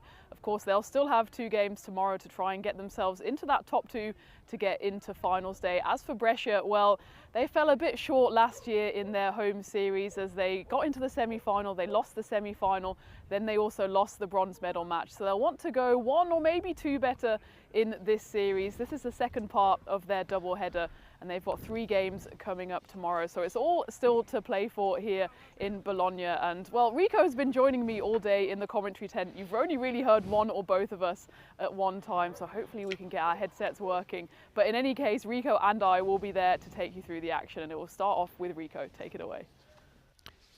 Thank you very much to Tina. It's great to have Tina here with us in Bologna, and a very lovely introduction for this match number 19 coming up between Brescia taking on Cividate. 69% to 31 in favour of Brescia here. But in fairness, we know both these teams have had their troubles. Cividate lost out in the 5 over a side bash against Punjab. They then were absolutely annihilated. It was what you call a thrashing, 210 to 106 by Marco Milano. Brescia, on the other hand, they went down in that match just now. And the weather played its part in there, but I think they know that they were comfortably beaten there by Punjab 162. And then when the rain came out after 3 overs, Brescia were 26 for 2, losing in the end by 23 runs using the DLS system. So 2 teams are very keen to get their first win on the board, and you just get the feeling that the team that goes down in this one, particularly Cividate playing their third match, if they don't get a win here, then they probably most certainly will be one of the 2 teams that don't make it through to finals day. So a lot to play for here. The umpires are out in the middle, umpire Numan and Ali Hassan. And the umpires say, let's play. So here comes the first.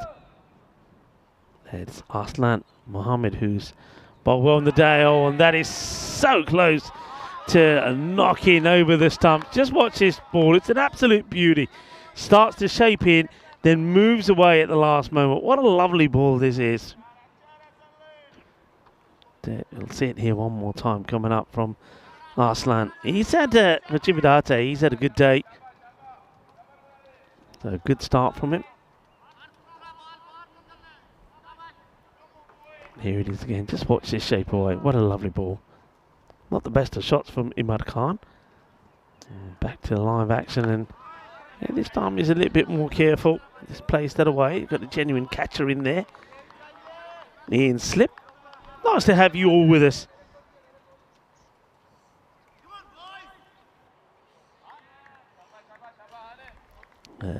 Yeah, welcome to everybody that is in the chat joining us back. And John Heasham and John Gray in there as well. Hello, John. Hope you're well. And well, we're going to try again with the 2 headsets. I know that Dennis once again has played about with a few things. It's an absolute beaut. Change of pace this time from Arslan Mohammed. Draws the batter out.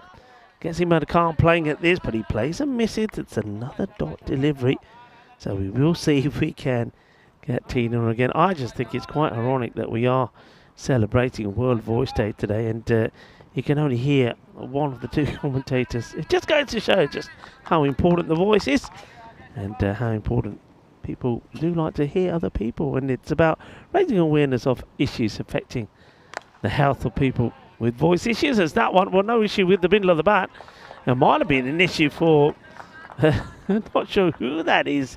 Well, he's obviously on a call to somebody there. He decides it's a good idea to I think he's on a bit of a video call to show that to whoever he's talking to, but that's 6 runs.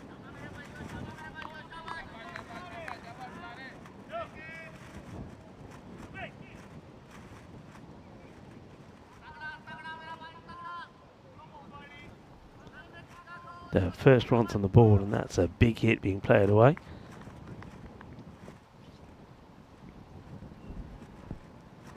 Slow ball again, and gone.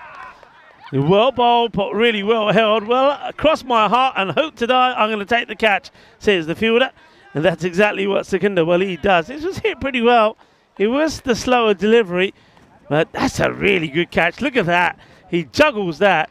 It goes in the hands, rolls up one arm, comes down, rolls up the other, and ends up in the hands. And that's going to be the end of Imad. And a couple of dot balls in there to start off with for him. And then when he does find the middle of the bat, he gets 6. And this time he tries to go again. Doesn't quite get the elevation. So it will be very well caught. What a good catch that is from Waleed. I mean, that ball was motoring. Holds on to it.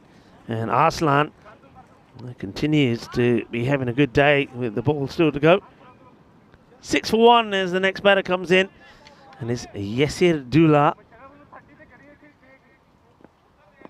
coming in at number 3. Joining Sajid Khan Afridi out there. We did have a chat with Sajid. I was talking about how it looks. Oh, he could be run out here for not too many. And I think he just gets back. It's a good effort there from the bowler. Arslan, who just does a little underarm flick to try and execute the runner. Here it is here. I think direct hit was probably the best bat he had. As the batter does get the bat down. So they'll get the single at the end of it. So let's have a look at this. We were talking about this before. This is the Premier Division. And myself and Tina both said that Group B would probably be an exciting one. And I'm interested to hear what Tina has to say about Group A. And in fact, we're going to try this now. The button has been pressed. Tina, are you with me? Let's hope so. Let's see if I can say anything Hurrah, today. hurrah. All right, Group A. Germany, Ireland, Romania, Belgium, Norway and Greece. What do you think? Do you think Germany have a good chance here? I think so. Ireland are always going to be a competitive outfit, but Germany will fancy their chances, I'm sure, as will every team, though. It's going to be such a competitive tournament. Looking forward to that, but a lot of cricket to play before then, I'm sure. And, well, there's a couple of games coming up still, this one and the next one. The next one in particular, I think, will be quite an interesting one. Punjab and Marco Milano, both of them have shown a bit of form so far. Yeah, 2 teams that you'd expect them to be at the top, 1 and 2. And if this one doesn't go well for Chividate, then I think Brescia will find that tomorrow becomes quite a big day for them to try and push themselves up in the top 2. Remember, top 2 go through to finals day. Second place will play the second of Group A in the eliminator. And the top 2 play the qualifier with, of course, the double chance. Wide ball there as Salman Ishak comes to bowl the second over. These 2 bowled very well, didn't they, in that 5-over-a-side contest with Punjab earlier. Yeah, they did, and thought maybe they would repeat the trick in that game against Marco Milano. Ended up kind of being taken to the cleaners in the end after that big 160 not out as well for Marco Milano. They're quite a potent opening pairing, these 2 bowlers. That one's going to be hit firmly though, and for once we actually get a 4 that bounces a few times before it gets to the boundaries. For once it's just skipped away. There's a lot of moisture out there on the field, but that time found the middle of the bat of Yasir Dulu and did go for 4 runs. So despite that early wicket, a couple of boundaries flowing, and that danger man Sajid Khan Afridi still yet to face a ball, but he'll hope to score a few more runs than he managed in the previous game, because he can hit a big ball, can't he? Yeah, he certainly can. And that was a really nice shot. They do change the field straight away, so Usama goes on the boundary. And this one doesn't really get up outside the earth. The wicketkeeper is going to, I think, pull off an extraordinary run out. I think this is out. I think that Munchu has got his man because he's got the munchies. He's got the munchies for a batter. The batter, the non-striker, is pretty slow to go. And I don't think he's sliding the bat down. I think we're going to have a look at this side on. Yeah, I think this is out, Tina. I think so too, and it'll be that danger man again, Sajid Khan Afridi. If he departs without facing a ball, then that's almost criminal from Brescia. He's the one guy that can really fire runs. He's got international experience, and it looks like, well, the finger's gone up by the umpire.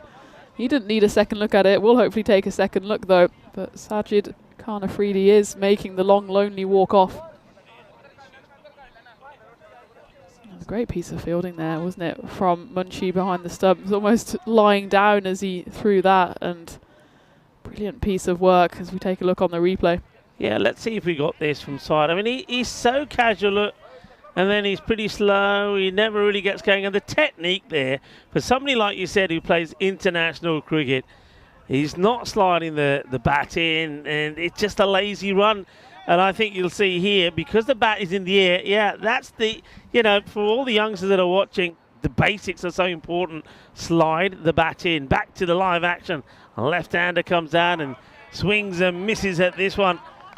So 2 wickets down, 2 balls to come, says the umpire. Yeah, but that's not a good way to get out, is it? No, and he didn't score runs or many in the previous game, and they'd be looking to him to really lead the attack for Brescia. And you could just see him, he was hardly even backing up, just a bit of a teapot, hand on hip. And even when he got going then, as you said, Rico, didn't slide the bat, and that's a criminal offence in the world of cricket.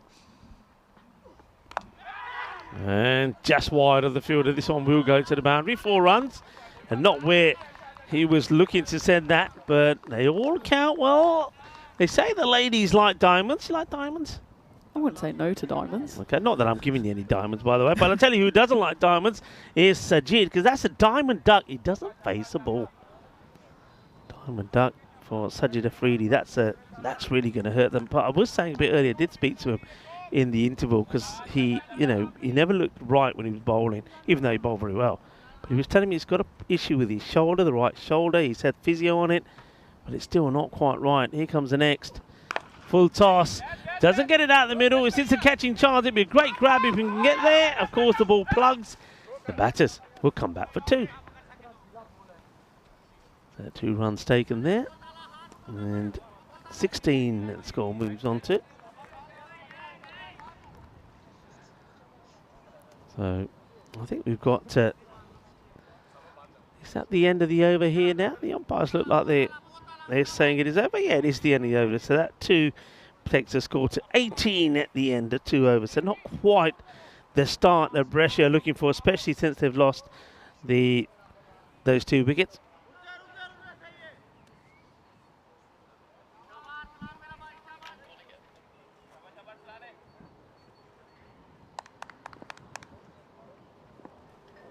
Right, so here comes Arslan. Good delivery, but it's going down the leg side.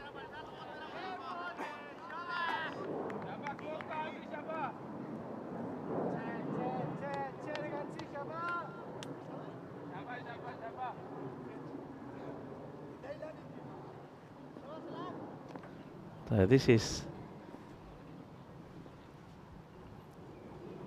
start off the 3rd over.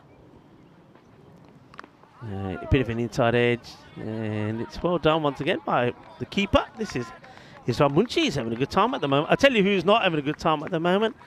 Us, because every time that this little duo of myself and Tina get going, then the gremlins come in and they take one of us out again, and well, Tina's headset has gone again. So I think we're going to stick to our little plan of just chopping and changing after 5 overs. And that's being played away. That is going to go not to the boundary. It gets picked up. And Aslan Mohammed is the bowler. Apologies for the graphics at the moment. You can see that it's just taken a while to update. We seem to be having problems with all kinds of connections here at the ground as well. Maybe that's also the issue we're having in here. We haven't been able to be getting to the brunt of it just yet, but we'll keep trying. There's Arslan. He'll keep trying to take another wicket, that's for sure. Bowling here to Ishaq Mohammed, and he watches that go by, kind of looking for the wide. Umpire is quite happy that that's fine, and it looked fine to me. I think it's one of those where the batter thinks, I should be playing at this, but I might get lucky. But that really does come back a fair way. It looks like it was going to be a big wide, but it swings back in. Ishaq.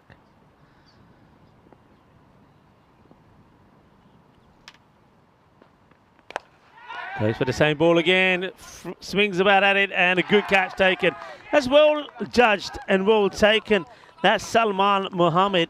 So he sees it go up the air. What I like about this catch is quite often they're the ones that fielders really do attack, and he could have put himself in a position where he couldn't come back from it, but he waits a second, sees it going up the air, then decides, you know, the best way for me to take this is to go side on, keep my eyes on the ball, and if I have to take it over my shoulder, I'll do so, and he does just that.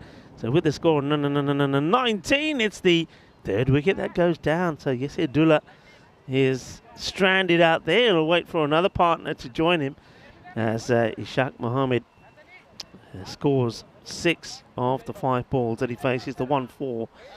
And Salman takes the catch. Another one goes, and Arslan, well, I said he was hungry for another wicket. He does take another, so this is good from him with the ball to go. He's had a good day with the ball, hasn't he, Arslan? Don't forget the 3 wickets he took in that 5-over match against Punjab. Him and Salman were in good form. 2 for 8 here. Can he get another? He'd love to get another. This is Baba Khalik.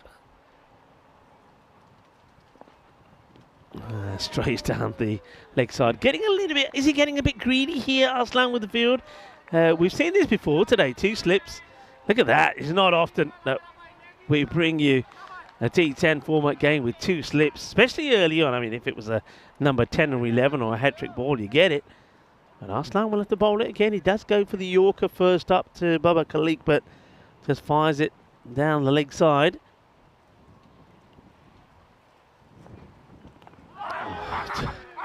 Gets bat on it, gets a bit of bat on it. Otherwise, I think the umpire would have probably been thinking about making a different decision. What a good spell. Take nothing away from Arslan. Just the 2 runs from the over. Picks up the wicket, the score. Struggling at the moment, 20 for 3. Just going to go back actually to that last match. I don't think we've touched on this. A few people were asking a question. I know that Tina put a message in the chat. So with Punjab CC scored 162 for 4. Brescia were 26 for 2 after 3 overs. Then the rain came down. And by the time the rain stopped and the covers came off and we got ready to go, the time had run out. So it was a win for Punjab by 23 runs using the DLS system. So Punjab getting their 2nd win. And I suppose the weather's played its part in their matches today. They had a 5-over-a-side match against Jivadate, which they got a win in. And they win that one as well. But they'll be happy with the way that the day's gone so far. But of course they know that the big test for them will come in the final match of this match day 4. That is crunched. That's gone for 6. It's going to end up in the field. Good luck finding that. What a lovely shot this is. Absolutely cream crackered there by Yasir Abdullah. That will go a long way. Boom. Shakka lag gaya. Bahut badhiya shot maria. That's gone all the way. And a lot of creepy crawlies in here today. They'll probably all come out to welcome Tina to our position here inside the igloo. Goes again, and he'll get it again. Balle, balle, balle, kinna zona. Shakka lag gaya. 6 carreras más. Nicely struck. 6 punti is what they say to that here in Italia. And it was a very good shot. Oh, bel colpo. Nicely hit, nicely dealt with.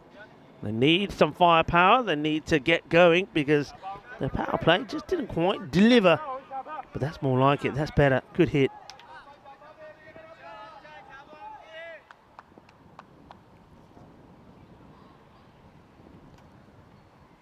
And this time, Onkar Singh, I do like Onkar Singh. He's not had the best of days here today so far, but it's only day 1.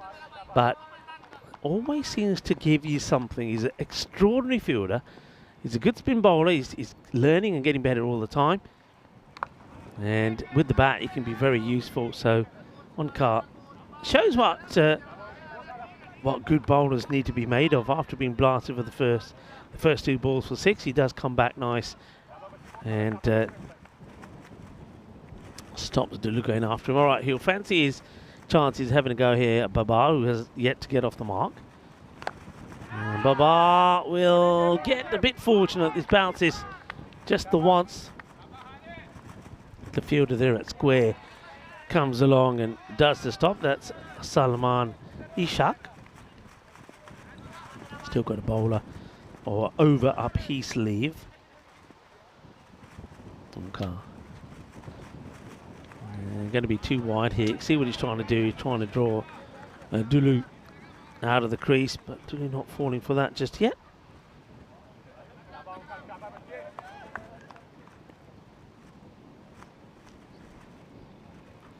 And that's up in the air, and one bounce. It'll just be a single.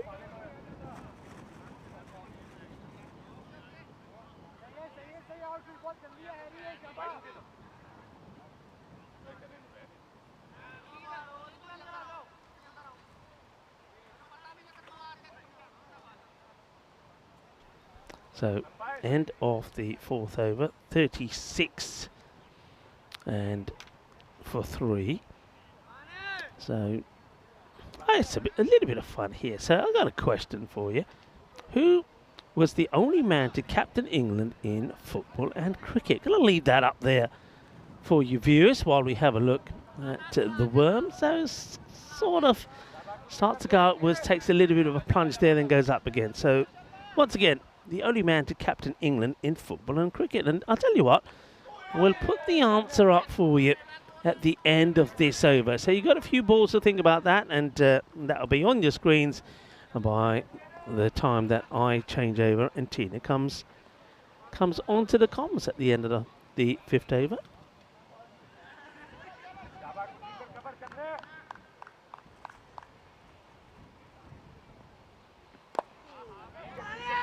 That one is played away and just a single gets taken.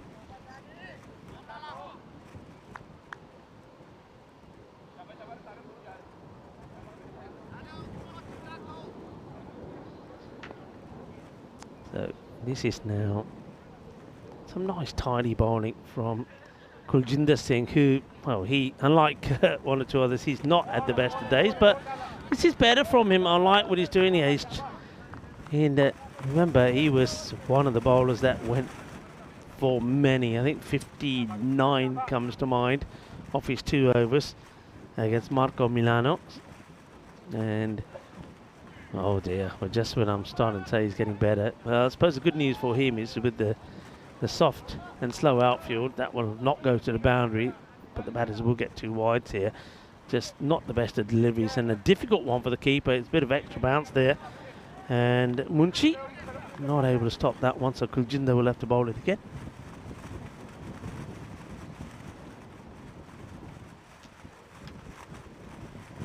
And high in the air, Usama is going to watch this go over him, and it plugs just a couple of meters from where we are and gets the elevation and also the distance this time. Baba Khalik, I feel that he really needed this shot. He was 2 or 3, and that'll help to accelerate the score a little bit. But they need a few more of those, and he goes for another one, this time outside the off. It will go all the way. Manos arriba there from the arbitro. Eso es 6 carreras más. And Kuljinder, things started okay for him. And now they're gone a little bit pear-shaped with another boundary.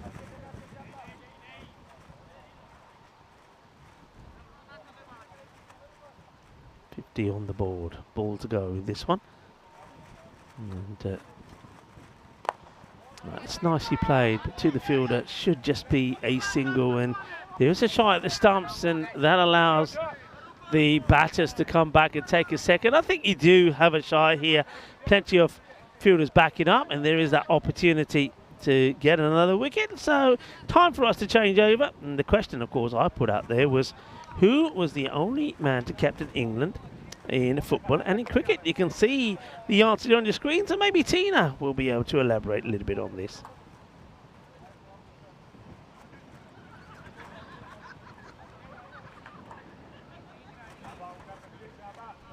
Yeah, thank you very much, Rico. So, Tip Foster, born in 1878, captained both football and cricket sides for England. He only played 8 tests, but he comfortably made the highest score by a test debutant, a mighty 287 in Sydney in 1903-4, which actually remains the highest score by an Englishman in Australia. They do tend to have their struggles down under, don't they? And he also won 6 caps for England playing football. And he and all of his 6 brothers played for Worcestershire, so quite some talent in the family there. And a bit of talent on display in the middle, as that comes right off the middle of the bat of Yasir Dulu. Just creamed over the covers for 6. Probably one of the shots of the day, actually. Just waits for it and almost chips it. To say hello to those dogs over there. Doesn't look like there's any 4-legged friends out there at the moment. Probably hiding from the weather we're having at the moment. It is dry for now, but you can feel there's just a bit of moisture around, and certainly not the glorious blue skies we were enjoying this morning. And well, Rico and I were enjoying a bit of a tag team situation at the moment, as well, I think it's probably the water that's allowed the gremlins to play around in the commentary headsets. We'll do our best to get that back as soon as we can, and that one's going to go all the way, just flat batted by Dulu over that wide long off region. And Onkar, well, I'd agree with Rico. I like him as a player. He's got a lot of energy. On that occasion, though, just dragged that a bit too short and a bit too wide. And Dulu just leaned into that one. And he's going along nicely. He's on 33, just 17 deliveries. So a nice little partnership being built up by the 2 men out there. A bit of a rebuild job, given it was 19 for 3 when they came together. So this partnership already worth 47. That one just been heaved away to the leg side. Should just be the one. And Salman Mohammed does the fielding out there in the deep. I mean, you would say it's an important match for both sides, wouldn't you? Of course, the abandonment yesterday meant that no games were played, but it was at least equal between all 4 sides. They were all due to play 1 game. This one goes high up in the air, and there's 2 fielders converging underneath it, and it's taken in the end by Salman Mohammed. It's a brilliant running catch, and well, he catches it, releases it, and almost throws it straight away to his bowler, reminiscent of that incredible caught and bowled we saw over in Madrid just about a week ago. This one was a bit more regulation, but still a good catch from Salman, as well, you must have heard Mohammed Muzaffar running in over his left shoulder as well. But comfortably taken, and that is the end of what I was just saying was a nice partnership being built up between Dulu and Khalik. But it's Khalik who has to depart for 16 runs he got in the end. Just a 7 deliveries, so he stuck around for a while. 2 big 6s. But he does leave his side now. 67 for 4. That's the first wicket for Onkar Singh in this game, and Naveed Chowdhury is the new batter, and big swing and a miss on his first delivery. That does mark the end of the 6th over as well. 67 for 4. Chowdhury tried to hit that somewhere towards Naples, I think, and didn't get anywhere near it. So pressure, they've got 4 overs left now to try and get themselves into a winning position at the halfway stage. It's pretty much a must-win game for both of these sides. As we take a look at the scorecard, and well, it's only really Dulu and Khalik who have contributed anything. Apart from that, we've just had that duck from Sajid Khan Afridi, having not even faced a ball. A bit of a sloppy run out for him, especially for his international standards. So Brescia, not been the best of starts for them going into this tournament. You'd say, though, more it's actually a must-win for Cividate, as they will have had their 3 games today. There's a big old slip there from Sikandar Walid, who's come in to bowl. And he's hobbling away from that, and I'm not surprised because his back foot seems to just give way from him entirely as he goes in to bowl that delivery. Take a look at that. Yeah, he just slips over, and it's the front foot actually that moves away from him. It's difficult with obviously the amount of footfall going on that left side of the pitch. Means it has got a bit slippy out there, and it looks like Walid he's gone again. He's slipped again. It's just his action. He loads quite heavily onto that front foot, and the front foot is just falling away from him. You can see how muddy his shoes are as well, which gives you a bit of an impression of how boggy this outfield is. On that occasion, though, I think he just doesn't trust himself. Actually, no, it is his front foot again. Obviously, he can't wear spikes, and he's doing the right thing here, I think, by going around the wicket where there's not been quite as much action, and he gives his feet a little sawdust bath, see if that helps him. As well, luckily for him, it's been wides delivered so far rather than no balls. This time he does get it on the pitch, but it's crunched away for 4 from Yasir Dulu. That's an excellent shot, just going across the right-hander on the angle there from that right arm around action. And well, it's not gone to plan so far from Sikandar Walid. His action is naturally quite skiddy. He kind of collapses on delivery. When you're already slipping and sliding in your normal delivery slide, and then you're coming up on an AstroTurf, which has probably got a bit of moisture out there, then it's going to be difficult. See if Walid can come back here. He does, and it's chipped away into the leg side. It will fall short, and there's a tumble there by Salman Ishaq in the outfield. Yep, you're definitely going to have to wash your trousers tonight. As well, he comes flying in. The ball more or less stops. He overshoots. Ends up with knees and face and everything else in the dirt. They do run through for 1. That brings Naveed Chowdhury back on strike. That's a better delivery again from Walid. He has to do his own fielding. Everyone on the leg side more or less pushed out onto the rope. But as I was saying, for Chividati, I think this is a must-win game because they all have had the triple header today. Brescia at least have the triple header tomorrow, so Chividati, they can't really afford to go more than halfway through this group stage without picking up a win. That would more or less be curtains for their ambitions of getting through to finals day on Friday. As a reminder, it's the top 2 sides from each group that go through to finals day, and that's maybe why that final game we have coming up this evening, Marco Milano against Punjab, does look like quite an exciting prospect. Both of those sides have registered wins today. And in the case of Punjab, they've of course picked up 2 wins. Both of them somewhat rain affected, but they've clearly been submitting their offerings to the rain gods and decided in their favour, as they had that 5-over smash this morning and then won on DLS this afternoon. That was a good comeback actually from Sikandar Walid to finish the 7th over after slipping and sliding and then being crunched through the covers for 4. His next 4 deliveries just go for the 2 singles. So at the end of the 7th, the score is 75 for 4. As we take a look at the calendar for 2025, just how much action we have still to come.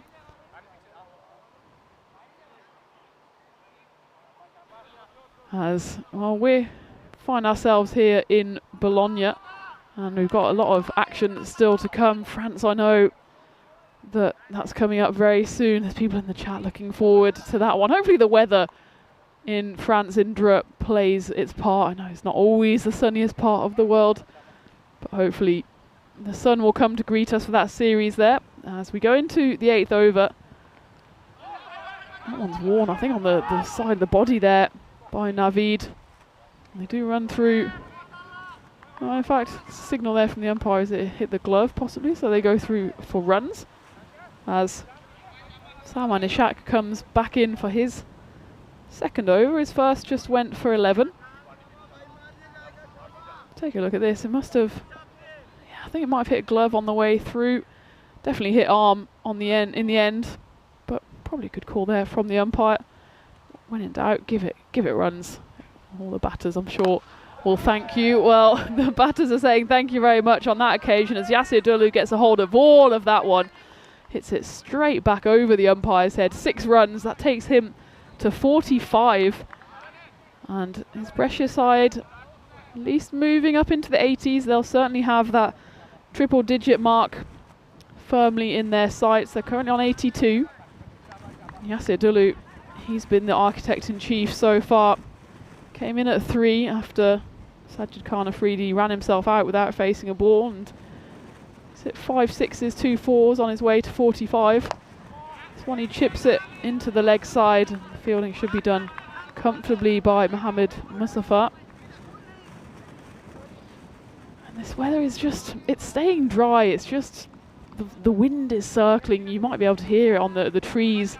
It's a beautiful landscape, but it is quite exposed out here with the fields behind us and the tree-lined fields to the left and in front of us.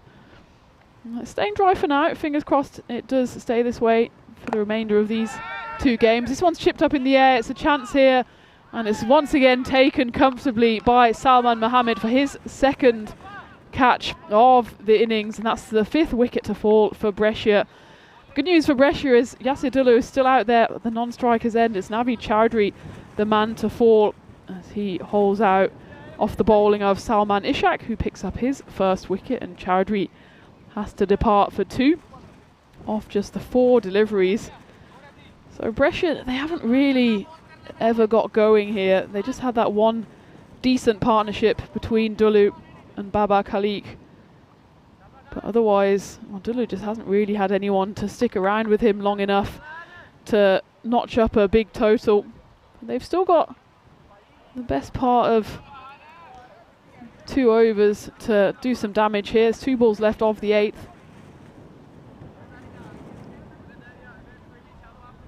As Rico just steps out of the igloo, maybe just looking at those circling dark clouds. He's not running for cover quite yet, so it's still definitely dry out there.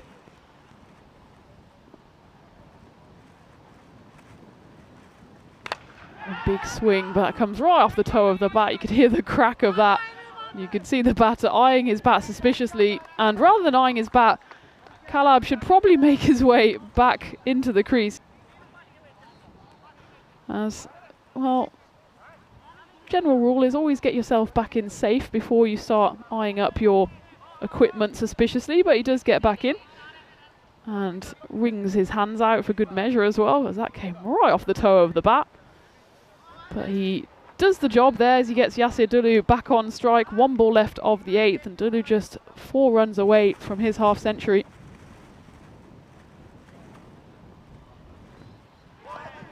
Big swing and a miss on that occasion. Great take actually behind the stumps by Isra Munshi. Someone just tailed away after it zipped past the stumps. That is the end of the 8th. Brescia 84 for 5. So they'd take 100 here.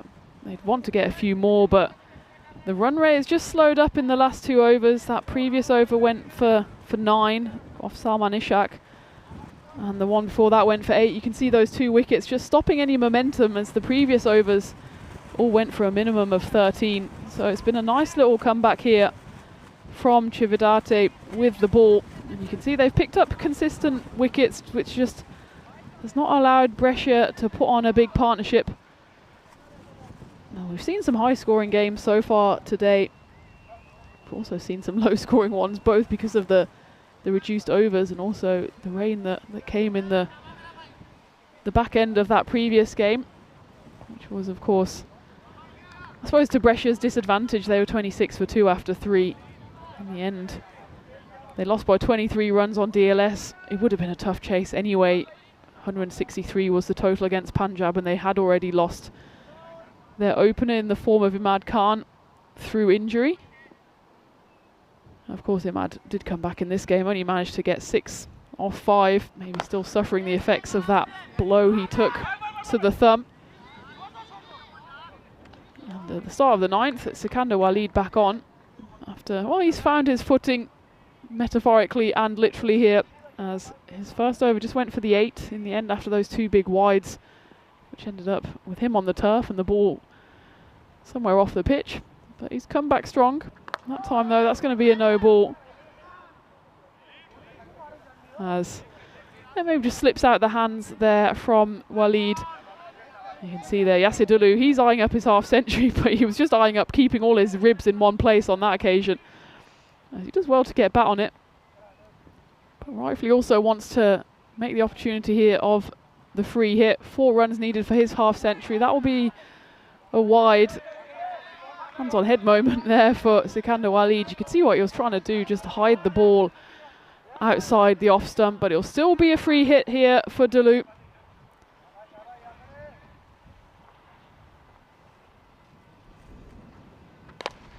And he gets hold of all of that one. It will be the half century for Yasser Dulu. He moves on to 52 off 28 deliveries. Well batted. He's the only one that really for his Brescia side that have put up any form of resistance. 6 sixes and 2 fours on his way to 52, and he's still got a few balls out there. He's got 4 left of this over plus the 10th over to see if he can move his Brescia side. Well, maybe looking at even 120. They're currently on 93. Again though, decent comeback from Sikander Walid, who looks to still be suffering the effects of those slips at the start of his first over. He's moving gingerly, to say the least. Halfway through his second over, halfway through the 9th.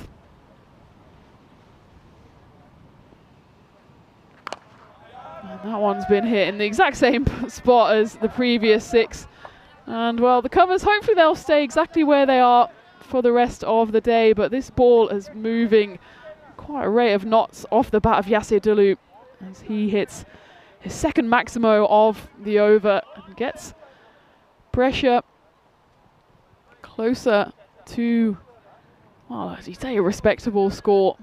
Cividate, they've shown that they can hit well, but it's just a case of whether they can stand up to the scoreboard pressure. It's 99 on the board now. Make that around 100. As Walid, with his action way, just falls away. You don't really have much room for error. As that one just falls away a bit too much down the offside. So 100 up for Brescia. Yasser Dulu 58 off 30. He's got 2 balls left of the 9th. That one's been hit hard, and everyone should move out the way of that, as that was struck into the neighbouring field. And luckily it's a field of crops rather than animals, because the other animals would have been taking cover there as well. As that was struck firmly by Dulu. He moves to 64 now. This over has already gone magical. 22 runs coming off it, and there's still 1 ball to go. So Walid, he did well in the first over, recovered from a few tumbles and falls, but he's fallen to the batting here of Yasser Dulu. A good comeback ball, finishes with a bit of a flourish, does Sikander Walid. So that is the end of the 9th. Pressure 106 for 5. So they've got 1 over left. I'd say 120, not beyond the realms of possibility here. If they can hit this final over 14, that'll be a nice little benchmark for them to set and really just challenge Cividate if they have it within their batting lineup to chase down the total. As we take a look at the bowlers, and you imagine, well, Kuljinder Singh, will he come back for his final over? His first went for 18. That over from Sikander Walid went magical, 22 runs coming off it. It was Arslan Mohammed. He's been the most impressive bowler for Cividate throughout the day, actually, as he picked up a couple of wickets again, and you'd imagine he'll be seen near the top of the order. He's a bit of the jack of all trades for Cividate. He opens the batting, often opens the bowling, so it'll be interesting to see if he comes out at the top. Still 1 over left to bowl for Cividate, and it'll still be 1 over as Salman Mohammed, who comes on and starts up with a wide. It's interesting that Salman Mohammed actually hasn't been bowled so far, because he bowled just the 1 over in that 5 over game against Punjab, but it just went for 8 runs. He picked up 2 wickets, and well, he's bowled the 10th here, so he will only bowl the 1 over. I suppose his only over against Marco Milano went for 20. And he's come back well here. There's an appeal, and it's been given on field, so must have been a little feather edge, inside edge there off the bat of Kalab Sajjad. I assume his task there was just to get Yasser Dulu on strike. All he managed to do was nick one through to the grateful hands of Isra Munshi. You can see there was not much appeal there. It was a polite question rather than a big appeal. Munchie went up straight away. The bowler, he kind of went up on the appeal of Munchie. As we take a look there, the bowler kind of just asks the question after the fact, but the finger has been raised, so Kalab Sajjad has to depart. Imran Naveed is the new batter. And when you've got Yasir Dulu hitting it so well, 64 off 32, you imagine Naveed just get bat on ball, get to the other end. That might be a no ball. And he doesn't have to get Dulu to the other end if he's going to find the boundary himself. That one just chipped over the covers for 4. Might have to take a look at the height on this one. There was a bit of a full bunger here from Salman Mohammed. Maybe why he hasn't been given a ball earlier. The umpire's just waiting for confirmation of, is it going to be 4? Is it going to be the 5 up with the no ball? Let's take a look at this one. Well,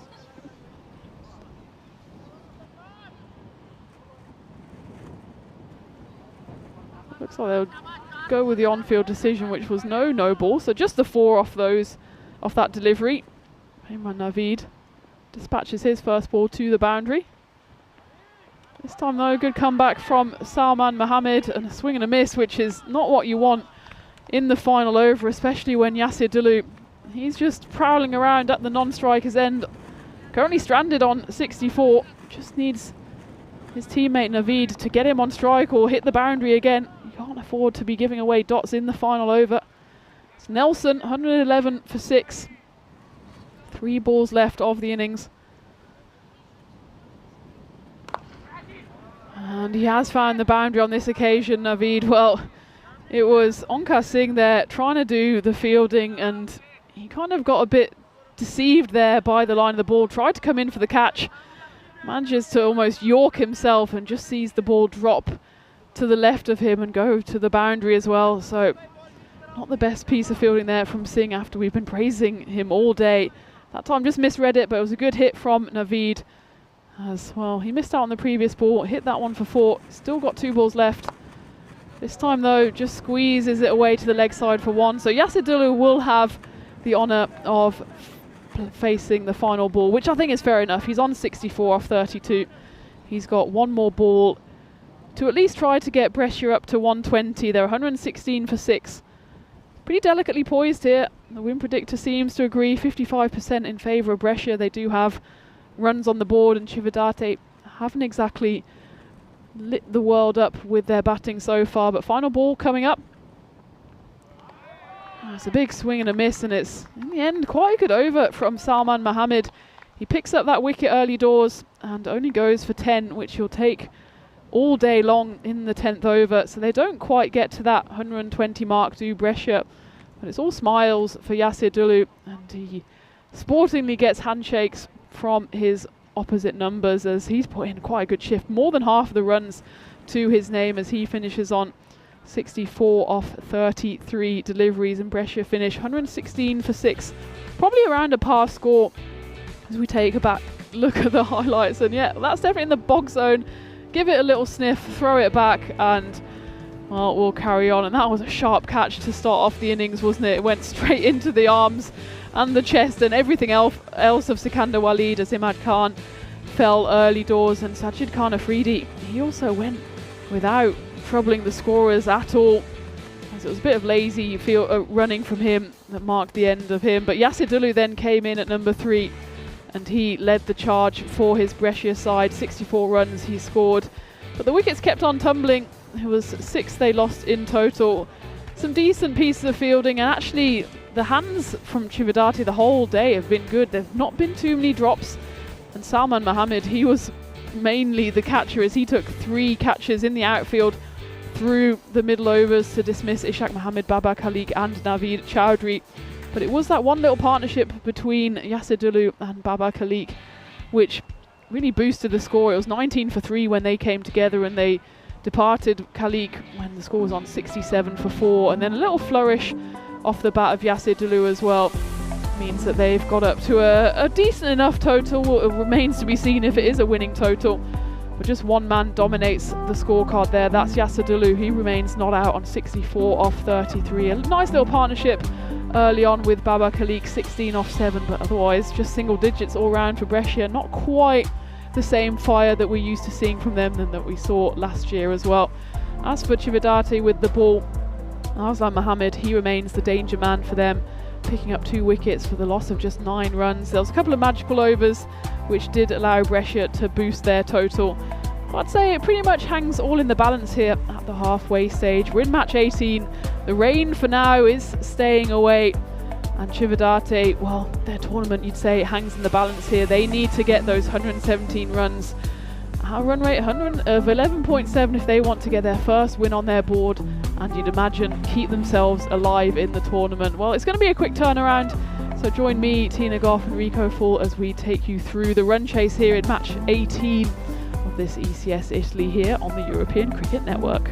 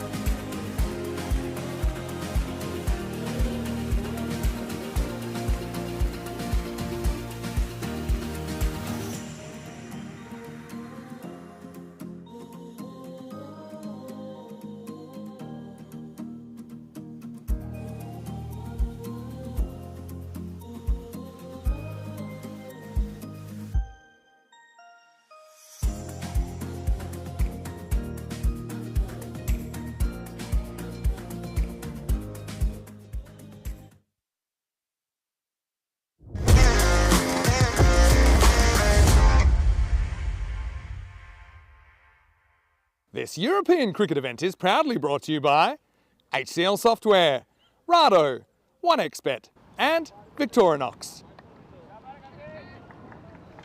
Hello viewers and welcome back to this Fabio Fabri cricket ground in Bologna. And at the moment, well, let's just say that though we have had a little bit of a spatter of a shower, it seems to be staying away, but it has got a lot cooler. But let's hope that we can get this and the next match through without any issues. Brescia had a few issues getting to that 116, but it's a score on the board. And Cividate will know that they've got a good opportunity here to get a win, which they desperately need. Both teams are currently without a win, but Cividate playing their third match. Brescia have only played the one.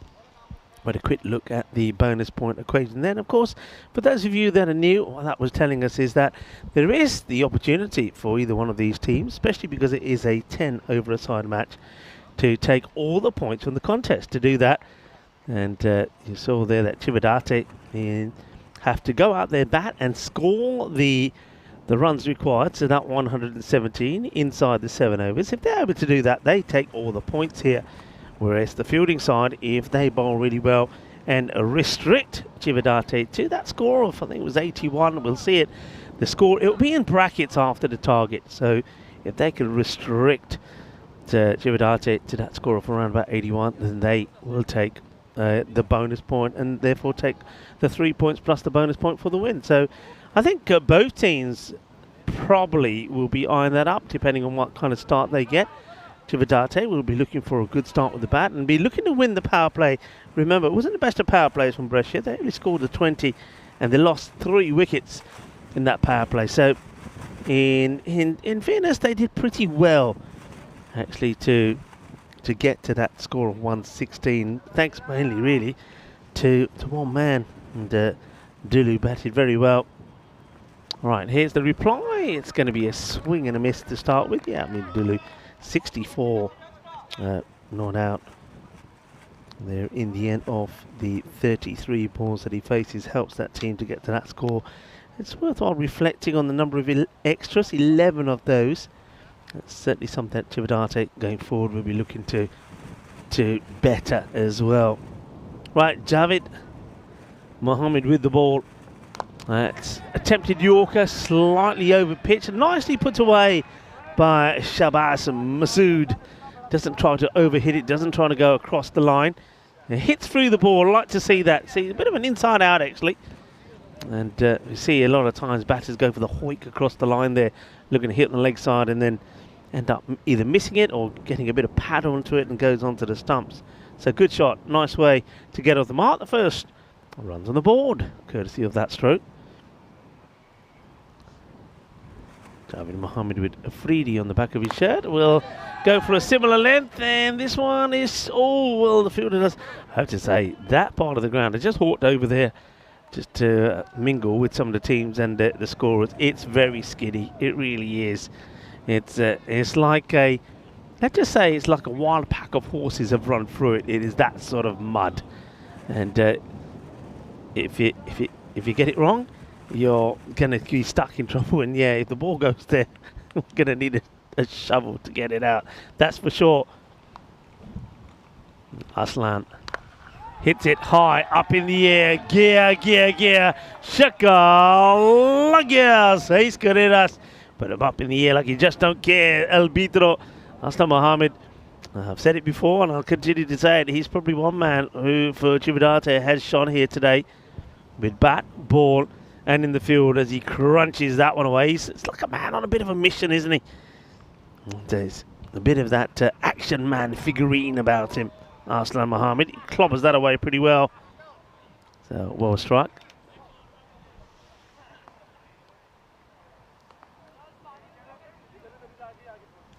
And welcome back to everybody. Luppy Canada saying 10 minutes break in 10 over match is too long. Luppy, what do you think it should be? That's what I want to know. There's a lot of things that has to happen in that break. I mean, the players have to come off. The batters have to get, the next team has to get padded up. There's a lot of things to do. I think in the real world, I think you'll find that the turnover time is actually pretty quick.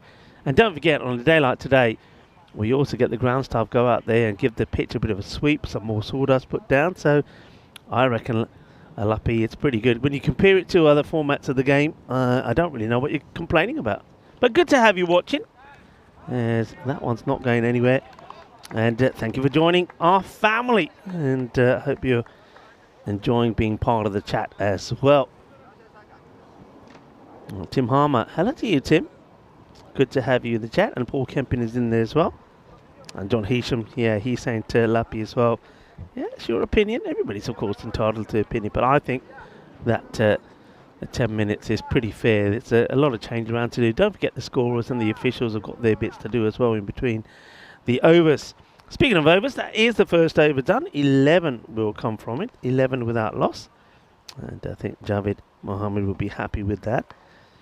Needing to just up the tempo just a little bit. About 11.5 required per over for a win. And umpire just checking with the bowler what the action is going to be here. And looks like he's looking to bowl with the cap on maybe here for a moment. We'll have to wait and see. Have seen it done. Of course, we know that in the women's game it's something that seems to be quite popular. But no, the cap does come off. So this is going to be next over to be bowled by the man who has... They all seem to have different numbers on their back. So we just saw Javid, who bowled the first over. A completely different name on the back of his shirt. Now the man who has Farhan on the back. But that's not a Farhan, but that's gone a far distance. That's going to be 6 runs. And, well, that's where the teams are choosing. Teams not playing, choosing to buy their time in between matches. And, well, that gives them a bit of a wake-up call. It's a short delivery, Gandhi ball from Ishaq Mohammed. And it gets sent to the boundary. Big hit. Smashed away. Hello to crew, Masur crew. Nice to have you on board.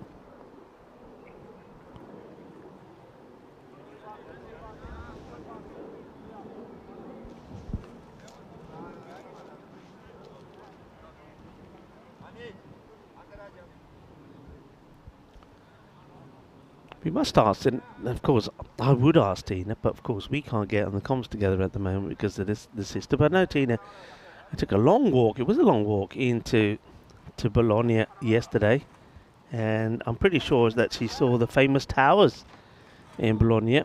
You can't really miss them. One of them is sort of almost right bang dead in the centre of the street. It's a very, very busy and very, very pretty town. Actually, the square is quite amazing. It seems to be the gathering point for everybody to come around, and there's all of the lovely bars and restaurants around there with a lot of the old knick-knack shops to buy your souvenirs. As that one is an ill-directed delivery, and I think that, well, it hasn't gone to the boundary, so the batters are going to have to run hard. And that's the signal from the umpire saying there was a little bit of bat on that.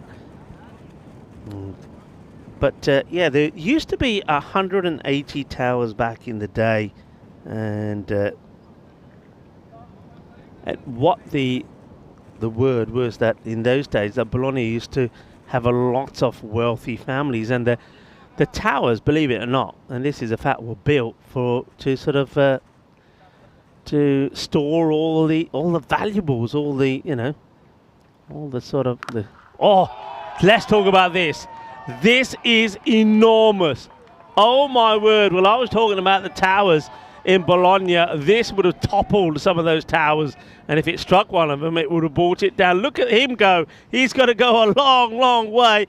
Well, Farmer Joe there is going to try and find this one. Oh, look at the traders. Look at those. With every step, he puts on a few kilos. With every step. He's got there in the end. Oh, that's gone. Can we zoom out and see just how far he is here for a moment? If we can, that'd be brilliant. He says, I'm not throwing it from here. I can't throw that far. Look, there he is. Oh, that was a brilliant shot. Back to the action this time. It's a good comeback, I suppose, from Ishaq. After being pumped for the biggest 6 that we've seen. Oh, my. Yeah, so you had to have money to build these towers. You also needed a tower to keep your money and family safe. It was like a version of keeping up with the Jones. But only 22 towers now remain in Bologna. Oh, there he goes again. And he says, I've only just got back and cleaned my boots. I can't go again. Luckily for him, this time it hits the fence and he doesn't have to go that far. So good hitting, a good start there from Cividate. They're winning the power play quite easily. And there's still some deliveries left in this over. That's another crunching shot. Lovely hitting. He likes a short ball, does Masood. And he's still got one more to come in the over. You can see there the captain, amongst others, having a chat with Ishaq Mohammed. And the one thing they're probably saying to him is, hey, pitch the ball up. That was Club Sajjad also. He is the captain, having a chat with his bowler. He's gone for 20. He's gone magical. How many more to come from it? It's going to be a wide. He was very close to that wide line again. Yes, he comes in here. You can see he wants to go wider, but just watch the back foot. Pretty, in fact, I think the back foot, is that his back foot that catches the line? Actually, I think it might have been his front. Lands the front foot awkwardly first and goes over. But yeah, he's got to be careful of that. In fact, no ball has been called. So it's not only me that's got the BDI. It looks like the third umpire's on that as well. So it was a wide, but of course, if it's a no ball always takes precedence. So no ball called. It was a back foot no ball. Free hit coming up. So the over is going from bad to worse. And Shabas Masood is looking to do a little bit more. Shaba by pouncing on this free hit and sending this to the boundary as well. And he'll miss out on it. Swings hard but misses. That over does come to an end, but not before 21 do come from it. So 11 off the first, 21 off the second. And Cividate, who desperately need this win, have made a good start.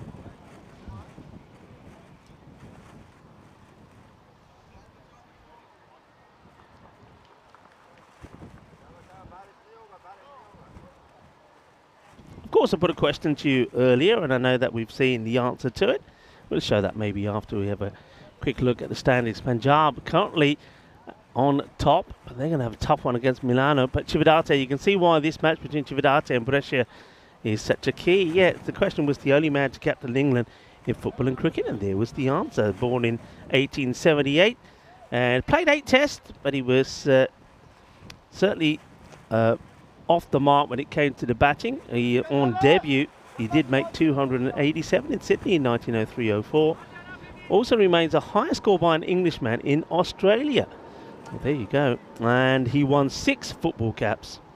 And all 6 of his brothers also played cricket for Worcestershire, as this one gets blasted away, and it's going to be 6 more. Some good hitting. Of course, born today, that was Tip Foster in 1878. So, making it look easy at the moment.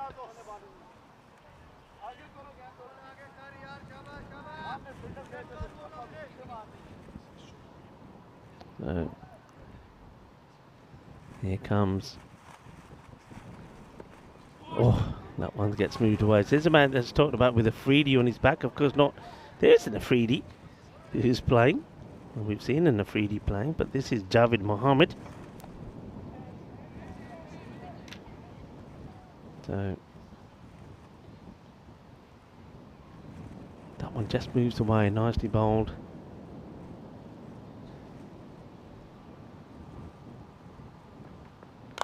Oh, gets hold of this. This is going to go over the fence and into the dog utility field. Hey, there's all sorts of things around this ground. We've got some rugby pitches about, and I've been told we have the biggest remote control car racing track on this ground. That's hit pretty hard, and you know what, this might just slow up. It will do. In fact, the fielder was in danger of kicking it over the boundary because it stops naturally by itself. Yeah, so you know, remote control cars, well, they've got a track purposely built so you can come along here and race your cars. I must admit, when I saw it the other day, I thought, it's a go-karting track, but it looks a little, you know, the circuit looked a bit small. And then one or two of the youngsters in our crew said, no, Rico, that's for remote control cars. Never knew it existed. High, big, long, mighty. What a shot. This is classy. Look at the way he goes down onto one knee and creams his way. Shabas Masood goes Shaba, Shaba. Well, maybe this is your HCL software shot of the day. What a cracker. What a beauty. Holds the pose. Click, click, click. Camera time. Oh, well, that's a beauty. Absolute beauty. Well, Shabas Masood, I'm not sure about what the willy on his back is to do with. Stop chuckling, everybody. But he has got. Oh, dear. Well, you can chuckle some more as this one's gone through the wicketkeeper. I didn't know Nasser Hussain started playing again either, by the way. Nasser Hussain behind the stumps. Is it the Nasser Hussain? Well, I'm not telling you. That's for you to find out. Anyway, it's the end of the over. And that one was pretty close, hit the stump. The wicketkeeper, I can understand it's not easy for the keepers there. It's very, very sticky, very muddy. And maybe going down trying to put the gloves on that one means you might slip or miss completely. So I can understand why he's gone with the pads. 50 comes up. And the difference between the power plays, that's another magical over, by the way, is 32 runs. There's a big difference. You'll see that coming up on the graphics now. So Chivadate well ahead. They've taken the rate required down also to under 9.5. There's the signal from the umpire saying that the power play is done.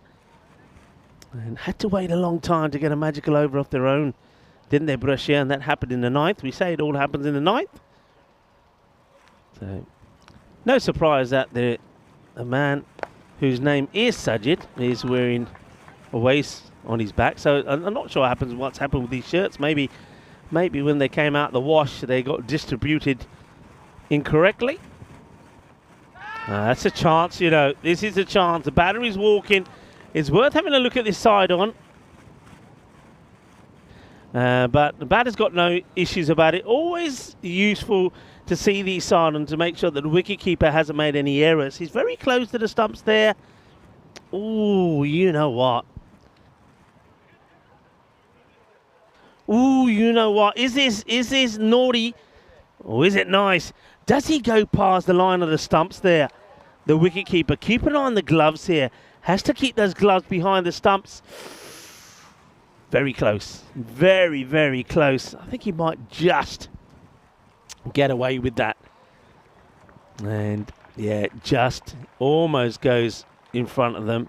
It's a difficult one, isn't it? Keepers, you know, they always want to try and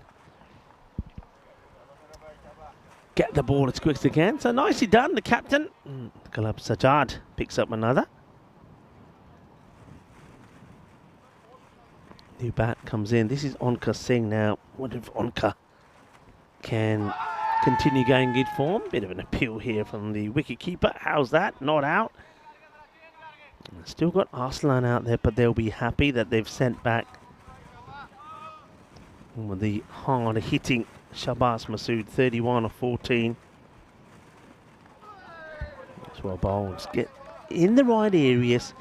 It's difficult to get this sort of length away. That's well bowled by somebody I've known for a long time. It's nice to see Kalab Sajad out there. He's always captain Brescia.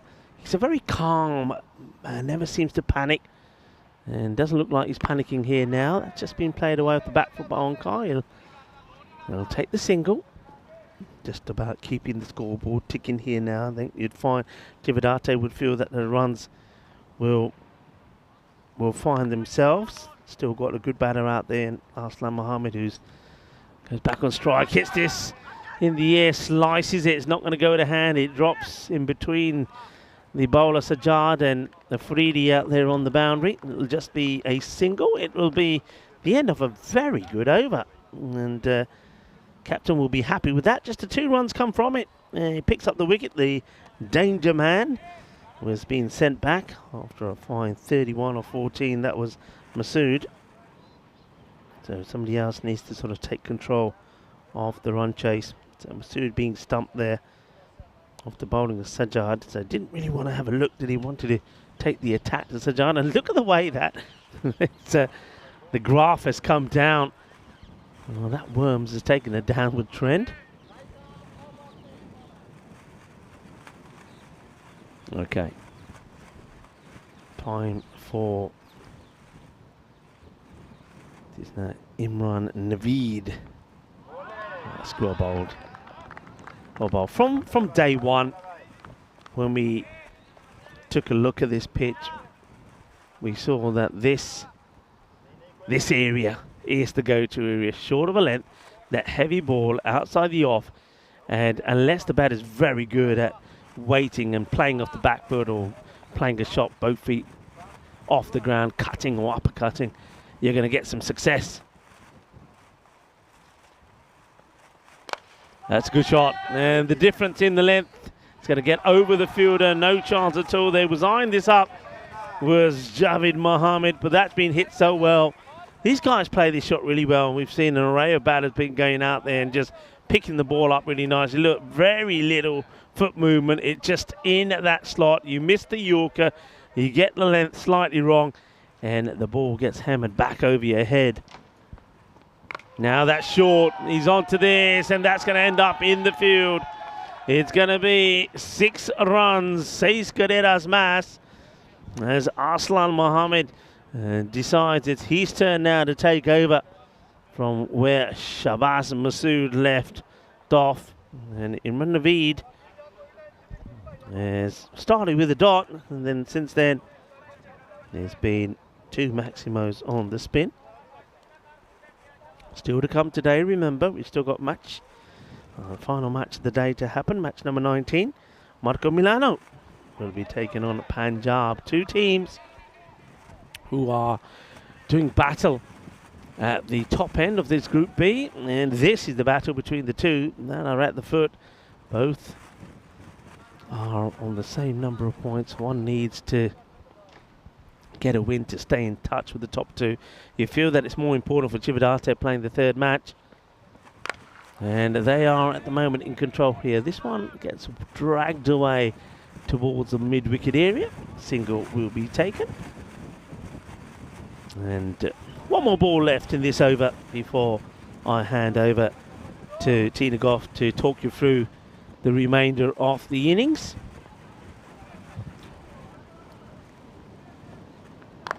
And it will be a single, so going away quite nicely as the score 68, just the 1 wicket down, and the rate staying at just over about 9.5 required. And while I'll leave you with our upcoming events, I'll hand over to Tina Goff.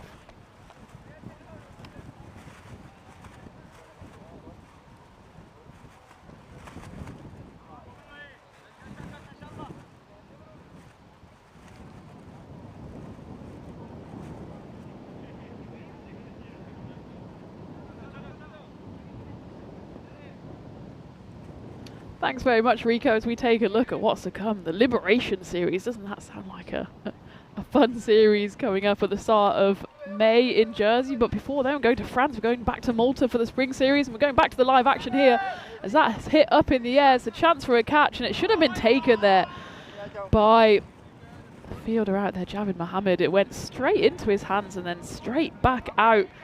And he almost had too much time here as Onkar Singh just miscued it entirely. And Javed Mohammed, well, he closed his hands around the ball, but he closed them around a bit too early.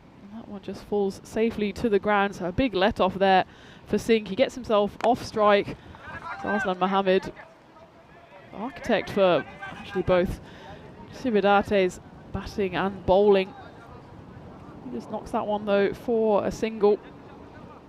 And it's delicately poised, this one. I don't want to send the GB signals quite this early, but there is something in the water here, and it's not just coming from the sky, as that one goes all the way around 360, and it's a tumble by Onkar Singh, and in the end he said no, but suddenly saw Aslan Mohammed tearing towards him, takes a slip and still manages to get to the safe end and the non-strikers end, and they managed to run through for a single. Take a look here, he definitely said no. He held up his hand but didn't have a choice, as that one goes high up in the air. It's a chance for a catch here. It's Sajid Khan Afridi underneath it, and he's probably got the safest hands in the team, despite that one looking like it stung on the way down. It only stings when you drop it, and he doesn't on that occasion. And that does mark the end of the dangerous Arslan Mohammed. After there was almost a run out on that previous delivery, but this time no mistake made by the man with 55 on his back. And that is the second wicket to fall for Cividate as they fall to 71 for 2. That's both of the openers now back in the shed, but they've done a pretty good job between them. Shabazz Masood fell for 31 off 14. Arslan Mohammed 34 off 15. Not a single 4, but 5 6s on his way to 34. And that does bring the captain, Kuljinder Singh, to the crease. And well, he brought his 50 up earlier, but in fact it wasn't off the bat. He brought up his 50 bowling 2 overs. So he'll want to be on the right side of some runs this time. This one goes high up in the air though, and it could be a chance for 2 for 2. It's the same man underneath it, Sajid Khan Afridi. And that one seemed to hurt even more than the first one. Well, he's at least got a smile on his face as he falls to his knees in pain. And maybe just split the webbing there as they go for a high five, Calab. And, well, Sajid Khan Afridi just delicately offers up his fingers. But the main thing for him and for Brescia is that that's another wicket to fall. And it's the captain who comes and he goes. As you can see there, Sajid Khan Afridi tearing in off the boundary, and he takes on the second attempt. He goes 1, 2 and juggles it. Maybe it was the pain of that juggle that caused a bit of agony there for Sajid Khan Afridi, but agony for the captain of Cividate as he goes for a golden derrick. And suddenly Calab Sajjad finds himself on a hat-trick. It looks like it's the wicket-keeper for Cividate, Isra Munshi, who will come out to face this hat-trick ball. 3 wickets up for Calab Sajjad. This is the final ball, hat-trick ball. And it's kept out by Isra Munshi, but Sajjad will nonetheless finish his spell with figures of 3 for 5. Impressive turn there for the Brescia man. Just the 3 runs coming off that over, 2 wickets picked up back to back. Both in the same fashion, as Mohammed and Singh both fall to catches taken here on the boundary by Sajid Khan Afridi. It was just as well a third didn't come his way, because I think his hands would have dropped off by the end. It was in pain in the first one, in agony on the second, and the third, I hate to think what could have happened. But they managed to survive both the fingers of Sajid Khan Afridi and the Cividate batters out there. So it's 71 for 3 after 6. And while the run rate's not really an issue, 46 needed in 24, so that run rate just about 11.5. Just need to find the middle of the bat again, and that's exactly what they do on that occasion. And that's flat batted. There's a long on and a long off there. Both of them can just watch the ball sail away as Imad Khan into the attack for Brescia, and Onkar Singh leads the counter-attack as that one gets clubbed away, and I think actually ends up in the makeshift stream that has formed.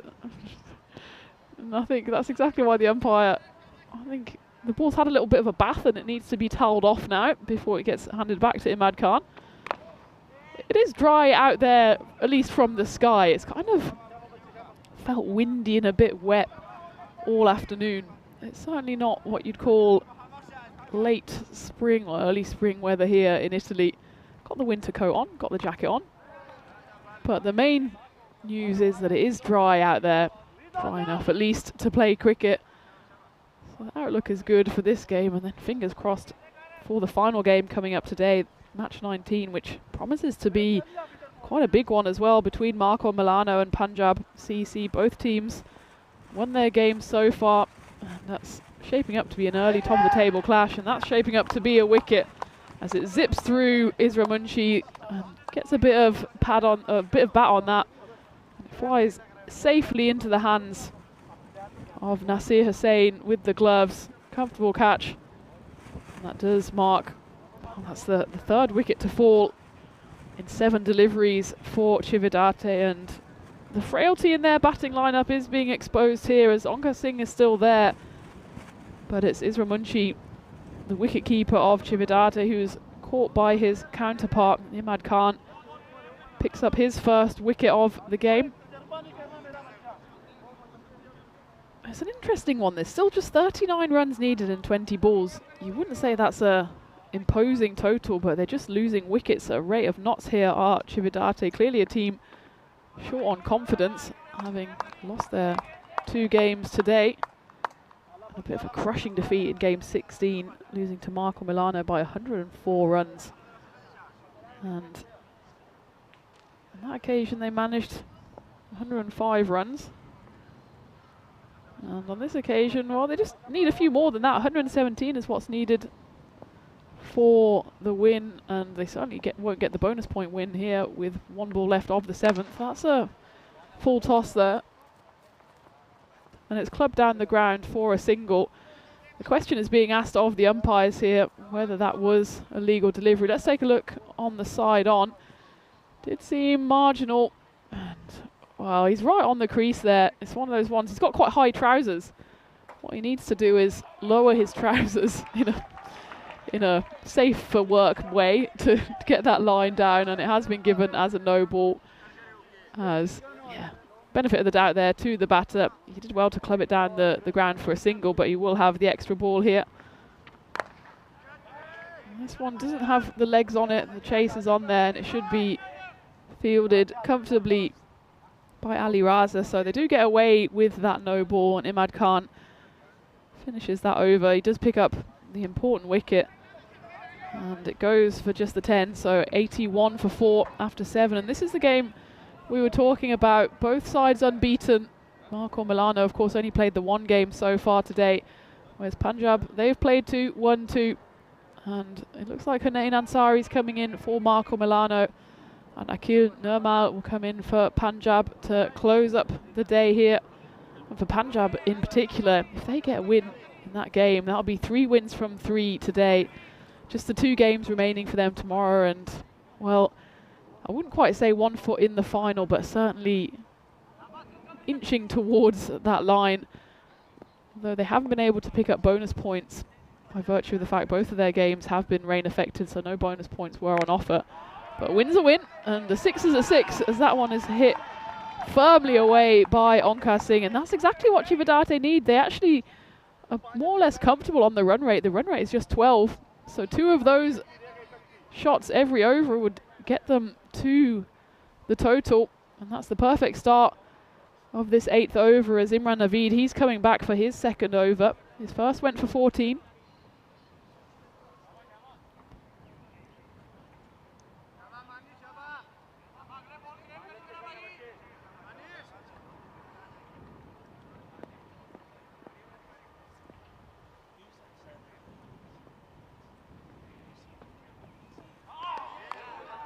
Just flies through to the keeper. A valuable dot ball there for Brescia.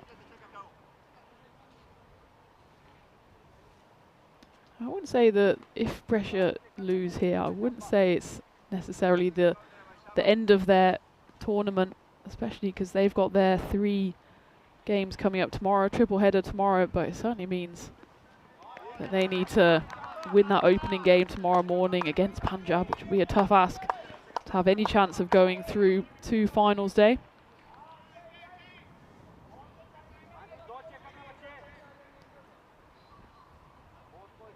But look at that at the moment. Win predictor can't really decide between the 2 teams. Brescia just inching it slightly by virtue of the fact they've got the runs on the board. Onkar Singh's still out there. At the moment though, he's just swinging and missing. I'm not sure this is quite the right tactic. It's 30 needed off. Well, now 14 deliveries. Just get bat on ball, even if it doesn't go all the way. If they can just continue to notch up a few singles and a few runs here and there, they just need to keep themselves in contention, get it down to the 9th and 10th overs, and then see what happens. But it's been 3 swings and misses now for Onkar Singh after his first went for 6. He really needs to get bat on ball here. Just managed to, hits it high up on the bat though, so it won't go all the way. And Brescia at the moment happy to just give them singles as Ishaq Mohammed does the fielding there. So Mohammed Mustafa, he's 1 off 2 so far, needs to find the middle of the bat and then some here. His high score though, he's not got much experience on the network. His high score just 8 not out. So it's a big ask for him. And again, it's just a big swing and a miss. It's good bowling though from Imran Naveed. Especially good comeback given his first ball of the over went for 6. After that, 4 dot balls and just the single, so over number 8 goes for just the 7 runs. So Cividate at the end of the 8th, 88 for 4, meaning they need 29 runs in the last 2 overs, 12 deliveries. And you can see, well, they got off to an absolute flyer, didn't they? But those 3 wickets, well, 3 together and 1 earlier in over 4, really just put the stop on them, any momentum they had, and now they've ducked pretty much for the first time under that required run rate. So they need a big over here in the 9th, and they need Onkar Singh to do it. He's 19 off 15. A few big swings here, and he can at least get his side in contention, as Imad Khan will bowl it, but his first over just went for 10 runs. He picked up that wicket as well.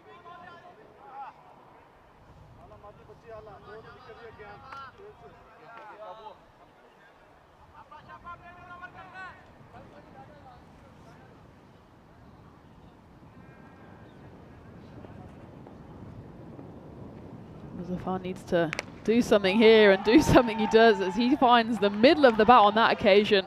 Hits that a long, long way into the neighbouring field. The Wellington boots are going to have to be put on again, as a grizzly has been sprouting there in the pastures, and that's exactly what Cividate need. They just need to keep themselves in contention. We're just talking here about 22 runs needed in 10. A couple of big sixes, and suddenly the momentum will swing firmly back in their favour. Onkar Singh still out there. He's seen enough deliveries now to try and find the middle. 20 off 16, and Mohammad Mustafa, after a few swings and misses, finally has made contact with bat on ball. 22 now needed in 10. He goes again, this time on the offside, but I think the bog will win on that occasion as the ball just slows up. They do run through for 2. The fielding is done out there in the deep. So now just down to 20 needed off 9. Another boundary here would be like gold dust for Cividate if they want to at least take it down to that final over. Anything can happen when the pressure's on. But the pressure's on the bowler here, Imad Khan. Swung away to the leg side. It doesn't have the legs on it again. They want to go for 2, but it's fielded out there by Ali Raza. They'll have to content themselves with 1. That gets Onkar Singh back on strike.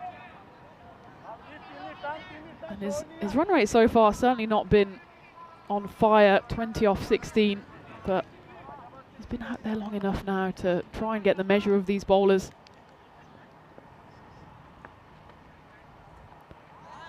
That will certainly help as that one drifts down the leg side.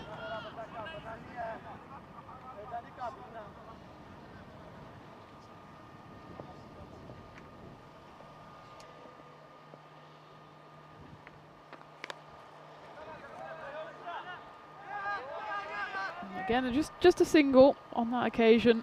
So it's a good little comeback here from Imad Khan.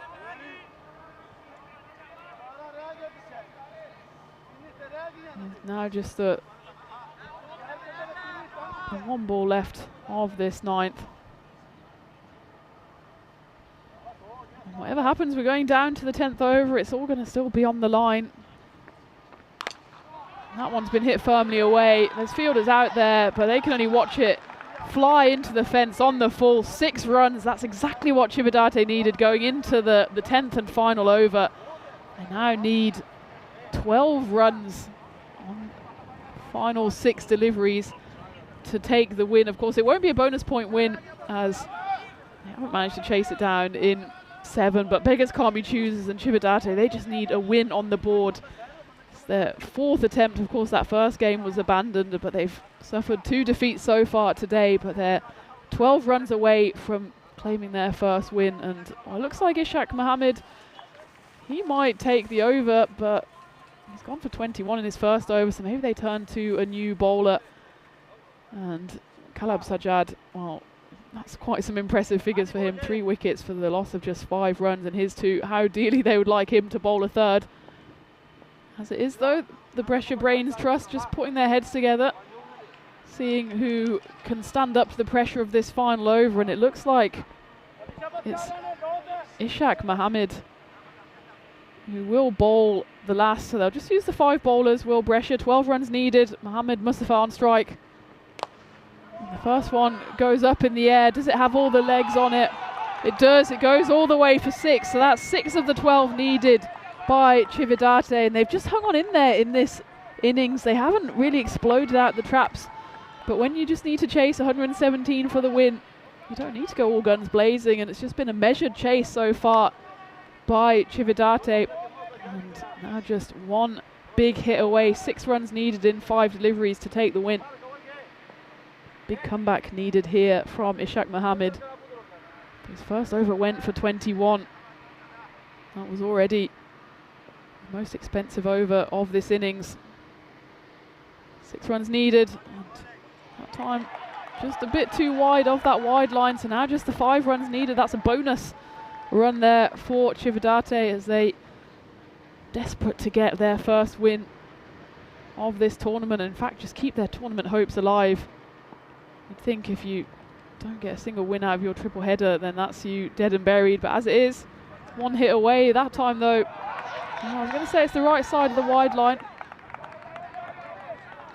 But the umpire again decrees it's the wrong side. Despite the pleading look of Ishaq Mohammed there. And just a word with the umpire there. Yeah, and it's very much the wrong side of that line. Especially when you're a left arm around bowler. You've got to angle it into that batter, otherwise it'll go wide and just stay the wrong side of the line. That's exactly what happened on that occasion. So just 4 runs needed now for Cividate. And that one's high up in the air. It's a chance as a player under it, but he can just watch it sail over his head. So that is the runs required. Cividate take their first win of this ECS Italy. And what a chase it was. Actually, in the end, fairly comfortable with 4 balls left. And they beat Brescia by 6 wickets. So after Cividate, we thought they might end their first day with no wins. They pick up a win on their 3rd and final match of the day. As for Brescia though, they will finish the first day of games winless, as they were just not able to defend that probably slightly below par total of 116. Cividate, well, their top order really did the business as Shahbaz Masood and Arslan Mohammed put on a nice partnership of 52 before Masood fell, stumping by Nasir Hussain. But they just kept plugging away and the boundary rider kept plugging away through that field. Hopefully he's got some new trainers with him because those will never be white again. They just kept on going to Cividate. It wasn't the most explosive of innings, but it was what they needed it to be, and that was a solid run chase. As Arslan Mohammed, he scored 34, and Onkar Singh as well. He finished unbeaten on 34. That was a costly catch there, dropped catch there by Javed Mohammed. That could have changed the face of this game. Sajid Khan Afridi, he took 2 catches, the second more painful than the first as he fell to his knees in agony. And it was agony in the end for Brescia as they weren't able to defend their total. And it was down to then Onkar Singh and Mohammed Mustafa at the end with his cameo of 14 off 6 to lead their side to their first win of this ECS and probably also keep their tournament hopes alive. They'll need a couple more wins though tomorrow if they want to feature in finals day on Friday. So we take a look at the scorecard. And that's a pretty solid top order, isn't it? If your top 3 batters all get into the 30s, then you've put yourself in a good position to win. Then a couple of ducks there from the captain and Isra Munshi, but it was down to Mohammed Mustafa then to help guide Onkar Singh to the total needed. 119 was what they finished on. And well, it was still a decent performance actually from Brescia with the ball, just the 6 extras, but they just came at a bit of costly time. 2 wides then by Ishaq Mohammed at the end and Imad Khan as well. So just fell away a bit towards the end, did Brescia. That means they'll finish today with no wins. Take a look at their bowling though. Kalab Sajjad, he was pretty impressive in a losing cause, picking up 3 wickets for the loss of just 5 runs. But in the end it wasn't enough for Brescia CC as they fall to their 2nd defeat of the day, and Cividate end up on the right side of the result for the first time today as they chase down the total with 4 balls remaining. So in the end it looked like it could have been a thriller, but it was the batting there of Onkar Singh which saw them over the line. Azam Mohammed as well with a 34. So there you have it, match 18 in the bag, and it's a win in the bag for Chividate. Brescia, they'll come back stronger tomorrow. I'm sure they have a triple header tomorrow, and they'll desperately need to pick up wins if they want to feature on finals day. But two sides that have already registered wins are matching up against each other in the fifth and final match of today. Marco Milano against Punjab. Possibly already a little preview of a top of the table clash. Both sides, of course, will definitely want to be there on finals day and Friday. So we'll be back in just about 15 minutes time to take you through the fifth and final game of the day here in ECS Italy. Bologna, hopefully the rain will stay away here, and Rico Full and me, Tina Goff, will take you through that action in about 15 minutes on the European Cricket Network.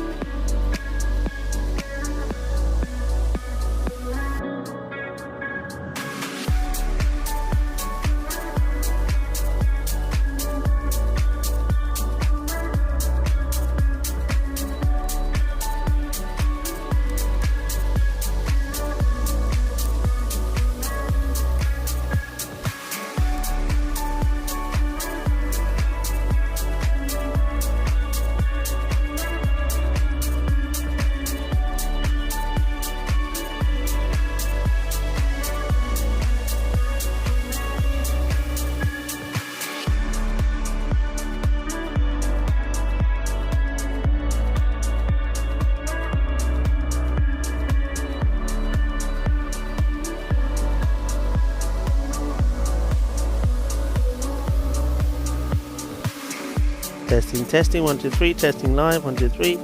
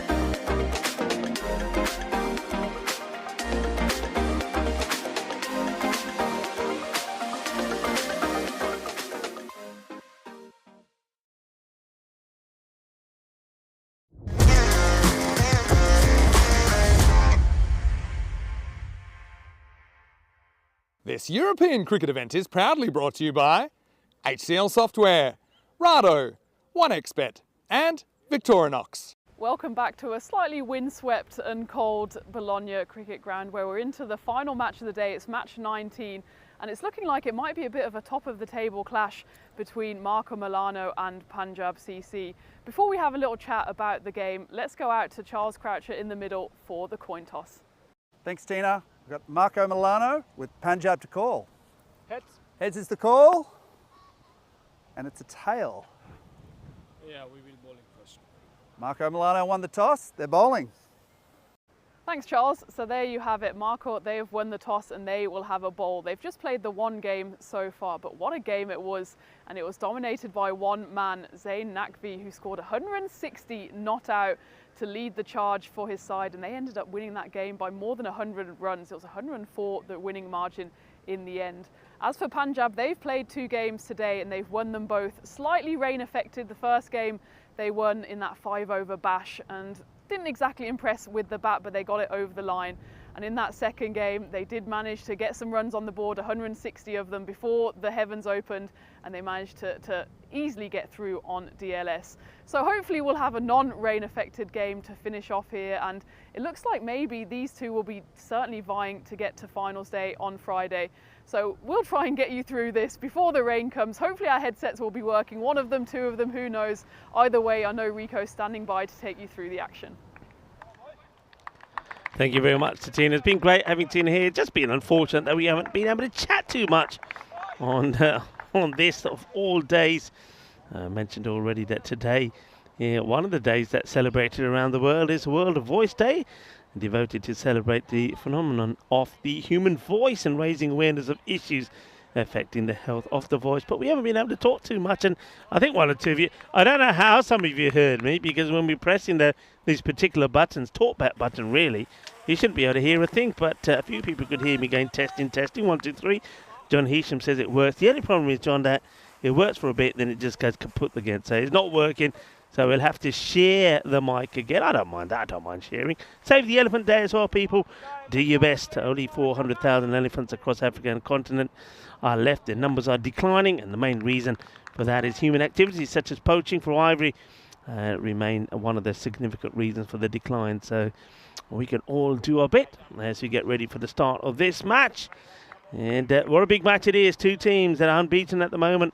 Punjab, they haven't got a full 10 overs in each way in an innings yet. They had a 5-over side clash this morning and against Chivadate and won that one. And then after putting 162 on the board, Brescia 3 overs in, the rain came down. They won that on DLS. And Marco, well, we know what they did earlier, put 210 on the board against Chivadate. And Zain Naqvi scored 160 of 37 deliveries. Well, we're going to have to wait a bit before we see Zain in action, because as you saw there from Charles Croucher, the tournament referee, braving it in a t-shirt out there in the middle in the cold, that it will be Milano that will take the field first. They won the toss, so Punjab to go, and umpires wait for Rado, official timekeeper, to say let's go, let's play.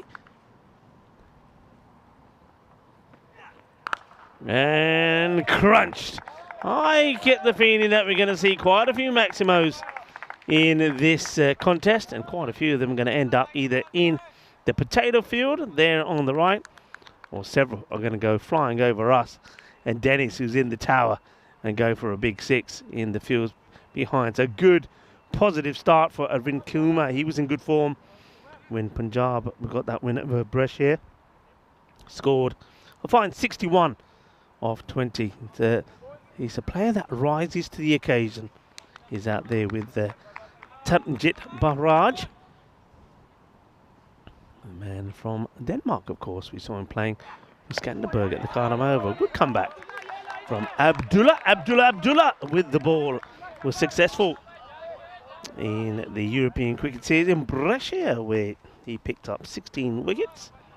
And they're looking to make inroads here. One thing that Marco Milano will know is that Punjab CC, they don't hold back. They will be going for their shots, and they just got to make sure they keep picking up wickets along the way. That's why he doesn't quite get it where he wants it. That heavy delivery outside the off. I think he was trying to play that away on the offside, but just plays it too early. It was sort of leaning awkwardly into the shot. So starts with a boundary. The bowler does come back with a couple of good deliveries in.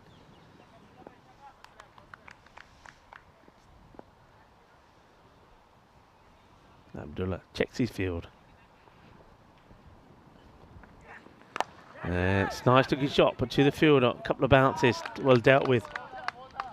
No mistakes from Visal Hussain, who was the only other batter really to make a contribution in that score of 210. It was quite incredible. That 160 was amazing.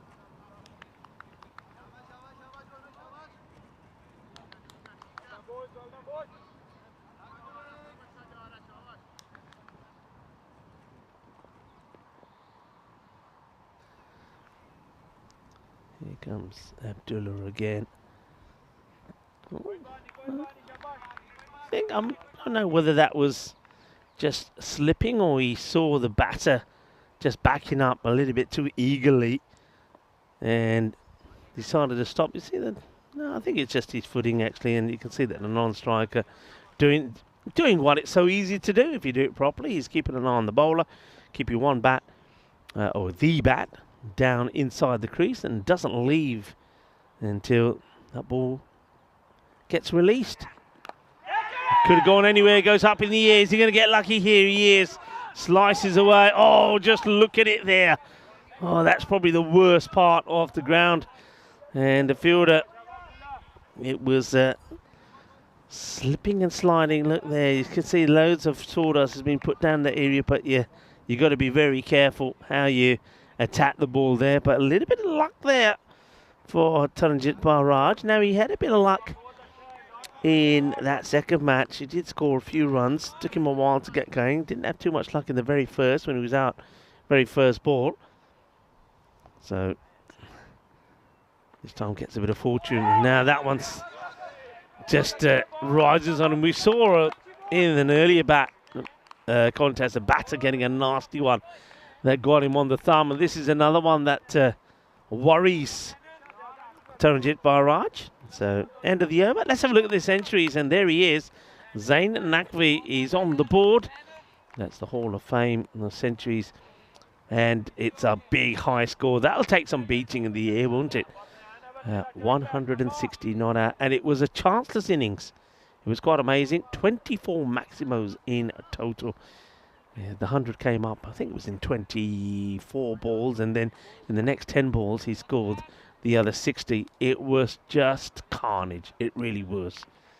And that's why I think Punjab, knowing that you got something like Zain Naqvi up against you, you've got to be looking once again to get past that 150. Not a good shot, this.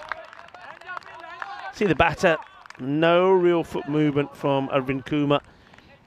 It doesn't go forward. He just tries to play this from his crease, and he's nowhere near the pitch of this delivery. So he's a bit fortunate that he doesn't catch the edge. This is Hasnain Kabir. I've liked Kabir today. And there he goes, a little bit fuller, but no run, straight to the fielder. He's been good in the field, and he's done some very good work with the ball as well. Good player.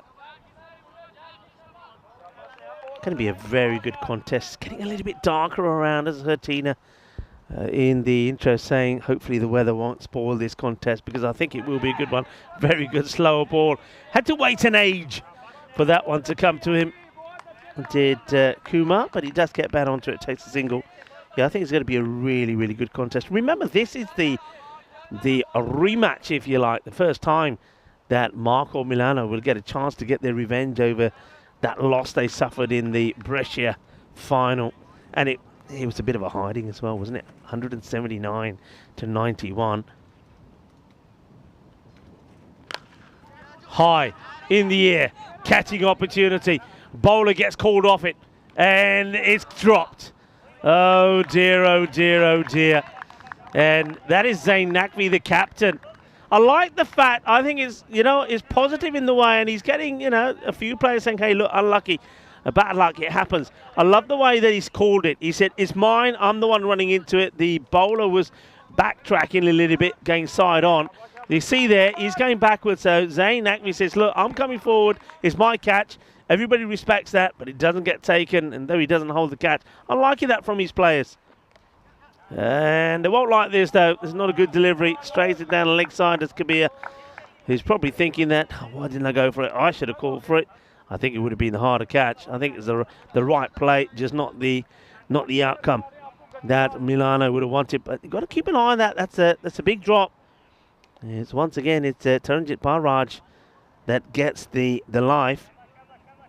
And he's sort of a player, doesn't start well, but you don't want to give him too many chances because when he does click, he can hurt you. That's exactly what Kumar can do when he gets going. The other thing about this Punjab side, which is worth focusing on, and maybe more on that after this delivery, the last one in the second over, that's going to be hit away beautifully, and that's right in front of where production right now. Keep the camera on this. I don't want to see the replay. I want to see this dealt with because it's go easy. It's very, very sticky and muddy there. Yeah, well done. Well done. Yeah, okay, now we can see the replay. Thank you very much there to Elvis. Elvis is doing remote from Riga. Yeah, Elvis is in the house. It's a nice looking shot. Beautifully played. There's a little bit of Love Me Tender comes through into my headset. Now, what I was going to say is that Punjab, they bat deep. When you have a look at their batting, I think they bat all the way down to like number 8. So if a batter's not clicking, I think the captain, Simranjit Singh, has to be pretty quick and say, all right, okay, you've had a number of balls required to get to a certain score. If you haven't done that, you've got to go. I think that's the sort of things that captains need to discuss with their players, their batters earlier. That's a swing and a miss. So it's Taranjit Barraj now. That's 4 deliveries for 3. And I think the best way to do it, because nobody likes this talk of retired out, but maybe the best way to deal with it is that the captain sits down with all his batters before the start of a tournament and say, hey guys, we bat all the way down to number 8.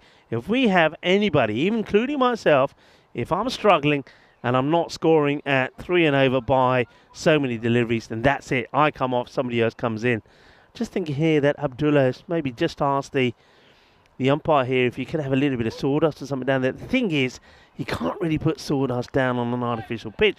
It just makes things worse. It'll just make you skid even more. So I think the best thing, if he is finding that bit is a bit skiddy, it goes down that, I think maybe it catches a little bit of the pad. I didn't think it caught anything, actually. Umpire says a bit of the pad here. I'd like to see it again. I think it misses everything, if I'm honest. Not the best angle. I don't see much deviation. Batter was asking for it as well. But, yeah, I think the best thing, if you are slipping a little bit, maybe just get a rag and just try and wipe that area where you're trying. You can see there is a little bit of mud there, which probably could be removed. But he's trying to avoid it. Slower delivery. And pick up and throw, backed up by several, but does get stopped. Yeah, good bit of bowling. So I wonder how much time Simranjit Singh will give Taranjit Barraj. I think also if you're the batter and you know that that's the plan, Taranjit now will probably be feeling, right, all right, I might as well go for a big shot, get out trying, rather than be retired out. So he knows that he's it's at that point at the moment. Kumar, on the other hand, just clobbers it big for 6 more, and there's our scorers there. There's Manav, Suleiman Saeed is in there as well as Nilkesh Patel. There's Suleiman replying or signalling back to the umpires for the shot. Yeah, great team here. We've got Paolo, who's with us. Charles Croucher, the tournament referee, is in that area as well. It's a sticky area, let's just say over there. Good shot. And nicely played.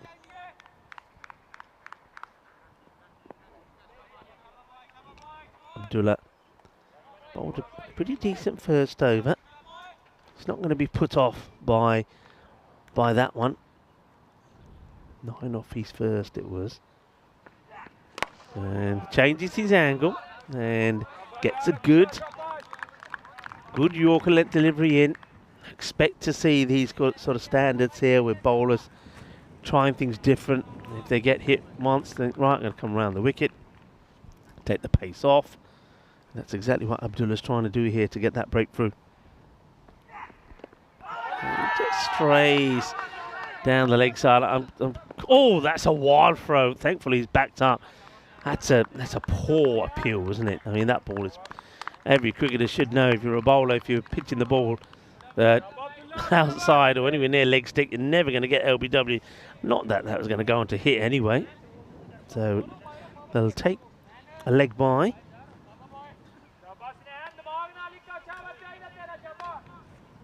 And, well, what are they saying here? They're saying that, let's see, that was the end of the over. That's what they're saying. I thought for a moment that they were saying no shot played, but not the case. It is the end of the over. That's why the batters change over. 29 then is the power play score, and that doesn't quite cut it for me. And Arvind Kumar stays on strike, 24 of 12. And reaching for this one, and it's okay, says the umpire. This is the length, if anything, that he struggles with. He's a very good batter, but anything in this sort of area, I mean, this time he tries to come out to it and get there, and that ends up being the wrong choice. He's probably better off waiting back and cutting it. Dot ball, though, Kabir. Now, that's not a good ball, and that's beautifully played. It's a lovely pull shot. He gets a proper swivel on this, the proper MJ, a little bit of the oh, as this one goes into the field, and I think that's Hasib Khan. It's his job now to get out there and do the ball retrieving. A man, no matter what he's doing, whether he's mopping up bucket loads of water or he's digging up the grizzly from the mud, he's always got a smile on his face. He's worked hard, as he and his crew of helpers and ball boys. And so far here, that one comes back with a few potato peels on it, which get taken off. But a good hit. So Arvind Kumar once again, like in the first match, doing the early hitting. But they are, for me, behind here. The expected score at the moment about that 130 mark. And that is big. Adios pelota, kinna sona. Shaka Lagya Shaba. Arvind Kumar starting to rock and roll. 6 more. Not the best of deliveries. It's short. It's angled down the leg side. And Kumar is onto it like a flash. They want a big over here, don't they? The over by over score so far be 9, 12, and 8.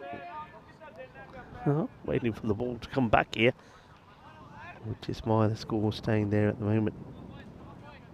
And not where they want it to be, that's for sure.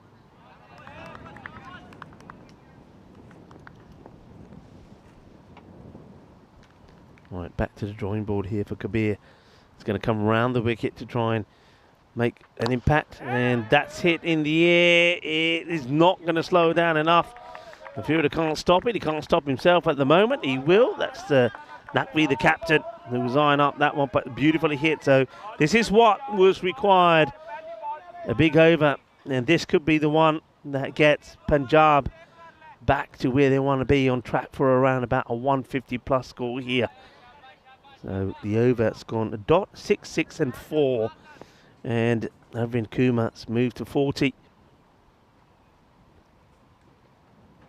Oh, he'd be disappointed that he's missed out on that one. You can see that from when he's played the shot. He knows he gets it wrong. It was sort of kind of in the slot. He just needed to get that hop across, didn't he? But he doesn't take the body across. Swell bowl, though. Take nothing away from Kabir. Holds it back slightly. Goes a little bit fuller. Can he finish well? He tries the same thing again, and he gets it right on the line. I think that's a good call from the umpire. Both batters asking the question, and the umpire says it catches the line. Let's have a look. I tend to agree. First up, I think that is, yep, right on the line. Excellent call from the match official. It's the end of the 4th over. The score 45 without loss. Punjab, I think they will feel that they're probably around 15 to 20 runs behind where they want to be at the end of that 4th over. Well done to Hasnain Kabir. He does get hit for 3 boundaries, but also there's 3 dot balls in that over as well. His spell goes for 28.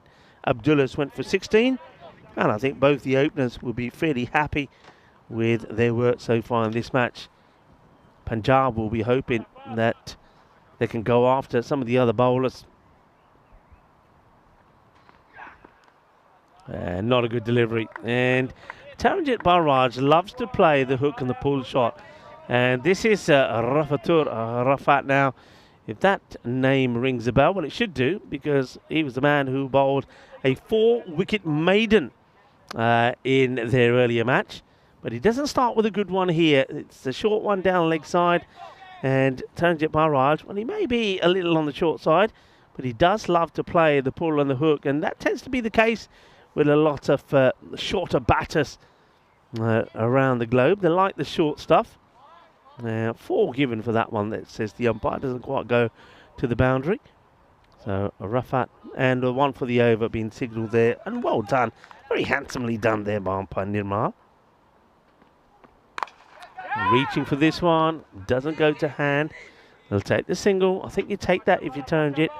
Hit a boundary, take a single, rotate the strike, and hopefully Arvind Kumar will continue to hit the ball to the boundary. That's what they need from now on here. 50 comes up. A couple of balls to go for the end of the first 5. And wide ball called. Close one this, you know. I think this one's a pretty close call. Let's just have a look. Yeah, I think that, again, I can get that. I think if that's gone either way, I'd be happy with that call. But I think the umpire feels that this one probably is just still missing the line as it goes past. So tight, but I think correct. Rafat would disagree as he comes in again, and he's going to catch the batter here. That's hurt. That's hurt him. And that Arvind Kumar is holding the upper arm. And we might need a little bit of the old magic spray coming out here. And it's a short delivery, catches him right on the upper arm here. And dekh lo. Dekhiya. Turka la dita, gande, lasan, adakar, mecha. A little bit of masala. A little bit of spice in the middle. And in the end, he's saying he's being shy, and the umpire says, "Don't be shy. If the magic spray is there, you take it." And who's this coming out to? I think that might be Nilkesh. And there we go. No point rolling the sleeve up. We'll go right through it. I don't know if that quite works, actually. I know. Well, he's probably thinking, what's that all about? I've got to try and get the mud off me clothes, and now a little bit of this spray. It might have worked. No. I think some sprays are designed to go through clothing. I'm not so sure about our magic spray. And now it's his turn to hit back. You hurt me, I hurt you back. And this one is just going to get through the thick mud. And that Grizzly went 4 by 4 there. And we'll get to the boundary. So Arvind Kumar keeps on applying the pressure. So Quattro Mas. As it's another short one from Rafat. This time it's better located outside the off, but Arvind Kumar is up to the task. Plays a nice shot. Quick look at the field here. You've got standard 3 on the leg side. And, well, you can't put him up for this one. He's hits it well enough. Clears the captain, Naqvi on the boundary. It's 6 more. So, yeah, talking about the fielders down on the boundary. 3 on the leg side, square leg, mid-wicket, long on. Long off, that's where Naqvi was. So, like I say, unless he's got a set of steps, he's got no chance on this. And then he got point back on the boundary as well for that uppercut that he plays really well. And that's also 50 to Arvind Kumar. Well batted, 50 in 21 deliveries. Bahut badaya. Arvind Kumar after half century. Puri Kalli. It's his second in the day, isn't it? We saw him score 60 in that 162. So not bad from him, back-to-back half centuries. And misses out on that one, though. A little bit disappointed. We're at the halfway mark. And that means that it's time to make a change. And when Tina comes back, she'll talk you through the Challenger division and her thoughts.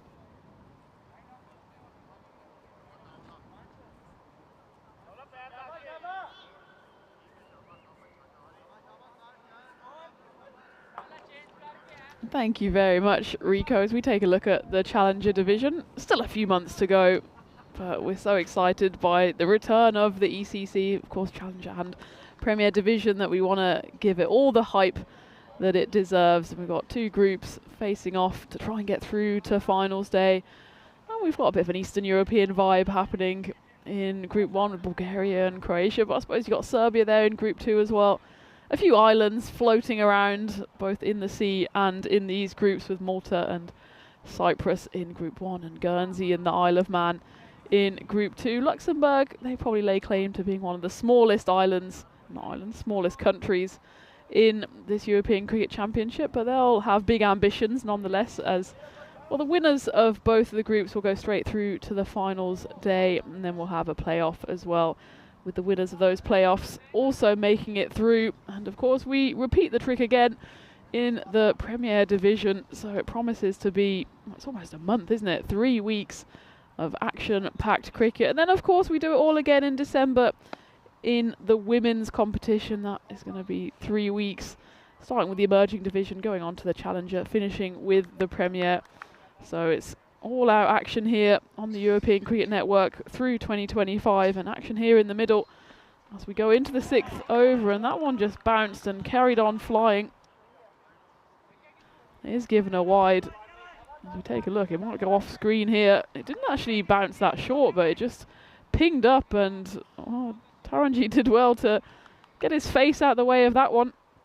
He's been doing most of the batting just from the non-strikers end, watching Arvind Kumar tear through the bowling lineup, but he's doing some tearing of his own now. Taranji has, well, we know he has the talent and the international prowess, and he shows us a glimpse of that on that occasion as he just rocks back. Plays more of a baseball shot than a cricket shot, but it's certainly effective. As it's Atullah who's come in to the attack for Milano. But a wide followed by a 4 to open up his first over, and that one has gone right off the helmet.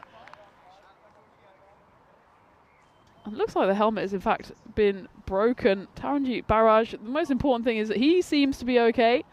He takes his helmet off straight away just to make sure there's no damage done, but I think there's damage done because part of the helmet is on the floor. As, yeah, it hits the side of the grill and you can see debris flying there. But it looks like it's just that padding on the inside of the helmet, which is more kind of decorative for the ears than anything, but a brutal blow there.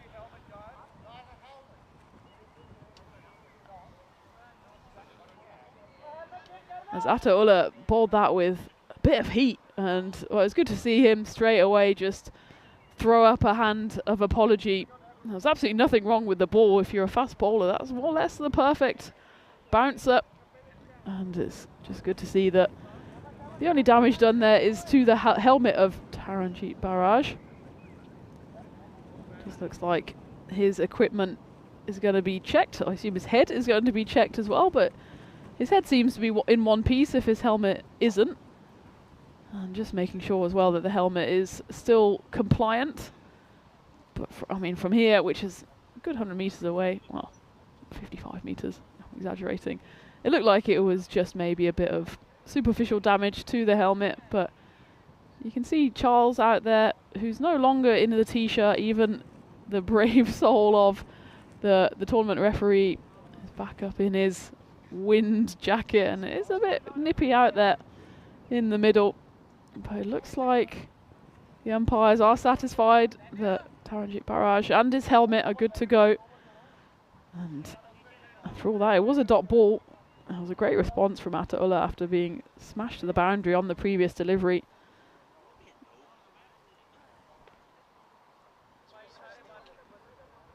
Yeah, just take a look at that again, and it's good to see straight away Taranji is okay. It's always a dangerous one, isn't it, when you turn your head away, which of course is entirely human instinct. But then you leave the back of your head, your neck exposed. And he was basically lucky that it did his helmet and not the side of his head. Maybe they're just double checking if he can carry on with that helmet. It seems to be that everything is in one piece. It's just the padding that came off. And Paolo with his broom. I don't think that'll work, Paolo. I think probably wants a cricket bat and not a broom. Yeah, practicing his sweep shot. There we go. Can't lay claim to that one, Rico. If he was on the mic, he would have said that with absolute glee. As it was, though, I'll just don't shoot the messenger for that joke. As we will get the action back underway. Rico has amused himself greatly. As we go back into the 6th over after that slight break to both the helmet and the play. Still 4 balls left of this 6th. And this partnership, well, it was a no ball then after all that. So almost a perfect bouncer. I think you can still, if you're Atola, be quietly pleased with the venom with which he bowled that, but he will have to now bowl a free hit. Taranjeet Barrage comes back, well, he comes down the crease and a wide given. Let's have a look at this one. I think that, it's a tough one, isn't it? Of course, the line belongs to the bowler. I think you could argue that it might have brushed a bit of the line there, but obviously the angles we get, and we of course get the benefit of a replay as well.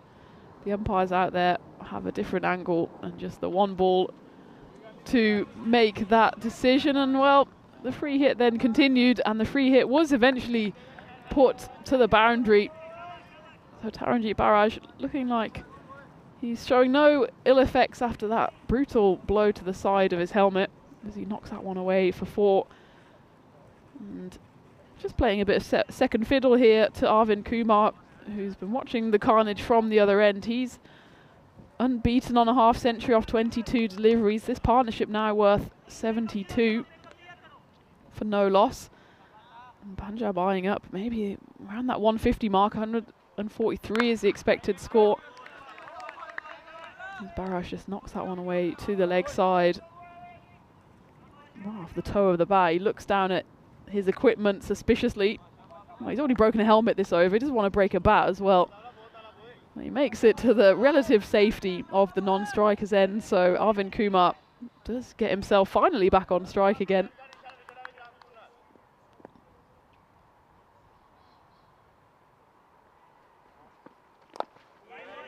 And that one again, just knocked away to the leg side. Yeah, John Gray rightfully saying in the chat, Paolo out there was the sweeper on the boundary in every sense. I'm not sure what he's trying to achieve with that broom, because parts of this ground, I don't know, they need more of a digger than a broom. But we use what we can here, and luckily the rain has stayed away for the last couple of hours. Barrage swings at that one, misses out. You can see maybe there's the sweeper and the sawdust. Sounds like a very bad Disney movie. But Paolo, he's doing everything this week, giving us a song and a dance. There he is.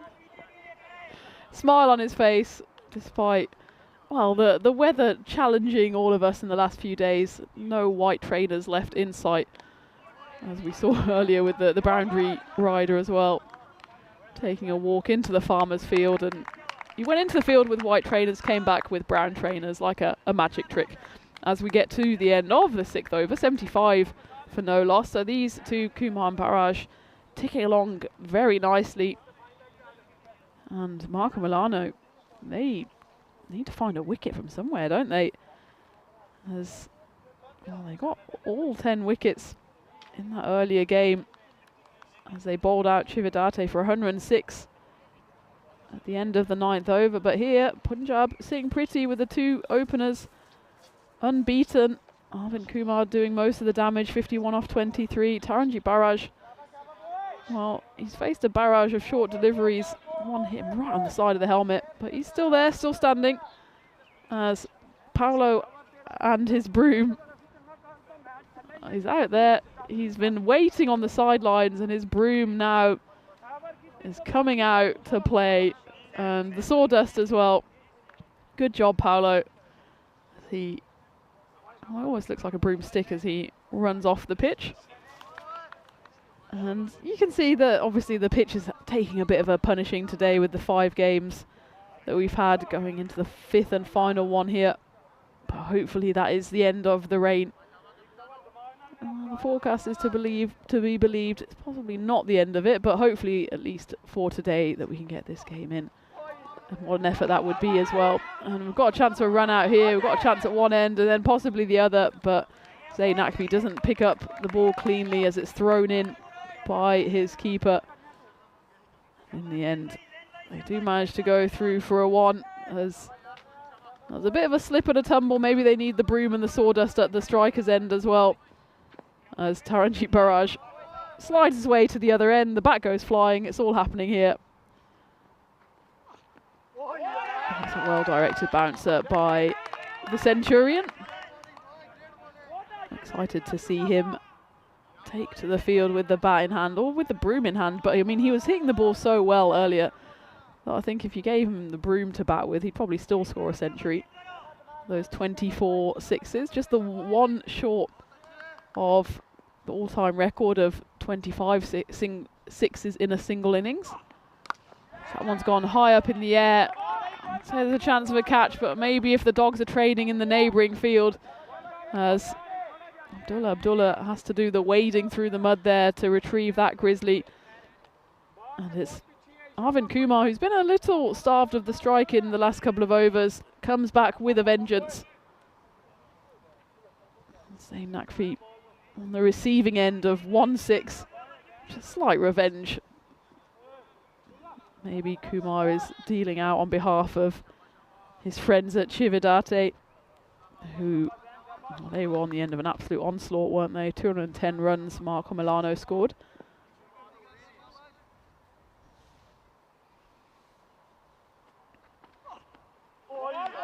Again, good delivery and a good comeback ball there by Zayn. Arvind Kumar swings and misses at that one. Tries to give himself room down the offside, but only manages really to cramp himself up for room.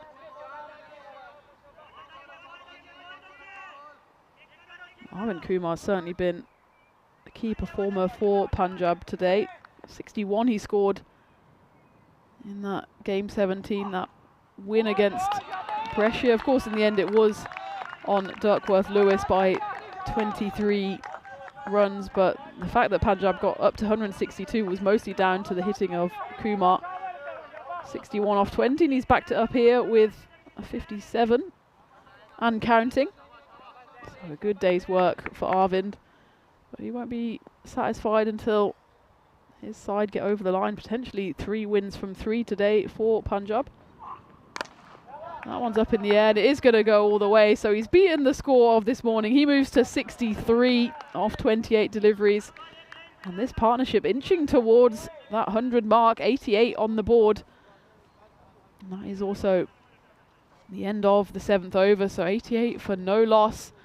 As we take a look at what is going to happen tomorrow, and I know Rico will be having the day off, possibly well timed, given that we only have the one headset at the moment, but I will take you through the action. And of course it's the final day of group stage action, and it's a big day, especially for those sides with 3 games tomorrow. That's why that win for Chividate was so important in that previous game, because they've just got the 2 tomorrow, but Marco or Milano, they'll want to at least finish with a flourish. They've got matches 23 and 24, and how important could that be?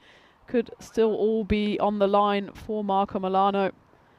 And before that, though, they need to find some kind of wicket-taking delivery here, and this might be the chance, and it is taken in the outfield and right on cue. It's the captain and Centurion, Zayn Nakvi, who takes the catch out in the deep.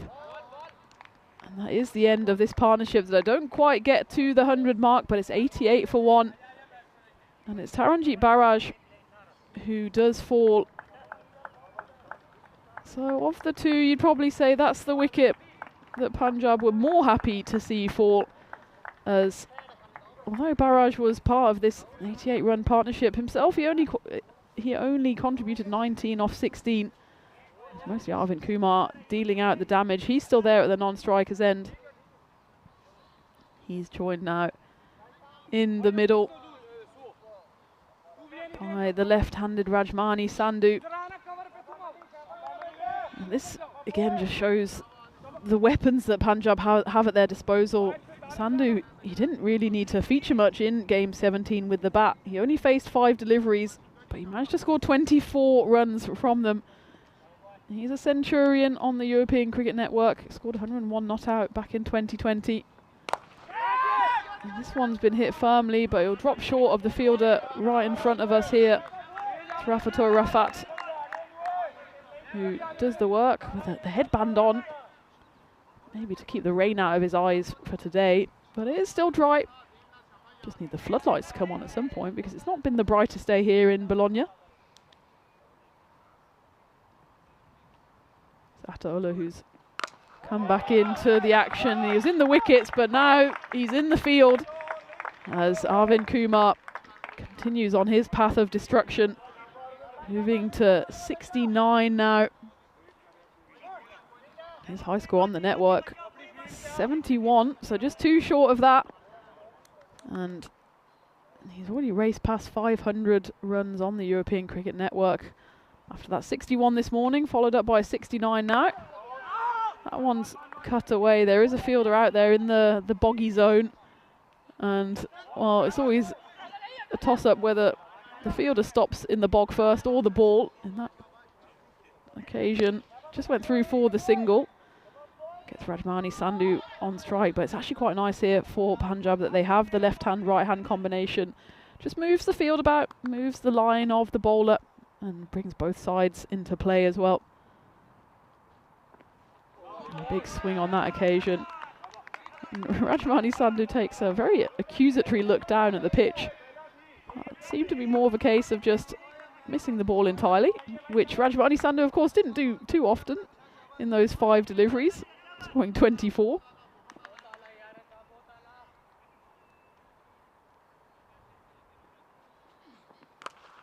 That time he pivots away and it's into the bog zone. And Abdullah, poor guy out there, he'll need to, I think, just don't even wash his clothes. I think he just needs to go into the bath fully clothed to try and get away some of that mud. But it is the end of the 8th. And that 4 brings up the 100 as well for Punjab. So they're on exactly 100 for 1. 2 overs left, and you'd say they're pretty well positioned here to put on a bit of a final burst. Just that 1 wicket falling at the start of the 8th over. Otherwise, that run rate consistently around 12.5. So they'll be looking at 120 and then some, as that previous over went for 12. So the run rate certainly hasn't got away from Marco Milano. And we absolutely know that they have it in them to score the runs. 210 they scored just earlier today. But they won't want to be chasing too big of a total here in the fading light in Bologna. Oh, it's only 5:30 local time, so if the sun were here somewhere, it would still be very much up in the sky. It's just, well, the morning started off so promisingly. We had blue skies, we had the sun beating down, and progressively as we've gone through the day, the cloud has just got lower and lower. The rain has come, the rain has gone, and it came and went again. And hopefully it will stay away at least for the remaining 45 minutes or so of today's action as Zain Naqvi comes in for his second and final over of the day. That one just squirts off the bat of Rajmani Sandhu. He does his part of the bargain there of getting Arvind Kumar back on strike. Actually comes straight off the pad, sorry. Doesn't matter what it hits though, he does manage to get himself off strike and the man in form back to the danger end. It's well bowled by Zain Naqvi, but probably just slightly over pitched, and that's enough for Arvind Kumar to put in a big swing of the bat. It didn't quite come off the meat, but it just squeezed away into the covers and then over the rope. And you can see there the boggy zone there.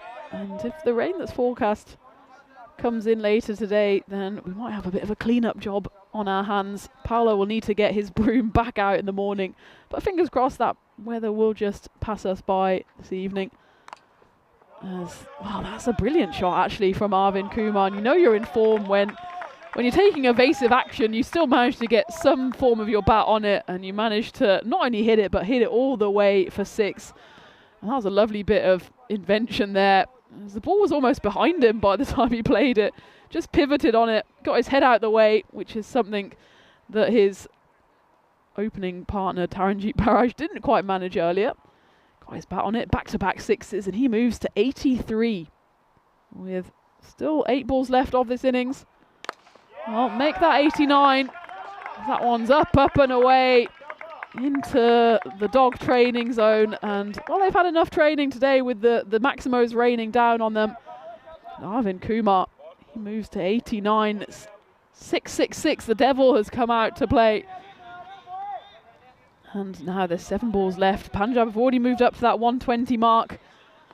The expected score before the start of this over was something around 124. Now even 140 could be on the cards for Punjab. They'll want every single one of those runs, knowing the firepower of Marco Milano. Final ball of the 9th. It's a big swing, and it's going to go all the way once more. Arvind Kumar moves to 95. And that is the end of the 9th over. Punjab 126 for 1. That over goes magical. Zayn Naqvi, well, he was the centurion earlier in the day, and maybe he's just come up against a centurion in waiting in the form of Arvind Kumar, as that over goes for 26. It's the 9th over down, and Punjab 120 for 1. And we can see here it might be the man who bowled a quadruple wicket maiden earlier in the day, Rafat Rafat, who comes back for his final over. It's just the 1 wicket picked up so far. That was Atta Ullah, and his 2 overs went for 26. Abdullah, he bowled well at the top. 16 runs coming off his, and it will be Rafat Rafat to come back. That one squeezed away to the offside, and Rajmani Sandhu, he says, Arvind Kumar, it's over to you. He's on 95. He's got 5 deliveries left to try and get to his century. To make him the 2nd centurion of the day, it will be his maiden century on the European Cricket Network. Before today, he had 432 runs on the network, and he might be adding a century here. And he hits that one firmly into the covers. And the misfield there, I think actually that gets close to the rope. I might have to check that one, because, well, when you're only a few runs away, the difference between 1 and 4 is pretty substantial. And let's take a look at this. It rolls, and yeah, that does hit the rope.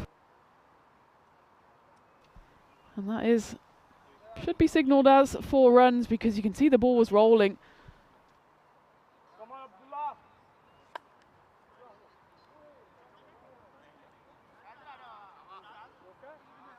So he does move to 99 with that for Arvind Kumar. 1 hit away. And it should be Arvind Kumar back on strike. Well, it looks like they've not given the 4. So they will continue. It is a 1, so therefore it's Rajmani Sandhu on strike, and Rajmani Sandhu will fall on his bat, fall on his sword, as Arvind Kumar did everything to desperately get himself on to the striker's end. It was a big swing and a miss by Rajmani Sandhu, but he selflessly got the centurion in waiting back on strike, and you can see the ball was nailed in here by Rafat Rafat. The fielder coming in did a little hop, skip and a jump. He thought his kneecaps were in trouble there, but the work was done as Arvind Kumar now is on strike on 96. And he'll get through for 1 here, and he's looking for the 2, and this is a bit of a suicide run. And well, it's a bit brainless all around here, and there's gesticulations and everything going on as well. The 1 was certainly run, and Arvind Kumar, in his haste to get back for 2, has almost shot himself in the foot here in an attempt to get that century. He could have stayed at the non-striker's end. He could have still got himself back on strike for the final delivery. As it was, though, it looks like he will have to walk, but it's Charanjit Singh also out there with him, and now there's just a discussion about who is out. So it could be, let's take a look at this again. So it's off the bat of Arvind Kumar. There's definitely a 1. There was never really a 2 on the cards, because the ball is in hand here. And wow, it's just a case of who's going to be run out here, whether they have crossed. I don't think they did, but it's a discussion for the umpires, so It's been a challenging over for the umpires with the boundary decision not going the way of Arvind Kumar. As it is now, Charanjit Singh will have to depart. So that does mean Arvind Kumar is still out there. He's at the non-striker's end though. So he does still have a chance of this century. He's already had a bit of collateral damage though in the form of first Rajmani Sandhu and now Charanjit Singh. So it's all gone a bit chaotic here for Punjab. It's been well bowled actually from Rafator Rafat. Now the new batter coming in, if they are going to carry on in this same vein, they're just going to try and get Arvind Kumar on strike. Arvind Kumar, you can see he's lined up like a 100-meter sprinter at the non-striker's end.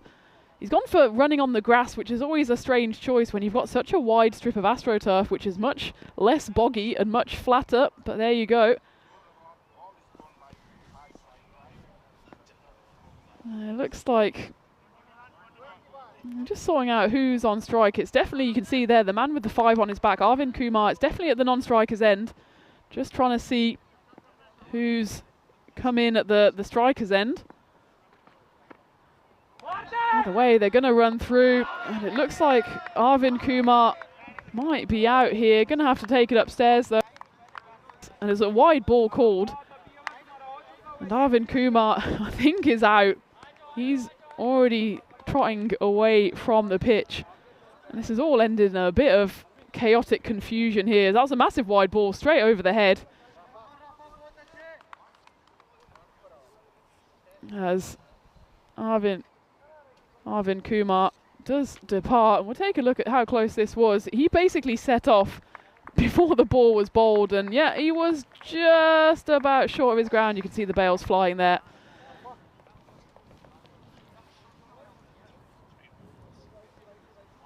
So that is a team hat-trick of run-outs, and a valiant innings comes to an end as Arvind Kumar falls.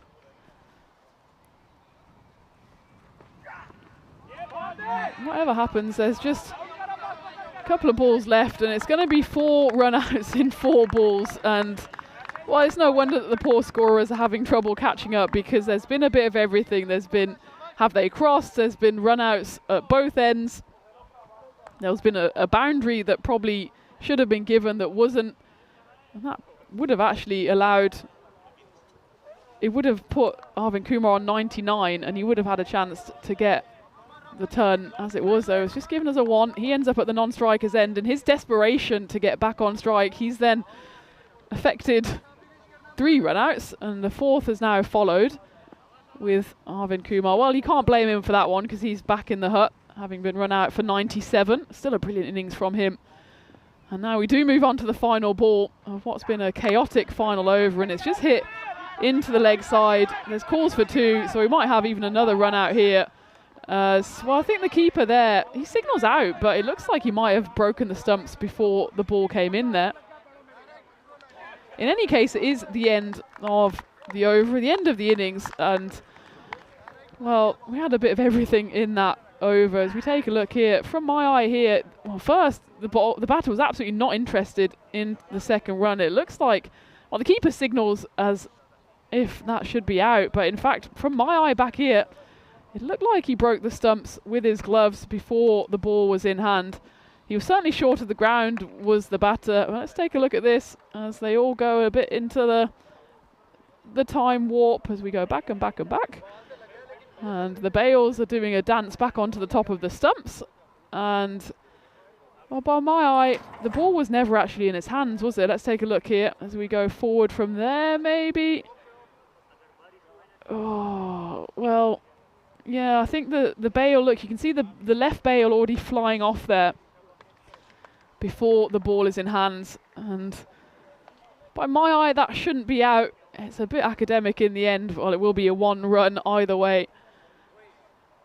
And, well, we'll leave the scorers to work out that. And maybe we'll go to the highlights in the end. I think it was 132 for 5. There was a double team hat-trick in there with 4 wickets, or possibly 5 wickets in 5 balls. Definitely 4 and 4. There was also a wide. And that final one, just trying to look if that was a wide, if that was a run or a wicket. In the end, though, a chaotic start to what was otherwise a pretty plain sailing innings for Punjab, as Arvind Kumar, he was the destructor-in-chief as the ball was going to all 4 corners, including into the bog. And the opening partnership with Taranjeet Barraj was worth 88. It wasn't until the 8th over that a single wicket fell. But when 1 wicket fell, a few more ended up, and well, it was 5 that fell in a row at the end of that 10th over. But Arvind Kumar, until then, he just kept plugging away. 13 sixes and 3 fours on his way to almost a century.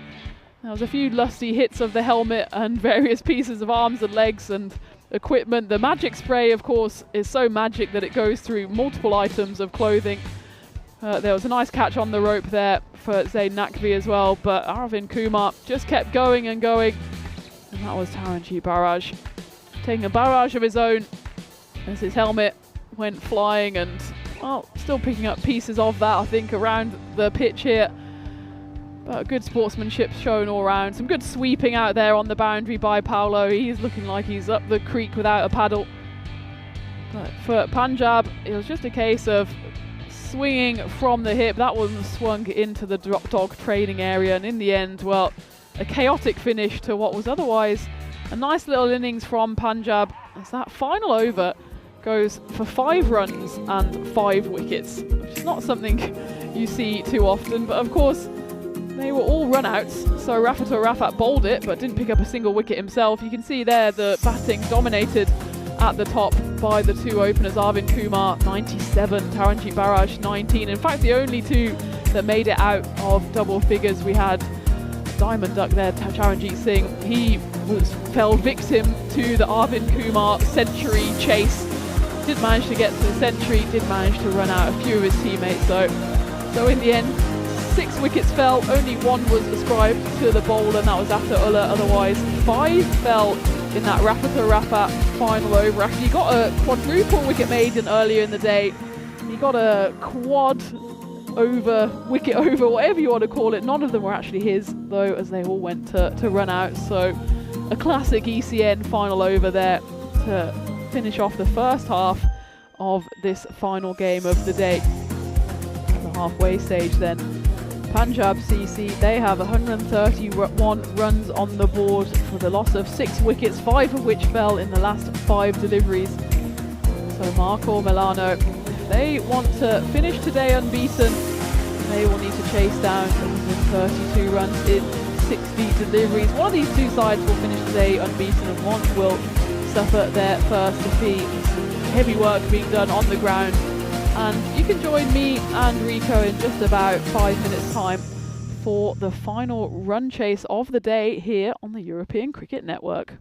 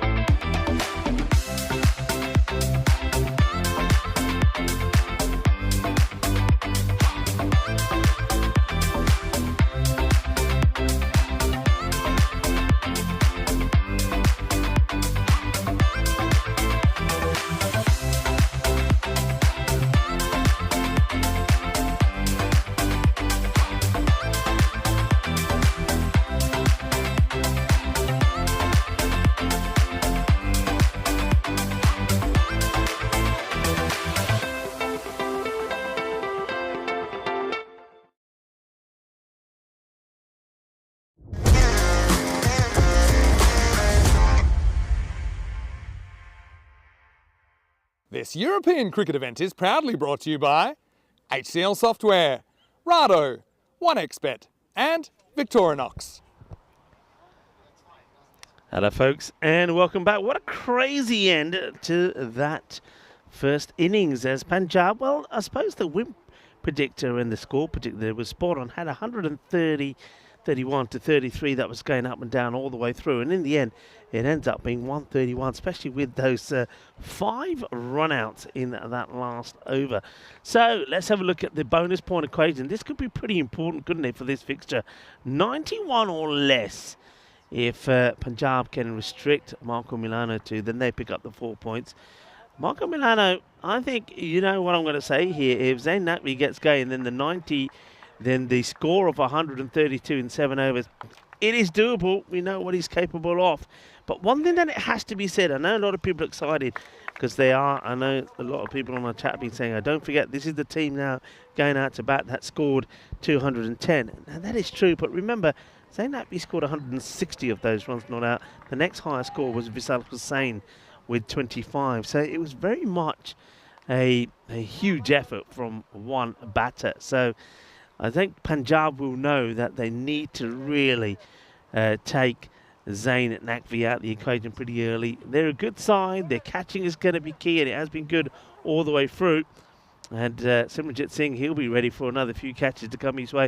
Quite an amazing talent, isn't he, Simranjit? We know that we've seen a social reel yesterday that was going around about Simranjit and all the catches that he's taken. And, of course, he's added a few more today already. And one thing about Simi is when he catches the ball, he knows where the camera is, doesn't he? So big innings coming up here. Remember, 2 teams that are undefeated at the moment. Punjab have won 2. And this is the second time that we see Marco Milano. If they can get a win here, they will feel that with that one extra game in hand, they would have a good chance tomorrow to book their place in the qualifier. That means finishing first. You play the qualifier. It also means you have the second chance to get in the final. That could be big, especially when it comes to some of the top 4 teams that we're going to see on finals day on Friday. So ready to start here. Target is 132.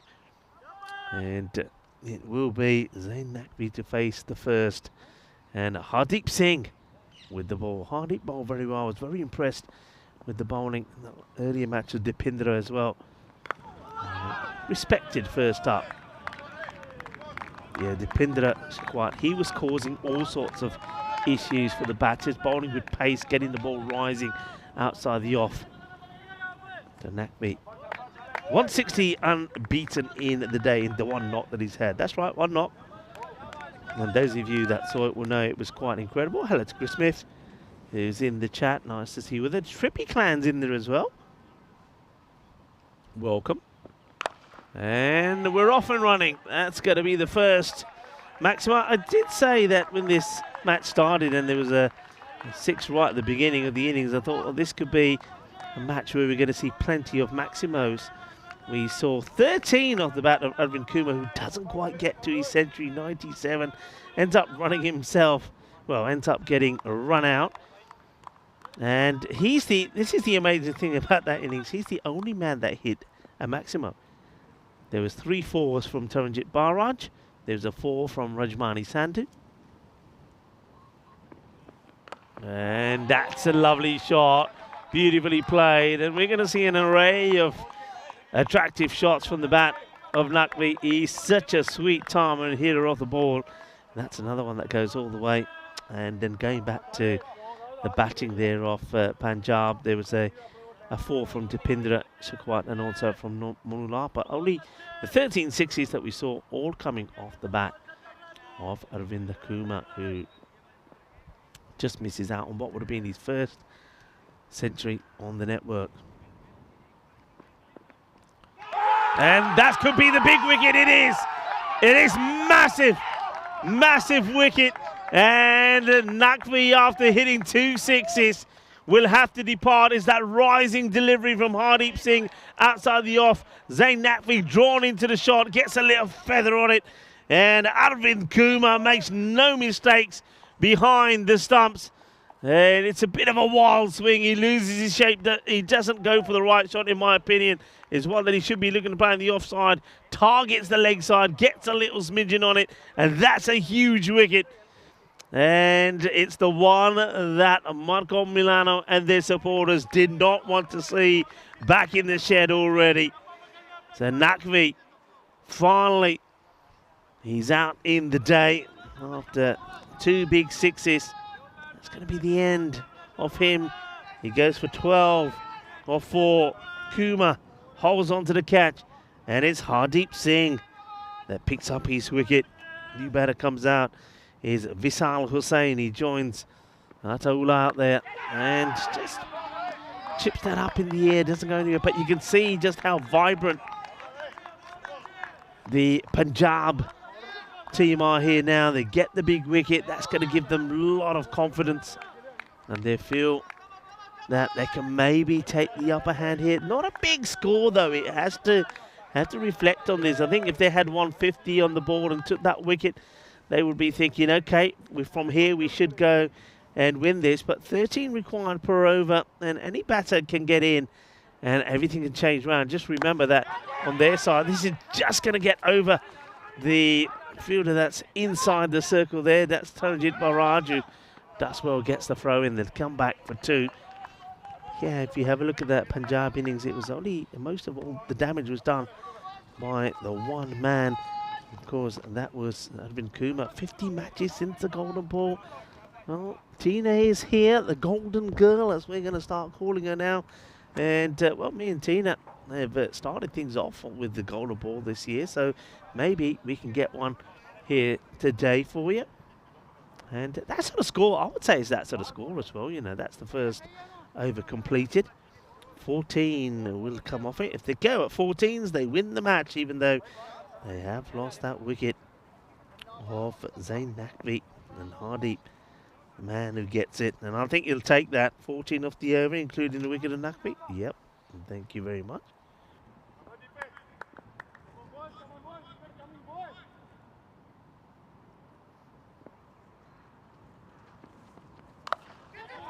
That's played away nicely. Lovely shot being played. And that's the area where Arvind Kumar will say, mine was 4 as well, you know. It was 4. And I think a lot of people are still talking about that. I mean, this one is a little bit more convincing because there's no fielder there in the way and it goes over the road. But I do feel that Arvind Kumar will look back at that and thought, yeah, I should have had a 4. That would have taken me to 99. In the end, it wasn't to be. It wasn't meant to be today for him. And what a way to finish with those runouts. Good shot there from Ataullah.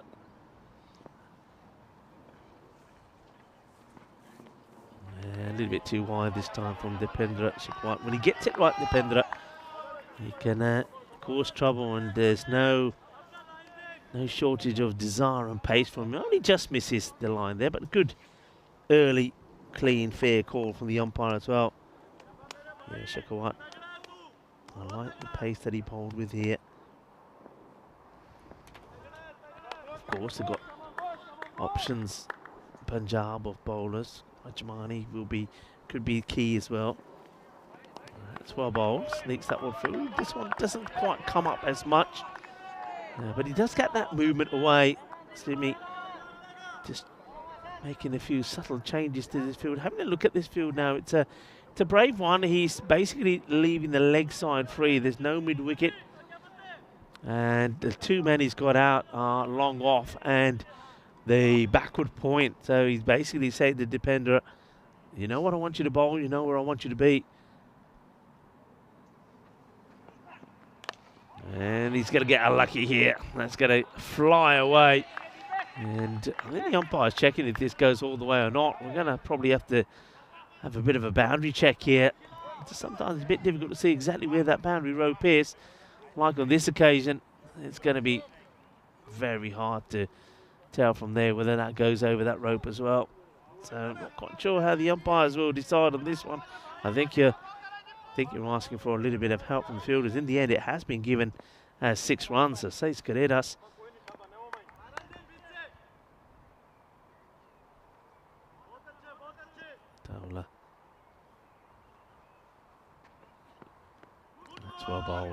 Good delivery.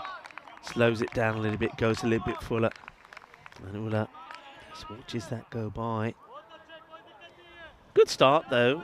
And we know that Punjab, they didn't go out flying out the blocks, did they? 29 was their power play, and Marco Milano with still 2 balls to go in the second. Oh, almost already there. That one gets played away, and ooh, shouts of ooh from the players. As that one whistles past the stumps. A little bit slow to get going. He's a bit on the back foot. Here comes the throw. Again, I think if that hits, I think he would have been short there. He doesn't slide the bat. He goes, he's holding the bat in front of him. He's not sliding it through.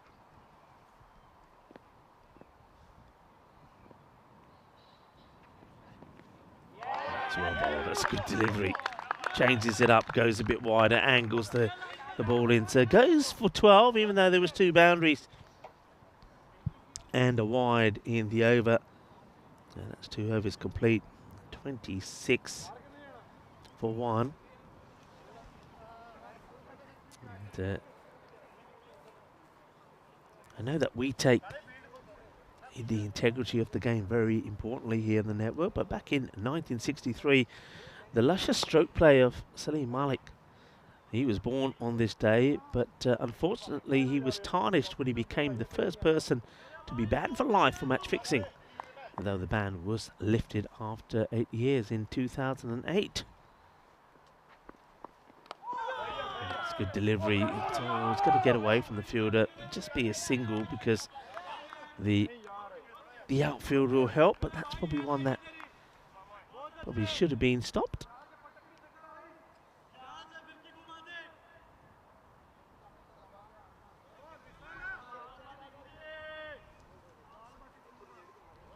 Singh being brought straight back to bowl his second over to see if he could take another one of the top batters out here. It's a good Yorker length delivery, and well, you can see the striker wanted to get. Now, is he lazy getting back? Oh my, oh my. Well, we're going to have a close look at this. This is Vishal Hussain, who just takes an age to get back. He's in no hurry. Punjab like this. Punjab like it. Arvind Kumar believes he's got his man. Is showing no signs of concern is Hussain. But we'll have a look at this. Well, let's see. He's so casual getting back. And I don't know. The bat. Have a look. And oh. Let's have a look. Does his foot go down? I don't think the bat does. Oh, you know what? I think. I know that Sandhu's in the way.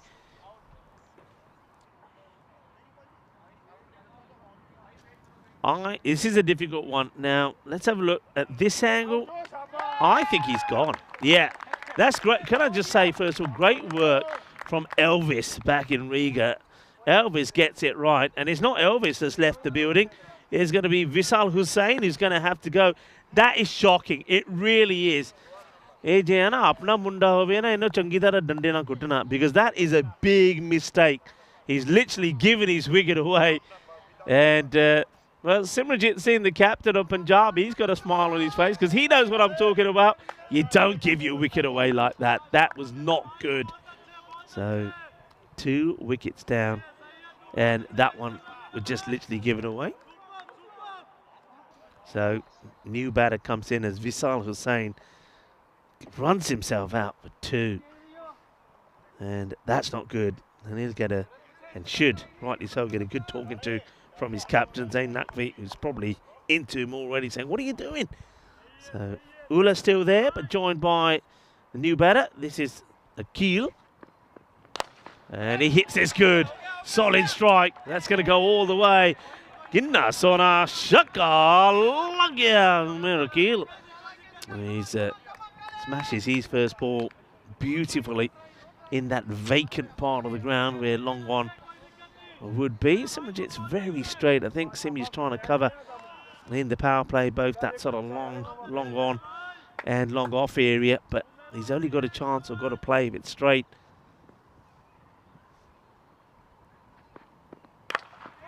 Goes to the same area again, miscue. They're coming from everywhere, but can't get there. He'll get lucky. Good fortune for Akil. Ends up not getting out the middle, kind of the toe end of the bat, so they'll just take a single. They'll rotate the strike. Akil hands back over to Ataula, who's 12 of 6.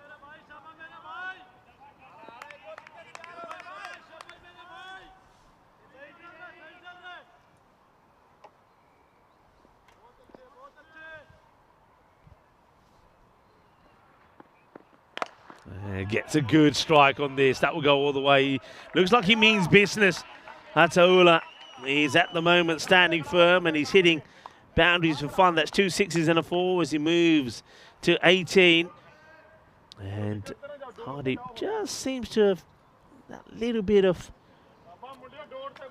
spike that he had outside the off. He seems to have strayed. He's line a little bit, gone a little bit straighter. And Ula makes him pay for that one. He'd love to finish well, though. 1 for 28. Goes back outside the off in the air. Simranjit Singh. Easy as they come. Come on, give us a smile. Give us a little bit of love, Simi. That's another one. He just doesn't drop him. Simranjit Singh holds on to the catch. Ataula, he wanted to be assertive. He wanted to be brave, but he picks out the wrong man. And he's going to depart for 18 of the 8 balls that he faces. And Hardeep Singh, probably not the best of his the overs he's bowled in his time. That second one, it goes for a few, but he gets another wicket.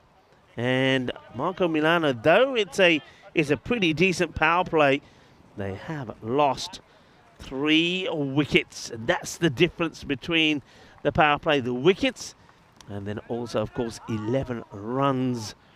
And Umair Akil now has to rebuild with another batter, and it's going to be Karum Shazad that comes out there. Remember, Marco Milano in that last match, it was all about Naqvi. And I know I mentioned that Masal Hussain put a good contribution in with a score in the 20s, but with him running himself out, and that wicket of Ataula, they're gonna find this hard going here now. They need one batter to really get in. And the question is, who's that going to be? Who's going to stand firm? Got to deal with the bowling though. First up here, it's a nicely played away, nice little shot, but it will slow down. Won't go to the boundary. Kind of an easy boundary to sort of patrol that one, isn't it? Because you're basically saying, well, if you're going to get a boundary there, you're going to have to hit a maximum. If I'm putting my captaincy hat on, I'm not putting a fielder on the boundary on the offside there, because I'm saying, well, if you're going to hit it for a boundary, you're going to hit a 6. If you go along the ground, well, it's going to go straight to you, and I'm not going to give you the single. So it's one that I think you could, approach it with a tactical point of view, because not too many are going to go along the deck to that boundary. This is going to be the one for the over, as Karum Shazad sees that one get past him. So this is now where Punjab are looking to turn the screw and start to take the upper hand. The rate has stayed at 13. It's still under just goes past the 13.5. Gurdeep Singh with the ball. And it's a rising delivery. I don't know what the batter's complaining about here. I mean, it's just a good length delivery that he's missing out on, and he doesn't like it around about that chest height. These are not over the shoulder. It's just good bowling. Short of a length. Look at that. It's around about just under the armpit. No issues at all. And complaining. And yeah, you can see a good look that Nirmal Singh there just shakes her head and said, nah, that's fine. It's not over the shoulder. Slower ball now. Clever. Very clever. This over is hurting Marco Milano. Just the 1 run from it. So Gurdeep Singh is excellent captaincy as well, because Gurdeep Singh probably wouldn't have been the first choice for Simranjit, but he's had to think about it, and he thought, you know what? Yeah, I'm going to go for Gurdeep. He's got so many options. Changing the field. 2 men have gone back straight. No mid-wicket. Square leg is back. They stick with the sweeper out on the offside. And that's flicked away and just falls short of the fielder, who's been tucked away, kind of hidden on the boundary on the 45. It's just going to be a single. It's a very, very, very good over this. And there's a ball to come in it. So it's a single, 3 dots, another single.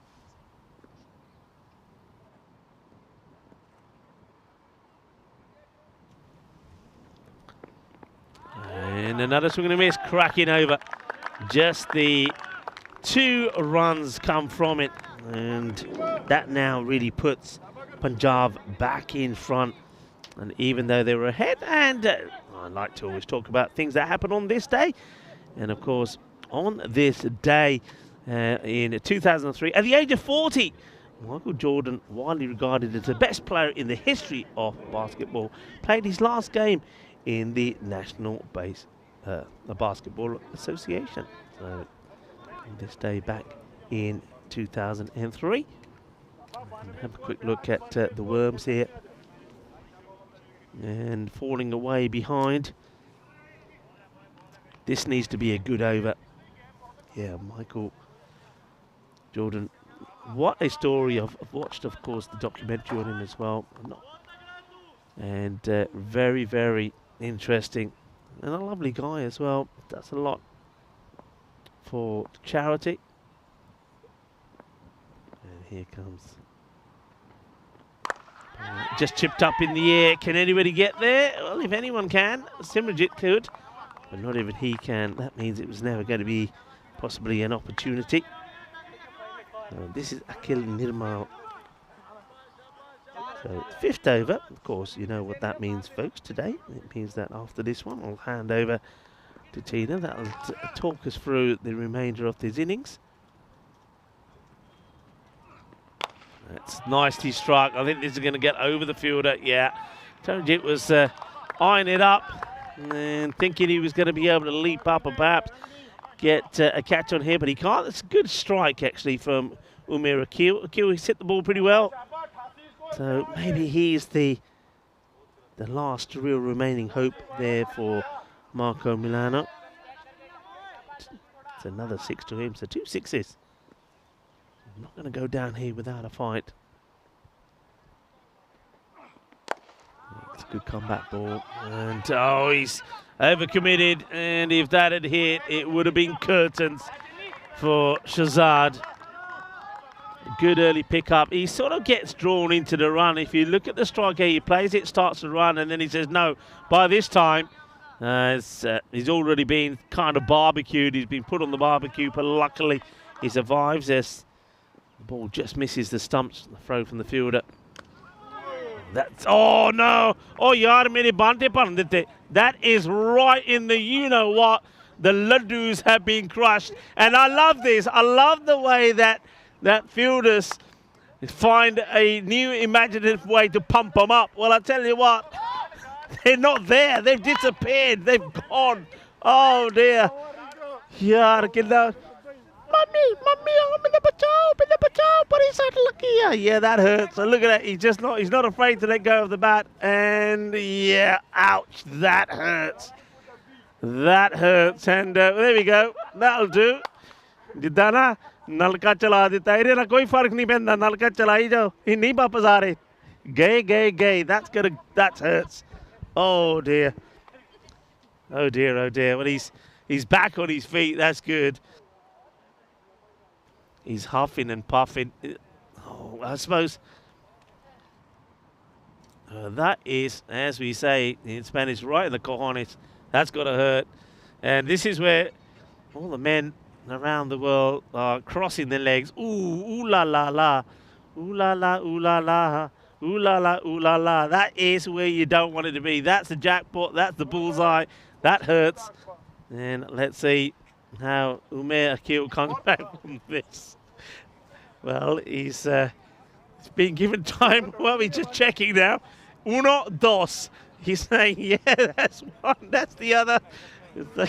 He says, don't worry. Don't worry, he says, dear, oh dear. Okay, the Is that the box? Can we? Oh, that's a box. Look at the box. It is shattered. Oh, that is a box. That box was shattered. That has done some serious damage. I wonder if we can see this again. Come on, Elvis. Elvis, show me it again. There it is. Look at that. The box has been shattered. Wow.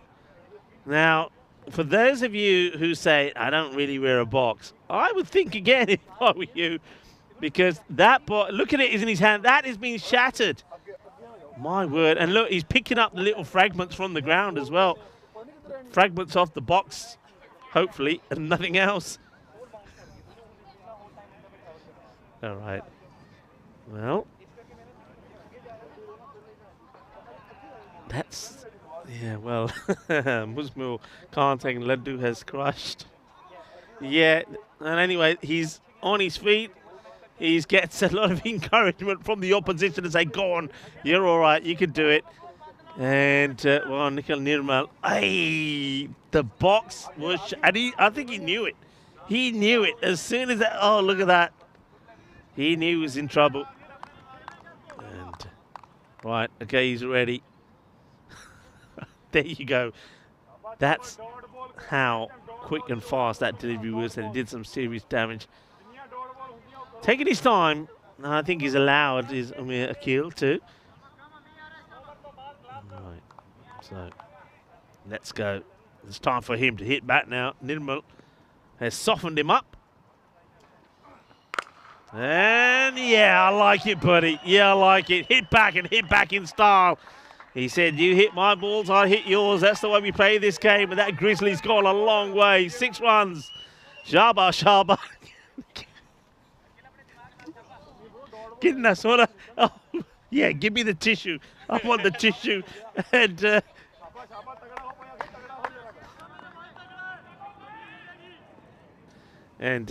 well, I'm going to find a fine way to hand back to T10. This one gets played away. They're looking for the run out. Won't get it. It will be the end of the over. And, well, while we're changing over, I'm going to go off the microphone because I've got to take my headset off. But I'll stand here holding this.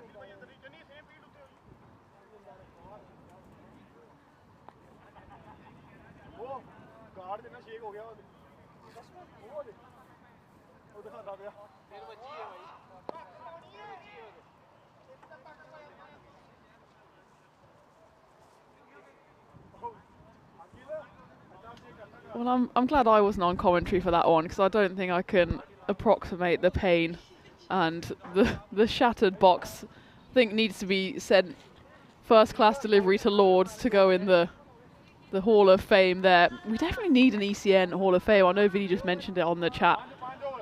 And we need to somehow find a little museum where we can put all these boxes and broken bales and everything else, the weird and the wonderful and the extremely painful that happens here on the European Cricket Network, as Rico has gone to sympathise with Umir Akil, and I think men everywhere still recovering from that hit. But Umir Akil, he's recovered well. He's 21 off just 9 deliveries. So Marco Milano still in this one. Certainly within range of that bonus point. That one goes into the bog and out the other end. Signalled for by Umir on the boundary. That one's played away nicely, just delicately played. And you can see if you use the pace of the ball, even through the boggiest areas of the pitch, it can run away for a boundary. So that's 60 up for Marco Milano. 92 is that magic mark for the bonus point, but 132 by no means out of sight here for the chasing side. And that's called 1 for the over. Looked like that was rising, but was called just the 1. Take a look at this on the replay. Probably should have been a wide on that occasion, but gets away with that one. Maybe they will, in fact, change the decision on field, and it has been given a wide. It did rise and keep on rising above the head of Umar Akil, but he's happy that Grizzly is above his head rather than attacking him, as we saw in the last over. So he won't mind that, sees it sail harmlessly by. This one though is in the air and Simranjit is underneath it, and he should take it, and he does. And will he give us the celebration? Yes, he will. And well, he's been in the action today, hasn't he? And he's certainly found the cameras every time, as that is the fourth wicket to fall, and Umar Akil will be reunited with his shattered box on the side of the boundary as he departs for 25 off 12 deliveries. Marco Milano looking in trouble here, 61 for 4, still 71 runs needed, but a nice little shift there from Umar Akil, as well he'll never see the end of this. Hopefully he can use that box as a memento, as it's a bit harsh to see. The highlights as he walks off the pitch are of his shattered protective equipment, but he will live to hopefully fight another day tomorrow. But that is his watch over as he departs. It's the fourth wicket to fall. Marco Milano 61 for 4. Karim Shahzad is out there but labouring away a little. He's faced 5 deliveries, just gone for the 2 runs, and it's Kabir who's joined him out there in the middle. Slower ball to start, but he digs that one out well. Singles won't be enough here for Milano if they want to remain unbeaten in this series.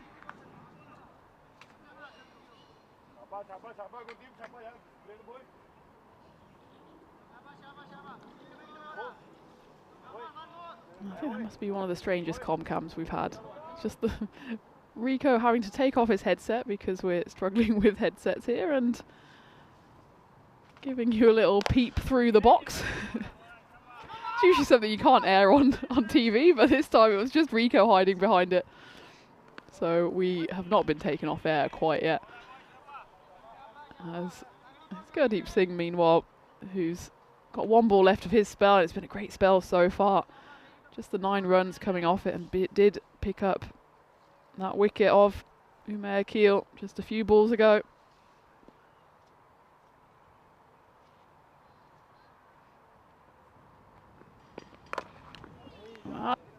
He fell in that previous over, so it's down to the middle order. Karim Shahzad has named Kabir out there. One of these though has to go big and quickly to get towards that total. 63 runs still needed.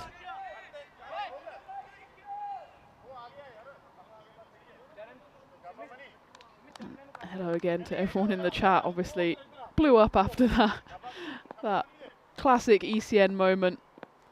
I see it's mostly men commenting on that, so I'm sure it's all in sympathy at Umar Akil's plight. As the first ball of the 7th over will have to be re-bowled, just strays the wrong side of that wide line again. And definitely I'd say, if in doubt, always bat with a box, because you're better off with a shattered box than anything else being shattered. That's a better delivery though, as that one flies through. Karim Shahzad just labouring away out there, faced a few too many dot balls given the chase that Marco Milano have on their hands here.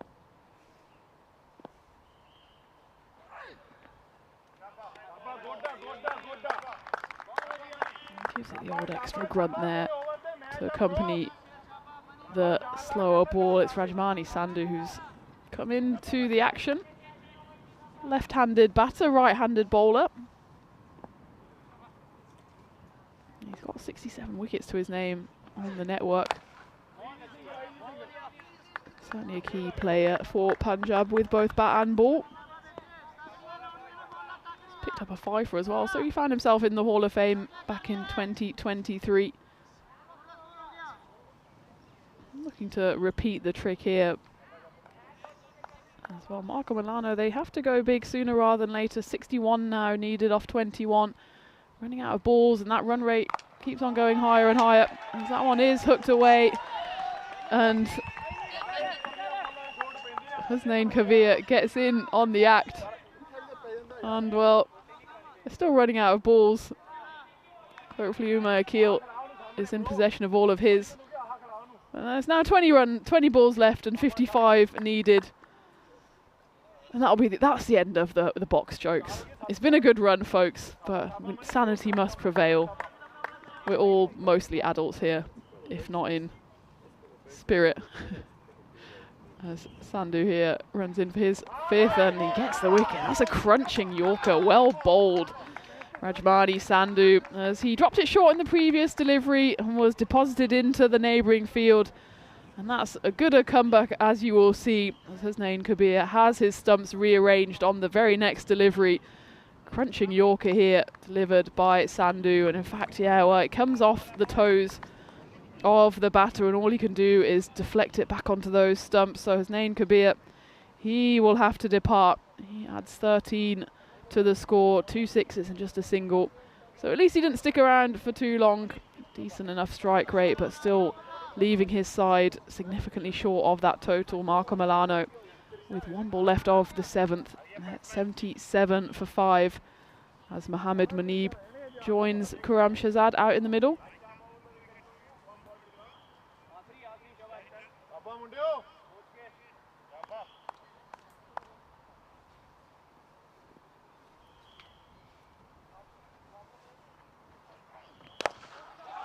Munib comes straight into the attack and sends the ball straight out of the field. Starts off with a Maximo.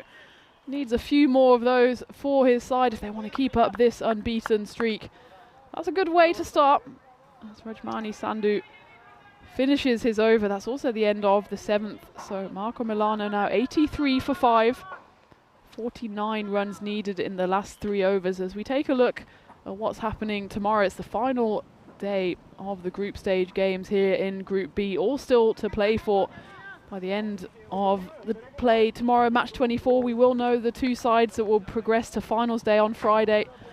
Rico will be having a well-deserved break tomorrow, so he'll be flying solo through those games. As Punjab, they'll start off with a double header, and well, if they get the win here, that'll be 3 wins out of 3. You imagine then if they beat Brescia first up tomorrow morning, that will see them into finals day, but they're still all to play for. Of course, with only 4 teams in this group, everyone can beat everyone and things can change very quickly. Marco Milano need things to change quickly here if they're going to chase down this total.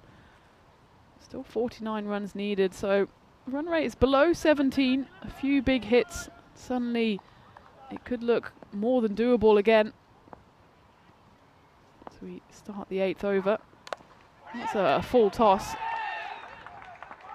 And we'll have to have a look at that as well. You can see the mud on the production car, and it looks like some kind of crime scene there. And the only crime is how much mud is out here. As well, that car will need to go through the car wash, and I reckon we can just send all the players through with it as well, because we all just need to be hosed down, I think, by the end of this week. Quite boggy out there. Luckily the rain has stayed away this afternoon. That one has been called a no ball. Just quick and above that waist height. So this is exactly how Marco Milano would want to have started this 8th over. 5 up at the start of Akil Nurmal's 2nd over. Khurram Shahzad to face the free hit. It's a good comeback from Akil Nurmal. That one zips through to the keeper Arvind Kumar, who's had a great day, hasn't he? 61 runs scored in game 17 and 97 in this game. Just unlucky not to get over that 100 mark, and certainly unlucky that the boundary call didn't go in his favour. That would have put him back on strike. Well, that's the end of the strike for Khurram Shahzad, as his stumps are rearranged and then some. Akil Nurmal bringing the heat. The first delivery didn't quite pay off. Just came out of the hand wrong, but he's come back with one that flew through to the keeper, and that one flew into, yeah, pretty much middle and leg stump, comprehensively bowled. And this looks like the beginning of the end for Marco Milano, as Khurram Shahzad has to depart. He laboured along, contributed 8 runs, but took him 12 balls to get there. 7 dots when you're chasing a total. It's something you can't really afford to give up, and that's why he felt the need to swing. But he didn't make connection on that occasion. So Abdullah comes to the crease, joins Mohammed Manib, who's still out there. Only faced one delivery, he hit it for 6, but it's Abdullah on strike. And he will just knock that away into the leg side. So that gets Mohammed Manib back on strike halfway through the 8th over. After all that box action, we didn't actually get round to the fact it's the final innings of the day as well, so random questions would be in play. Of course, we've had some technical difficulties today with the headsets, so I'll maybe do a prolonged random question round tomorrow when I'm flying solo. But it's always lovely to have you all with us. I see John and Trip, and Johnny, Paul in the chat, all commiserating with that box blow. And I'm sure you'll see it on social media sooner rather than later. We like to show the good, the bad and the ugly here on the European Cricket Network. That one's gone high up in the air and it's a chance for a catch. Simranjit is right on the boundary, and in fact that's landed right in front of us. I was certainly ducking for cover. With this igloo here, it's difficult to see where the ball goes. It goes up above the canopy, and then you're just bracing for impact. Luckily, we had the form of Simranjit in front of us, and we know how good of a fielder he is, but even he couldn't reel that one in. Big 6 off the bat of Mohammed Manib, 36 now needed in 14. That one's gone high up in the air as well. Not quite got enough distance on it, but in fact, well, we're going to have another classic moment here as Rajmani Sandhu. Well, it looks like the grin is still on his face, and that might be a sheepish grin because he knew he got away with that one. Runs backwards, it's a difficult stop, and he almost boots it straight to the boundary, puts in the dive, and, well, either that's a bit of acting or it's a genuine piece of applause there from his teammate for causing the 4 and then rescuing the 4 all in one fell boot. So just the 2 taken there. Manib back on strike, final ball of the 8th. That one's hit firmly down the ground. Simran, though, is there. He sticks out a big right paw. Does manage to stop that. So it'll just be the 16 runs coming off that 8th over. Meaning, well, it's certainly not beyond the realms of possibility here, as Milano need 33 runs in the final 2 overs to claim this win on this final match of the day. So you reckon they need a big 9th over here as we take a look at the worm, and well, they're threatening. They're just below that required golden line, but look at that. How often do you see that? 5 wickets, almost ran out of room there on the graph in the 10th over. It was 5 runouts in a row, and not something you often see, but probably more than normal here on the European Cricket Network, as that one's going to be a massive wide, goes over the head of Mohammed Manib and then some. So another freebie here from Punjab, who are just getting a bit scrappy. You think, well, if they just bowled 12 good deliveries, easier said than done, of course, then they'll be over the line. And that one just a bit sloppy off the bowling of Rajmani Sandhu. Better delivery though, second up. And big swing from Mohammed Manib. Loses his balance. I think loses his footing a little as well, as he scrapes his feet along the grass, trying to regain some balance out in the middle.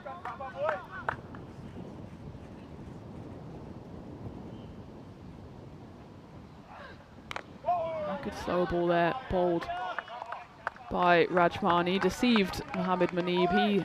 His eyes lit up.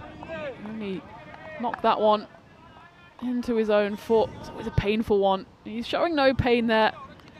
He's a big guy, Mohammed, and doesn't want to show that one might have smarted a little bit. Of course not as much as that blow taken to the body earlier in the game. 32 now needed off 10. That one's gone high up in the air. Who wants it? There's several fielders converging under it, and they both say, no, yours, no, mine. In the end, it drops harmlessly in between the 2. Well, Rajmani Sandhu goes herring after this. He's the bowler, and I think then the fielder was like, okay, that's yours.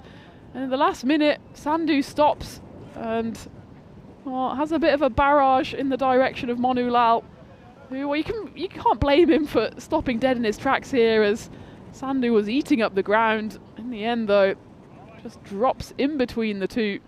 They do manage to run through for a single, so Abdullah back on strike. It's well bowled though by Sandhu, just hitting that block hole. Just the 3 runs coming off this over so far. And I said that Milano needed a big 9th over at the moment. It's a big over for Punjab as they look to put this game beyond the batting side going into the final over.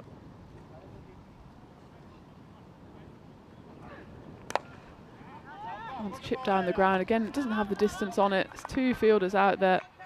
Simranjeet leaves the ball to Taranjeet to do the fielding.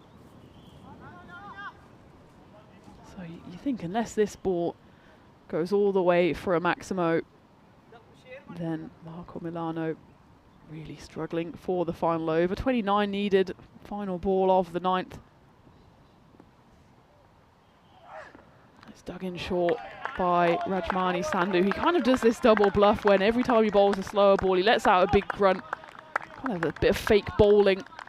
But it works on that occasion as he only gives away 4 runs in that 9th over, which leaves Milano needing pretty much a supersonic over in the final and 10th over if they want to take this win. 29 runs needed in 6 balls. They have picked up the bonus point, so even if they end up on the wrong side of this result, they won't leave here empty-handed.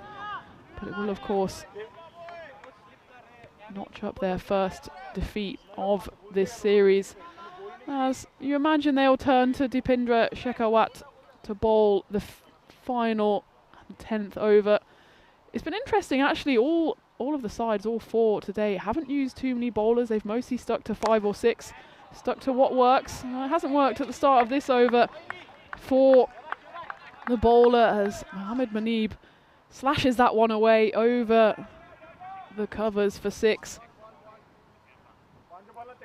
Well, 23 now needed in 5. We've seen 2 overs already earlier today going supersonic and then some. 2 went for 38 in that mammoth 160 not out for Zaid. Can Mohammad Manib repeat the trick here and pull off a unexpected win? That one goes high up in the air. There's 2 fielders converging underneath it. It's going to drop short and they'll try and run through for 2. It's sent through to the keeper and they do manage to scamper through. So at least gets Mohammad Manib back on strike. He's the danger man. He's now 25 off 10 deliveries. But now 6s or nothing. 21 runs needed in 4 deliveries. I suppose 3 6s and a 4 would do it. But to have any chance, this one needs to find the rope.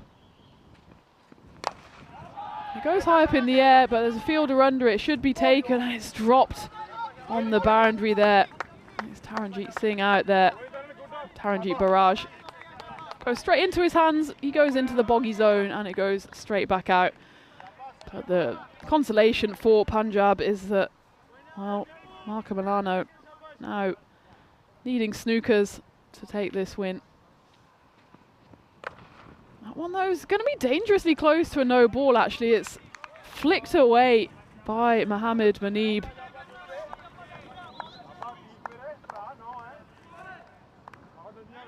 But it looks like it just dropped the right side of the no ball line for Punjab as we take a look at this. Yeah, it's just about the top of the knee roll. I think Mohammad Manib was more frustrated that he didn't hit that all the way for a 6, which would have at least given them a chance of maybe a no ball finish. As it is though, 17 runs now needed in 2 balls. Needing a miracle here. Marco Milano. Meanwhile, Punjab, they look like they'll be finishing the day 3 wins from 3. Slower ball again by Dipendra. It's a nice delivery. Mohammad Manib even declines the single. He wants to finish this with a flourish. He's taken on the mantle here. I mean, he came in at number 7. Abdullah's number 8. But he is out there 29 off 12. Now off 13 with that dot ball. So final ball coming up. And it's dug in and it's going to be digging around near the potatoes in that field because that's gone all the way. One of the biggest hits we've actually had of the day to finish off match 19 and finish off the 5 games today, and it will conclude with Punjab CC beating Marco Milano by 10 runs. And well, that 6 at the end maybe put a bit of a gloss on the total for Milano because in fact they never really got going, never really got close to the total. Mohamed Manib, a little cameo by him at the end, 35 off 14. But for Marco Milano, it's just too many wickets falling at consistent intervals. As we take a look at the highlights, well, Zain Naqvi, the Centurion, the hero from earlier today, couldn't repeat the trick because he feathered one behind to the wicketkeeper Arvind Kumar. You could see how big of a wicket that was, and the smile remained on the face of Simranjit Singh all day. He's taken about 4 or 5 catches every time he's found the camera. And there, well, that was the highlight or the low light of the innings as the box gets shattered. Umar Akil gets some emergency treatment by Arvind Kumar. And that one will enter the ECN Hall of Fame. But it's just a few runs too many for Marco Milano to chase, despite some comedy fielding and some dirty vans there in the background. There's a few big shots from Umar Akil into the middle orders. He scored 25 off 12. And then Mohamed Manib with a nice little cameo towards the end, but it was too little too late, and a job well done for Punjab CC as they finished the day unbeaten. They had a triple header today and they stood up tall to the task, winning 3 games in a row. And, well, their final 2 games of this group stage are games 1 and 2 tomorrow.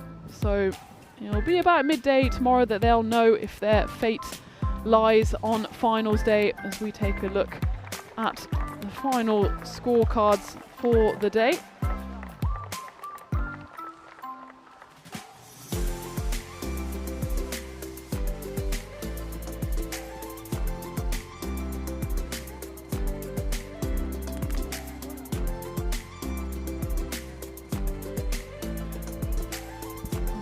We see that the covers are coming back on, and hopefully the rain that is maybe forecast for tonight won't be too heavy, as we see that great work done all day by the boundary riders, and of course everyone here, including the crew. You saw Paolo earlier with the broom, and he's going to be trying to sweep away any rain that does fall over the next few hours. I will say the forecast doesn't look 100% clear for tomorrow, but we will do our best to bring you the best cricket action. Well, Rico, the silent Rico, you were saying it was Charlie Chaplin's birthday earlier today, so you can do your best silent movie star impression as well. We've not had the smoothest of days today, but one thing that has happened is that we brought you non-stop cricket action. We had a quadruple wicket maiden, we had 160 not out, we had 5 run-outs in a row, so there couldn't possibly be more things that we could bring you here on the European Cricket Network. We had our fair share of these as well. Well, I'm sure Derek, the graphic, will be coming back at some point, but Rico, if he does have any inside information, he certainly can't give it to us, so you're just going to have to wait another day for that. And I know Rico, he's having a day off tomorrow as well. He's going to enjoy that. He's probably going to do some sneaking or some relaxing or some swimming, any of those kind of things, but I will be back tomorrow to take you through tomorrow's action. And this is what is coming up.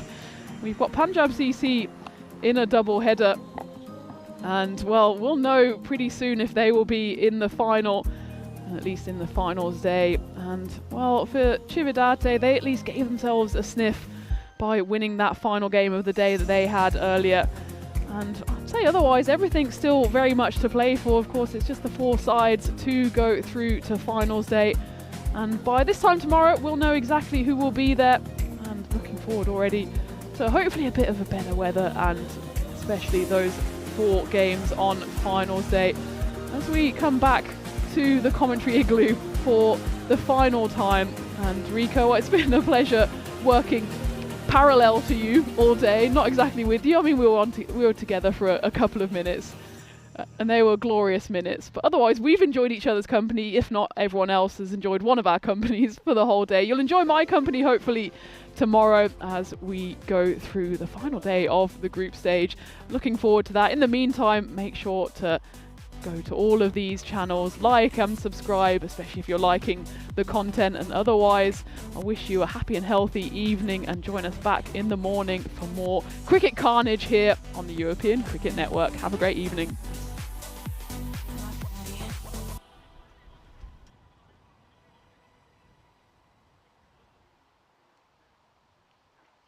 Back and forth. my body back and forth. Move my body back and forth. Move my body back and forth. Move my body back and forth.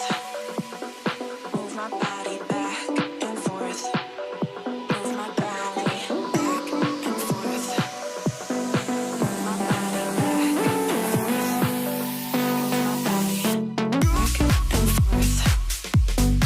Move my body back and forth. Move my body back and forth.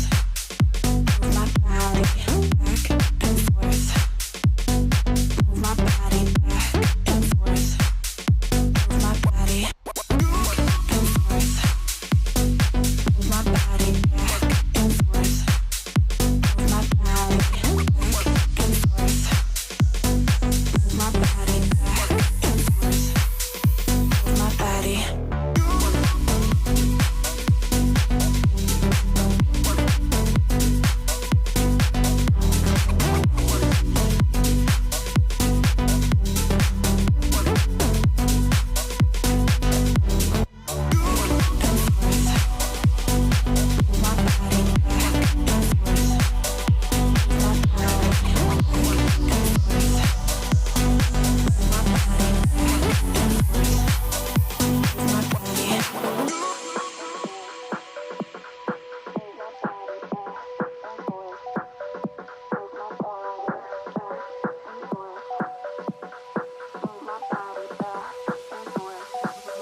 Move my body.